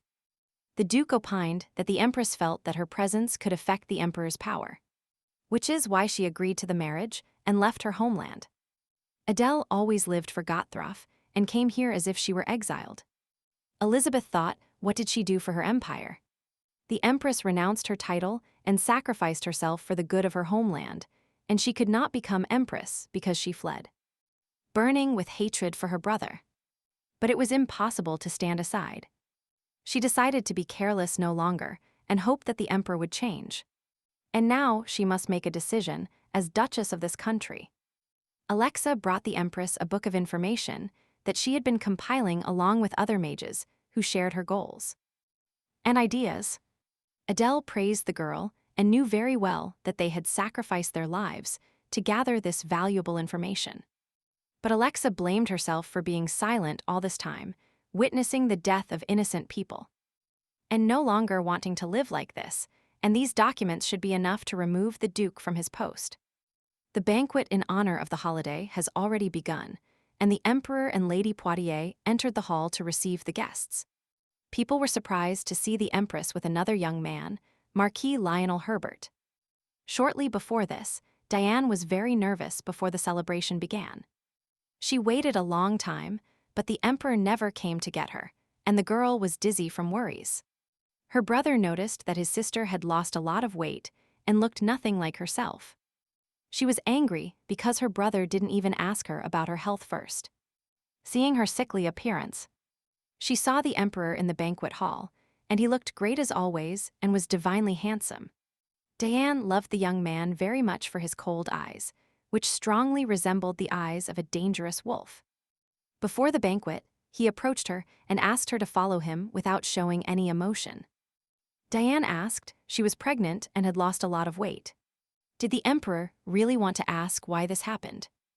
All the guests noticed that Poitiers didn't look well, and that her relationship with the Emperor didn't seem as pleasant as before. Many assumed that Adele would come to the banquet with her assistant Lionel, and they looked wonderful together. The Emperor felt that there was a close connection between them and stared intently at the couple, to which so much attention was directed. Duke Espone met the Emperor, and with a fake smile told him that he and Diane were perfect for each other. People had already heard rumors that the Empress could destroy all the towers. So the secular society was preparing to properly greet the Empress and show her good side. D'Espone caught the Emperor's attention. All the aristocrats surrounded the Empress, and one day this light rain could turn into a hurricane. Karl said he would no longer just watch them and asked the Duke not to worry. Even when alone, Adelaide shone brightly, and if you think about it, the Emperor felt no feeling of love.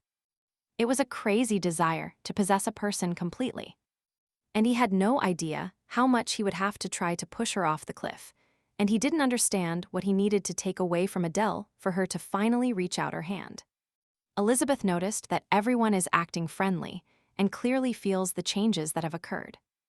The servant informed the Empress that His Highness wanted to speak with her and was waiting for the girl on the terrace. Lionel asked if she needed an escort, but Adele replied that she could do it herself. She headed towards the Emperor, and Lionel regretted not even being able to stop or hold her back. Adele approached the Emperor and asked why he called her. Karl asked her if she really thought that if she eliminated Desponet, she would gain power and make him her puppet. He said confidently that she could believe that the aristocrats would adore her and swear allegiance to her. But that was unlikely to happen.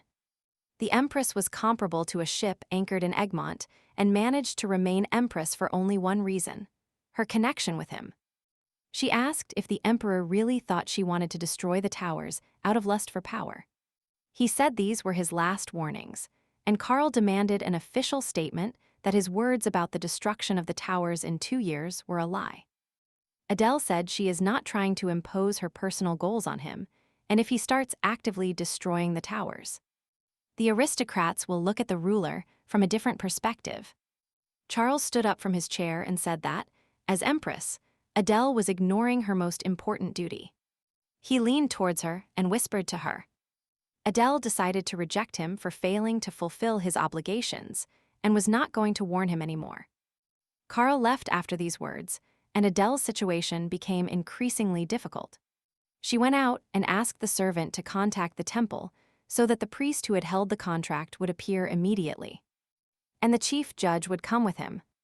Being a member of the imperial family was always a burden for Adele, but never for a second did she forget her responsibility. But today this already unbearable burden seemed especially heavy to her. At that moment, Lionel came out onto the terrace, and Adele wanted to show her weakness. More than anything, she hated looking vulnerable, but with him, she wanted to cry. Since birth, the title had been an integral part of her, so she didn't know how to share her troubles with someone else. She began to cry, and bitter tears of despair ran down her soft skin. Lionel wanted to help her, but he had no idea how. The emperor summoned defies to a meeting and confidently declared that he intended to overthrow the empress. He said that, lacking a compelling reason, it would be quite difficult to do so. The emperor was about to judge Adele for refusing to spend her wedding night, and the duke declared that this matter could not be ignored, and that the trial should take place today. In order not to tarnish the honor of the empress, it was decided to carry out the procedure unofficially. And Hannah Giggs, who serves in the empress's palace, would be called as a witness. And since this is an internal process of the Ulrich family, he invited Duke Desponet and Duchess Grant as witnesses. Defies promised to carry out the emperor's orders and was very happy to finally be able to get rid of the empress. The priest said that this case had no precedent, so he studied all the laws and historical regulations. Renouncing her wedding night was a good reason for deposition, but it could not be considered a crime. And she would simply lose the title of Empress of Egmont for failing to fulfill her duty. And the title could be restored if the Empress promised to fulfill her duty. Valdor and the Grand Duchess were in the banquet hall and observed the behavior of the aristocrats. Usually, as soon as His Highness and Duke Espinay left the hall, everyone left with them, but today many aristocrats remained. All they have to do is corner Despona, and then the scales will tip in their direction. Suddenly, the aristocrats fell silent, and their gazes turned towards the doors through which the men had just entered. In robes who were the palace judges. One of the men approached the empress with an important message. The emperor demanded an immediate trial against her and asked her to urgently appear at the hearing. They reported that they were sent by His Highness with an urgent order and asks that Adele be tried immediately. Empress Adele felt her heart start beating faster as the judges stood before her. And a deep sigh broke the silence of the hall, filling it with tension and anticipation. Lionel stepped forward and demanded to report why the trial was scheduled without notice. Lady Grant was also indignant at the nonsense of holding a meeting on a national holiday. She asked Adele, given that the trial is scheduled, does it turn out that the emperor has some charges against her? She remembered his recent warning and his words that she had not fulfilled her obligations. The empress said she was ready, and Lionel took her hand to try to stop her. But she looked at him tenderly and promised to return soon. And she was always like that. It seemed that the weight on her shoulders would soon fall, but she would never agree to share it with others. Lady Gran was called as a witness. She asked Baldur not to worry, because she would follow the proceedings. Lionel asked his brother to urgently summon all the aristocrats. And before the scales tipped in their direction, they had to do something. All citizens of the Egmont Empire are judged according to imperial law. But cases of the imperial family involving its members are decided according to palace laws. And the proceedings are held in a courtroom inside the palace. Empress Adele walked through the marble corridors of the palace, heading towards the courtroom. Many feelings overwhelmed her heart, from excitement and anxiety to determination and readiness to face justice. But Adele was ready for this challenge. She was the empress. Her duty was to serve her people and uphold law and order in the country, and despite the turmoil in her heart. She was determined and ready to face all challenges on the path to truth and justice. Duke Espone said he had learned something terrible and insisted on an immediate trial because Adele had committed an unforgivable crime. The emperor asked everyone to be silent and begin the trial. The judge read the indictment. Today's court was requested by His Highness the Emperor. The basis for the deposition of Her Highness the Empress from the throne is the failure to fulfill marital obligations. Therefore, the high priest who performed the wedding ceremony will be present at the trial. Lady Grant shouted. The Empress destroyed the towers for the good of the people, and even on the day of the national holiday. She took care of the common people and could not be blamed for failing her obligations. Desponet stated that the Empress had a completely different duty that she failed to fulfill. And the reason she is here now is because she rejected her wedding night. The Emperor imagines himself as the one who can send her to hell and the only one who can pull her out of it. The court called Hannah Giggs, the Empress's maid, as a witness. She said that before the Emperor came with the demand, they had a big fight. And in such a situation, it was impossible to spend the wedding night. Adele listened carefully to everything said by those present and felt that it was too hard for her. And the towers, and the people dying because of the monsters, the commoners dying in the slums. And even her desire to save everyone. Adele was very tired of fighting, and she no longer wanted to resist anyone. Hannah tried to tell the emperor that he was making a big mistake, but Adele asked her to stop. The emperor saw how Adele gave up before his eyes, and how she still managed to break her wings. He wanted Adelaide to put aside her pride and finally bow before His Majesty. She said that she admitted her guilt and that she really couldn't spend her wedding night with him. The judge asked if Adelaide would then accept the charges brought against her. Her reaction was very different from the emperor's expectations. He thought the girl would fall into despair and get angry at the hopelessness. But suddenly, she just admitted her guilt, and the priest reported that His Highness had not fulfilled his duty. She admitted the charges and would be stripped of her title of Empress. Karl loudly declared that if the girl repented and asked for forgiveness, he would give her a chance to improve. And not everything went according to his plan. Karl understood that the situation had to be corrected quickly and promised her forgiveness if she agreed to fulfill her duty. But Adele flatly refused. She looked the emperor in the eyes and once again said she wouldn't do it and asked the judge to accept the punishment. The judge pronounced a verdict. Empress Egmont Adelaide Ulrich Egmont will be deprived of the title of Empress for failure to fulfill marital obligations. Breathing heavily, she listened carefully to the judge's decision, feeling how every word would affect her destiny. And her heart beat fast, experiencing mixed feelings of sadness, pity and cruelty. In a secret meeting in the Duchy of Baldur, Lionel asked everyone to look at the map he had brought. The places where the towers are currently located were marked in black, and the territories where the emperor and the duke wanted the towers to descend were marked in red. Once the towers descend upon these lands, everything will go according to their plan, and the entire empire will be at the mercy of the towers. In other words, mages will be able to use power wherever they are.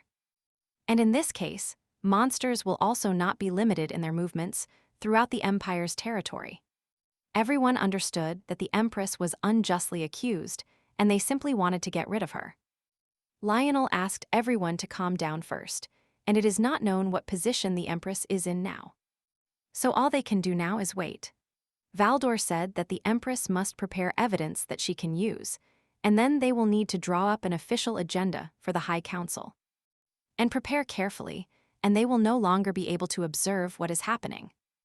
The meeting ended, and Lionel stayed behind to talk to his brother alone. But a servant burst into the office, shouting an important message.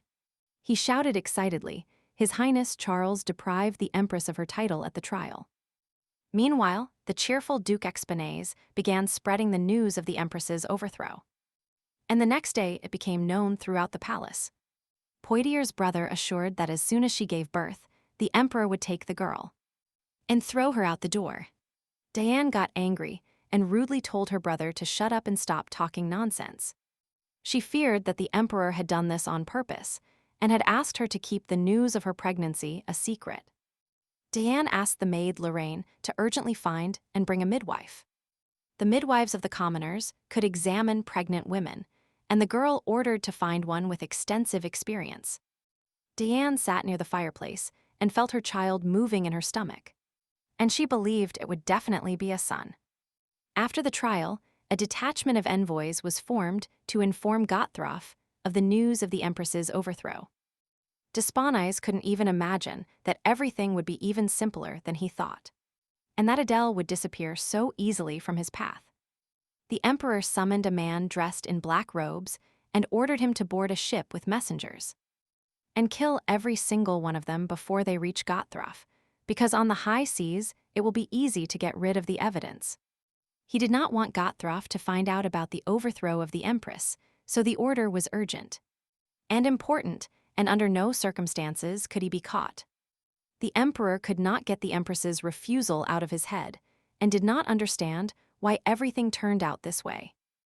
And he only wanted to push her into the abyss of despair. Although the court deprived the Empress of her title, this did not mean she became a sinner out of respect for the Empress.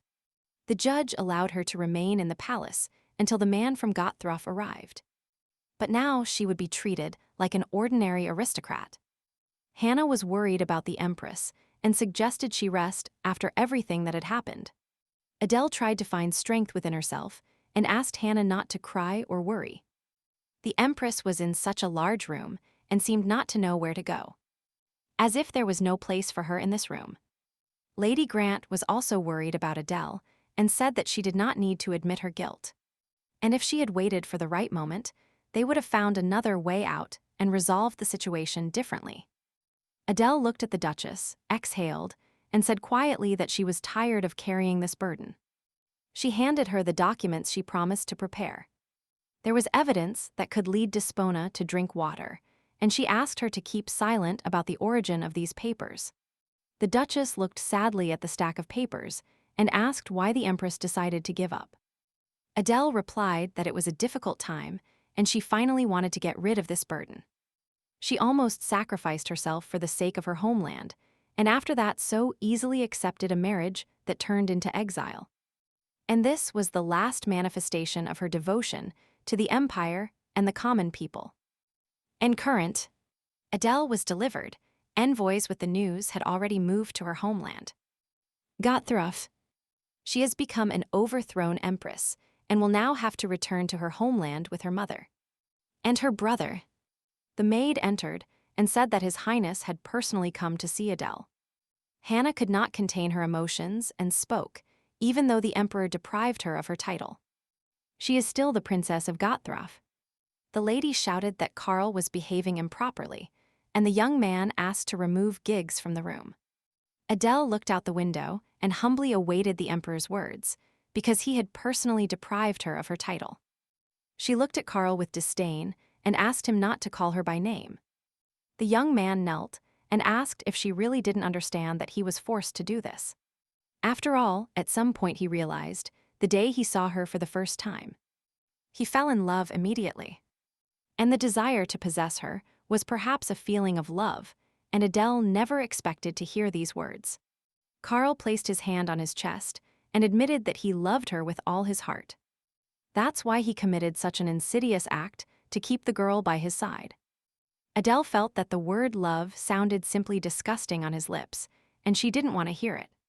She shouted the emperor was talking nonsense, and she couldn't believe what she heard as a reason for his action. Karl said he regretted the moment he humiliated her and caused her suffering. His words contained only sincerity and a desire to help. Adele repeated once more that she admits her guilt and has no other reason to speak, and that the emperor had better leave. The Emperor of Egmont knelt before her and declared his love, but she remained unmoved. At night, Adele sat in the hall and felt how tired she was of so many people and events. She had never lived for herself before, but was always saving someone and taking care of someone. But even if it were possible to go back in time, she would make the same decision. And she does not regret it. She remembered Lionel's kind eyes and burst into tears of helplessness. Perhaps she deserved to be overthrown. Adele took out a box with 2 small bottles. It seemed to her that everything was useless, and she tried in vain. There was no place for her here or in the city. And in the end, only death remained. She looked at the poison bottles and was sure that even if she died, she would lose nothing. A couple of hours ago in the Duchy of Baldur, Lady Grant asked if Marquis Lionel was here. Baldur was already expecting the Duchess, who were very worried about the Empress. Lionel asked what the reason for the overthrow was, and the Duchess saw him like this for the first time. His eyes burned with a dangerous fire. It was like a river that seemed ready to overflow soon. The girl said that the reason for Adele's overthrow was the rejection of her wedding night. She gave Baldur documents from Adele, where there was sufficient evidence to press charges against the Duke of Espionage.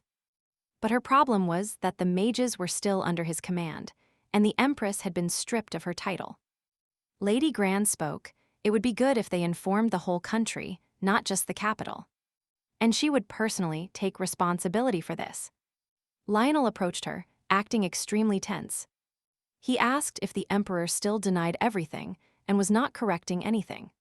What would she do then? Hinting if the lady was willing to overthrow her brother. Grant replied, "He who resists until the end and drags the country into the abyss of hell is not worthy to sit on the throne." Recently, an order was given that prohibited Lionel from entering the palace, but he skillfully crossed it on horseback. Without paying attention to the servant's words, he found the Empress and was very glad to see her and offer her support.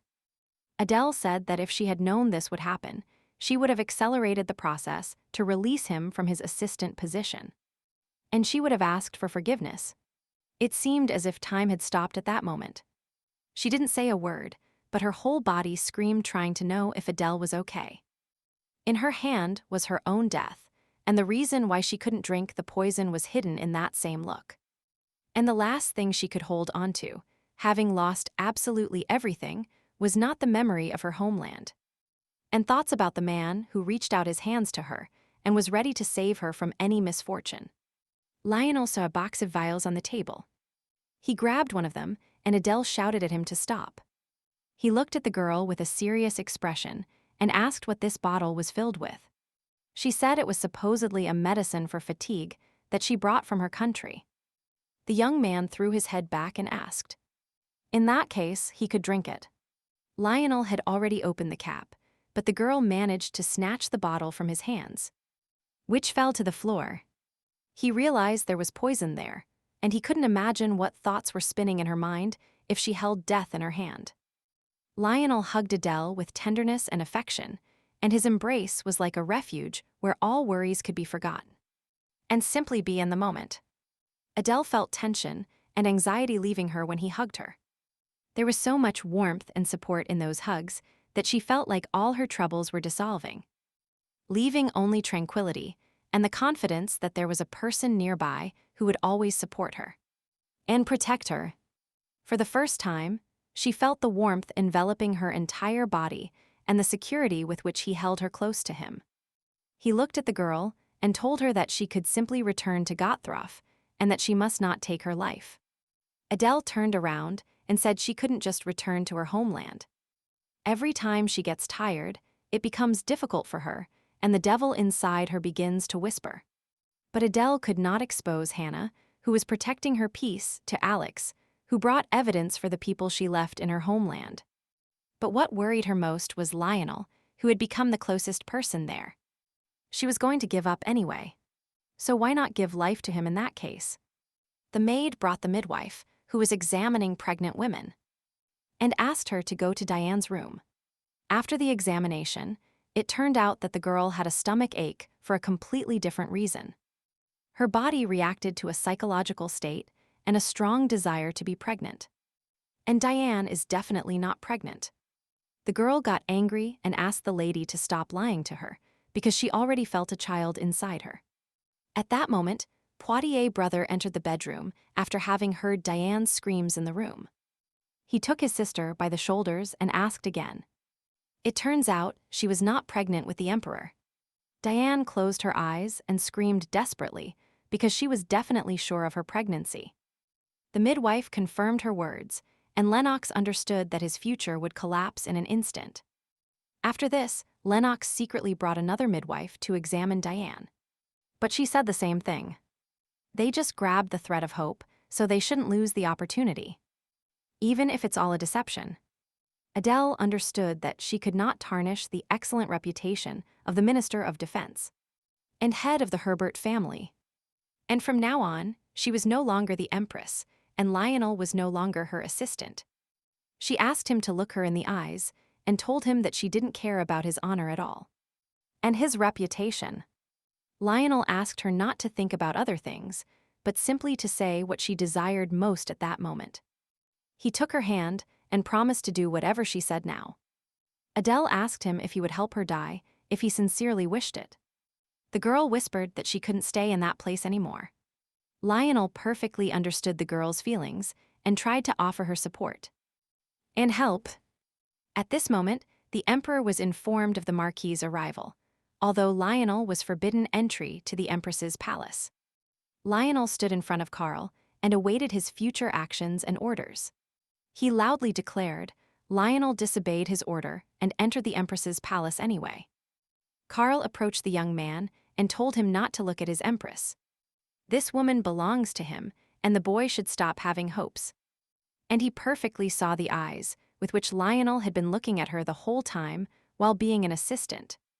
Karl shouted loudly. Lionel no longer has the right to enter the palace, and no longer dares to violate His Highness's orders. The Emperor finished the dialogue, and at that moment he furiously intended to kill the insolent Lionel with his own hands. As Lionel expected, the wave of indignation over these rumors was incredibly large. The people did not understand why the Empress had to go through such humiliation. And their lives were threatened because of the terrible towers. Not only common people suffered, but also aristocrats. And after a few days, the entire country was filled with anger. Valdor sent people out of the capital, and soon all residents of the empire should have learned about this. Lionel said he was going to invite Princess Adelaide to the Herbert Marquisate. Valdor was outraged by how his brother was going to answer for the consequences and clearly went crazy. He assured that to achieve the desired goal, they needed his help, and it would be better if he stayed with him.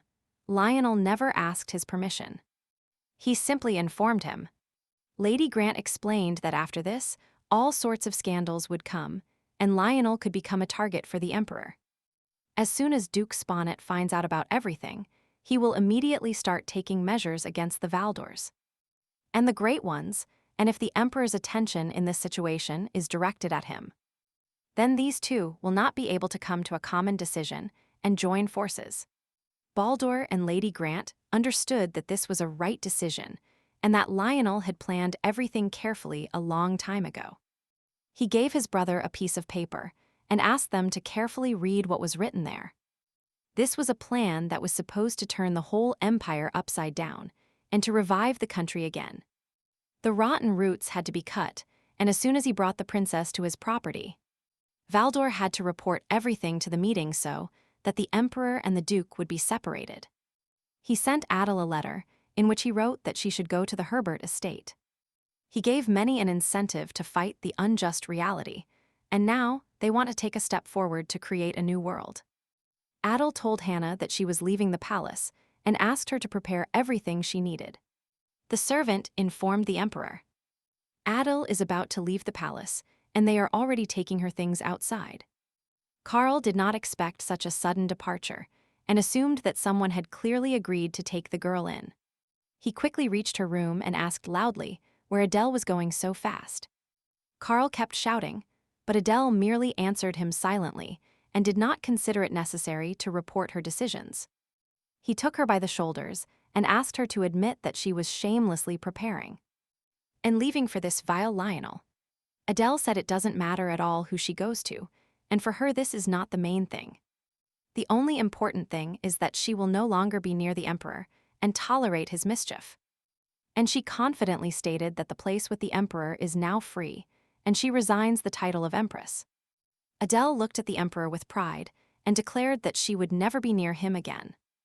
The Emperor couldn't believe that Adele would really leave him, and he intended to kill Lionel at any cost. He could send him to a place where he could never return, and if he managed to return, he would send him there once. And again, until one day he died. Karl said that if she chooses Lionel, she will not only tarnish his honor, but also endanger her life. Adele didn't want to listen to the angry young man anymore, and silently left the office. Hannah met her, carefully threw a coat over her shoulders, and told her it was quite cold outside. They walked slowly through the palace grounds, but suddenly they both stopped at the spot.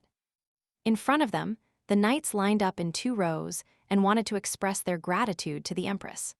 Henry Hakal, the second in command, stepped forward and bowed before the girl. It was respect for the man who was the first to challenge all the foundations that existed in the empire. They met only twice. They fought together, pursuing the same goal. No one criticized or doubted the deep respect of the knights for the deposed empress. Other servants of the imperial palace joined the knights, and everyone treated her with respect. Her heart was filled with pride for the achievements of her people, for the prosperity of the empire, and the well-being of her subjects.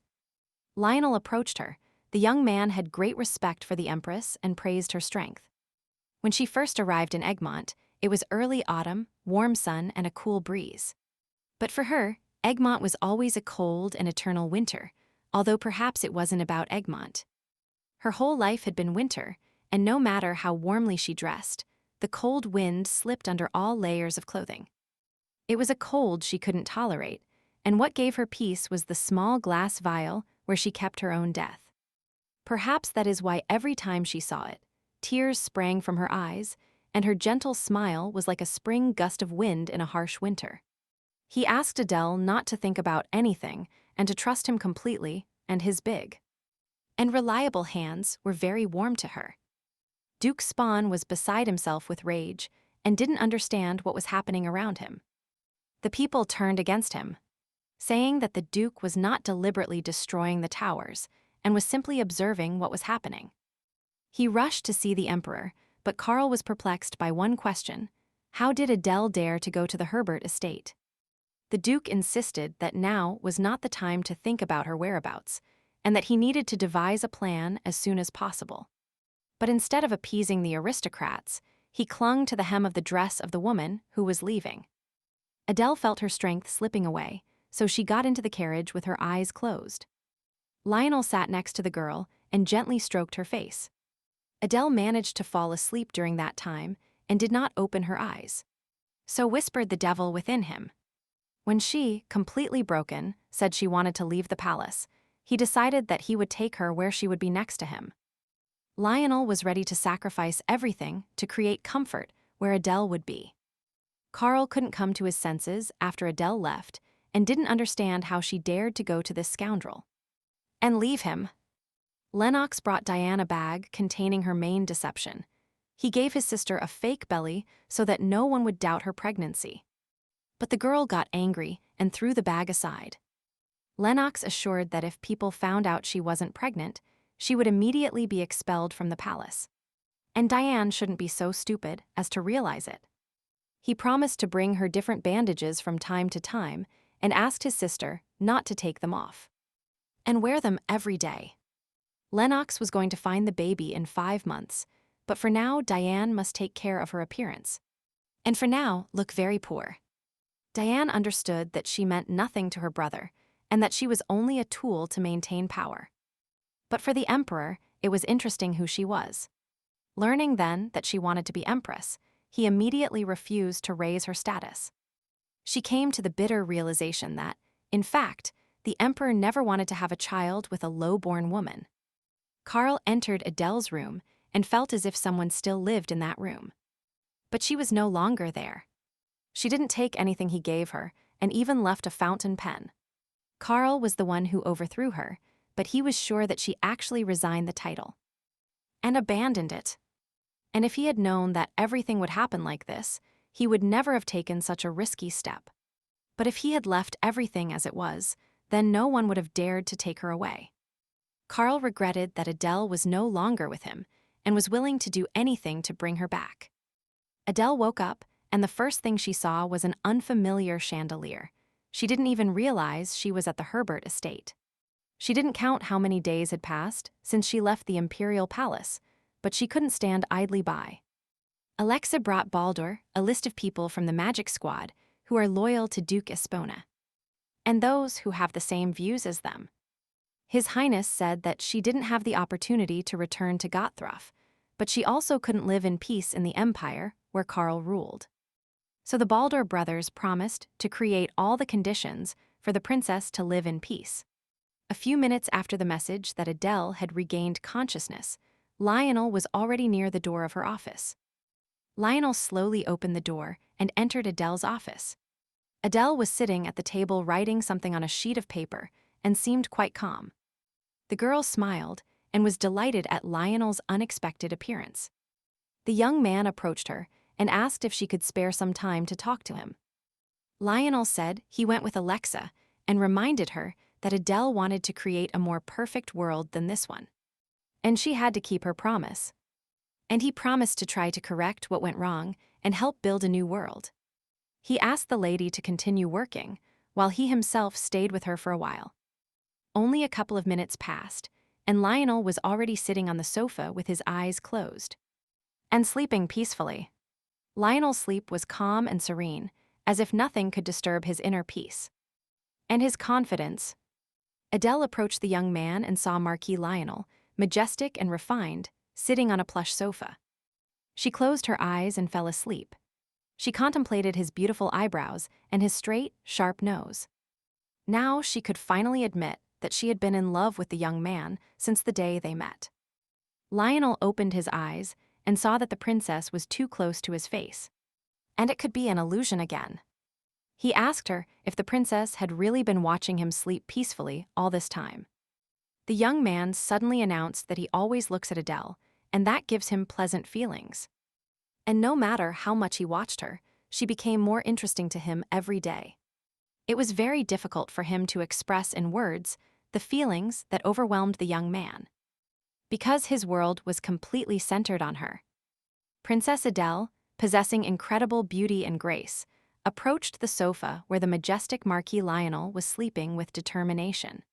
Her eyes shone with joy and emotion as she gently touched his noble cheek. And she leaned in. She leaned in to kiss his lips, and the moment filled with magic and elegance when Princess Adele whispered Lionel's name, as if calling him from a dream.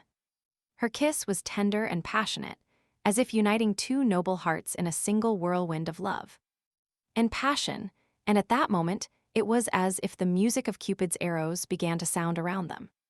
Flowers blossomed in the garden, and a unique atmosphere exuded magic and romance. Status, circumstances, reputation, at this very moment, all these walls that stood between them suddenly collapsed. After the kiss, they looked at each other for a while and couldn't take their eyes off each other. Suddenly, a servant came and said that people had come who were not ashamed of the late hour. And they wanted to meet today. They asked to deliver something to her, which the young man gave to the princess. It was the symbol of the head of the Knox family in Gotthrof, and this sign made the princess feel incredible joy. Lady Diane walked down the hallway tonight, and her eyes expressed deep discontent. A gloomy mood took hold of her, giving her face an expression that was strange to her before. Her usual smile disappeared, giving way to a grimace of irritation, worry, and disappointment mixed in her heart, making her nervous and irritable. Lady Diana felt offended not only by the external situation, but also personally, her principles were violated. Her feelings insulted. She told the servants threateningly that she had come to meet the emperor. But the young men insisted that it was already too late, and that it was better for the girl to come tomorrow. Karl sat on a chair with a glass of wine. His calm and cold voice showed no emotion, and he asked what happened to the girl to come here at such a late hour. Although he never treated her with warmth, her heart beat much faster when she saw him. But she understood that in her relationship with him, the real her didn't exist, and her long hair. Her blush and smile were only fake. Once again, he asked the girl to tell him the reason why she came, and then left his room. No matter how stupid it seemed, Diane only now saw the true face of this man. She asked if the emperor wanted to know who carried a child under her heart. Or a girl. The emperor looked at her with an absolutely indifferent gaze, as if nothing had ever happened between them. Diane spoke. She asks this question every day, but apparently Karl is not interested in anything, even though he is the father of the child. She asked the young man to order the doctors to make an official pregnancy diagnosis. But for some reason they don't. Dina sat with the emperor and asked him if a boy was born. Would he make him his heir? She asked if it was because of her low origin and specifically wanted to offend the emperor with her past. Karl sighed and said in a calm voice, "Only the empress's son will be the heir to the throne." Diane did not expect to hear such words, and now she understood that her magical world had suddenly collapsed. Initially, Karl did not intend to make her his empress because of her low origin and, naturally, he would never recognize his child as heir. She left Karl with feelings of unease and didn't understand why he later gave her the ivory palace and kept her by his side. And only now did she realize that the emperor was simply venting his feelings when it was difficult for him. And she was something of a trash can for him, and after throwing her into the abyss of hell. He sat with a calm face. And in fact, all this time she hated the completely wrong person, and only now did she see the true evil beside her. The guests would be led to the waiting room, and Adele and Lionel were getting ready for the meeting. He said that if Adele didn't want visitors, she could dismiss everyone without giving any reason. But she saw no point in refusing. When Adele asked to bring someone from Gotthruff, Kaina was called, and this meant one thing. They were determined to bring the princess back. Adele was stripped of the title of Empress. Cain remembered the day he left Gotthruff for a distant country where he knew no one. Adelaide showed no weakness to anyone, and he just watched as the image of Her Highness dissolved somewhere in the distance, who was doing everything possible to appear stoic and strong. Then he looked at her with sadness in his heart until her silhouette disappeared somewhere on the horizon. Lionel went out first and carefully examined the guests from Gotthruff who were arriving to ensure Adele's safety. He greeted the guests and said that he was the owner of this estate and his name was Marcus Herbert. He understood that one of them was Cain Knox himself, and no matter how he stopped them, she would want to take Adele home. Adele left the room to the guests and smiled a welcome upon seeing her loved ones. Givelin looked at the princess and said that the girl was very thin and looked completely exhausted. She looked at Cain and asked what brought them here and if anything had happened in Gotthruff. Adele said she was fine, which was expected of Her Highness to say. She always stays strong. But for some reason, it hurt Cain to see her like this. Lionel saw that Adele really cares about these people, and they definitely have a connection between them. He said they would need time to talk, and decided to leave her acquaintances in peace. Givelin was outraged if the reason for Adele's overthrow was unfounded. He couldn't stand idly by. Adele briefly talked about what had happened during all this time. Being Empress of Egmont, she was going through hardship for the same reason, so she decided to renounce the title of Crown Princess in Gotthruff. But it wasn't her fault. She was who she is, and they always followed her. Cain said Adele always said she would choose death over the loss of honor. And now she is going to die on this land. They were sure that the lady acted as if there was no one near her. But no one in Gotthruff would think ill of her. Cain was worried about Adele and asked her to return to her homeland, where everything would be fine for her. To that dense native forest she loved so much, where they spent a lot of time together. Adele often remembered her native places, which were special to her and gave her strength. She missed those times very much, and the land where there wasn't a single corner she didn't want. What Lionel promised her, and what he wants to achieve can be called a revolution if it succeeds, or treason if it fails. Moreover, by inviting her to his property, he became a target for the emperor. And if Charles decides to attack him, Lionel will be in even greater danger. Adele felt guilty because they had come a long way to this. But she couldn't leave Lionel alone and suddenly leave. Cain didn't understand. Adele was no longer the Empress of Egmont, but why did she still worry about the future of this country? Although Cain was rude, his words were justified. The young men were opposed, and Giebelin gave Adele a letter from Her Highness. He said that if Adele is not happy, then they are obliged to take her to Gotthrof, even if it means war. Adele opened the letter and saw the first lines in which a greeting message for her beloved sister was written. She saw kind words from her dear brother, who was very worried about her safety, and apologized for not knowing about her departure. Adele sat on the floor and read, her eyes moist with tears, lines with words of affection and love. He sincerely wanted his sister to be well and was willing to do anything to make Adele happy. After reading the letter, the girl couldn't hold back her tears. She dropped her hands and cried bitterly, sitting on the cold floor. Lionel was informed. His Highness finished the conversation with the guests and returned to his room. He couldn't stop thinking about that kiss. When their lips touched, he thought his heart would stop. Indeed, the ultimate goal of his revolution could not be considered righteous, because he did all this for himself. Because he wanted to keep her by his side. He perfectly understood how disgusting and vile he was, but that was precisely where his sincerity lay. The young man entered Adele's room and immediately noticed damp traces of tears in her eyes.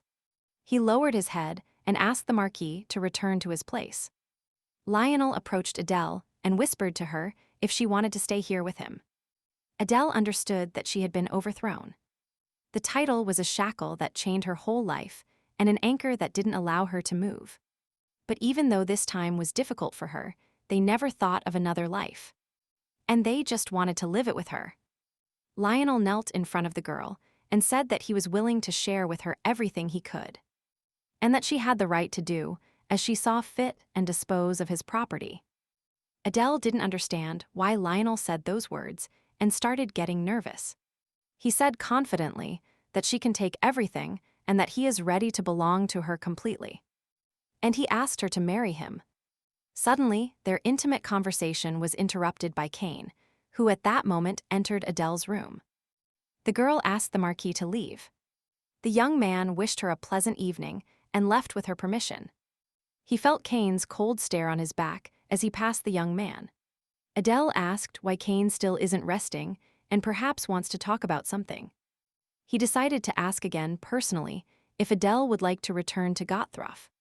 He reminded her of the day he came to the bamboo forest to look for her. Then she told him that she would show him the huge world they would build together. The 13-year-old girl might not remember it, but the words she said that day were engraved in the young man's heart forever. Believing her, he boldly decided to follow Adele, despite the unbearable pain caused by the news of her marriage to the emperor.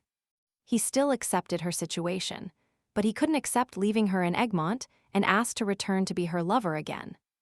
Cain cried right in front of her and could no longer hide the pain his heart had gone through all this time. Adele hugged him and told him that the day they overthrew her she wanted to die, but she didn't dare to die. She wanted to resolve it and asked him to give her some time. Cain left Adele and felt that in just 6 months, something had changed in her. And she was no longer the same. And the reason for these changes was only one, Marquis Lionel, who had been by her side all this time. He met him on the way from Adele, and threateningly told him that the young man should never dare to show her his feelings again, and that she was too noble a person for him. Cain said that Lionel had never seen her happy, and that he had no place in Egmont. Cain shouted, he will definitely return Adele to Gotthrof, and Lionel won't be able to stop him. Their dialogue was short, and Lionel saw how Cain was afraid of losing the princess forever. Adele held a bottle of poison in her hands and wondered why she couldn't do it back then. She had many thoughts, but as soon as death barely touched her lips, it appeared before her eyes. Memories of the past desperately clung to the girl, but it wasn't them who actually stopped her. Hannah went to see Adele in the morning and wondered if the girl had been sitting in the office all night, and that was bad for her health. But she replied that now her mind was clearer than ever. And Hannah felt that Adele had probably made the right decision. Adele got up from the table and thanked Hannah for everything she did, because it was she who lit up her life here. She spoke as if she planned to return to Gotthrof and decided that it was necessary now. Duke Spanes never stopped scolding Lennox for failing to make his plans come true. He said that the actions of the aristocrats caused him some suspicion. The stupid emperor was obsessed with the deposed empress. And during this time, Isabel and Baldur gathered the nobility. Soon a tower will have to descend upon the capital, and it will be a great portal the day it descends. She will finally get rid of Lady Gran and the Baldur brothers. He ordered the mages to be handpicked, and as soon as they remove these three from the path, the rest, like rats, will scatter in different directions. The emperor was informed that Princess Adele was still at Marquis Herbert's estate. The servant noticed that His Highness was behaving strangely and had already asked several times about Adele's whereabouts. He got up and told the young man to prepare everything for the trip. He urgently needed to meet Adele, and he was going to personally visit the Herbert Marquis' estate. Bert,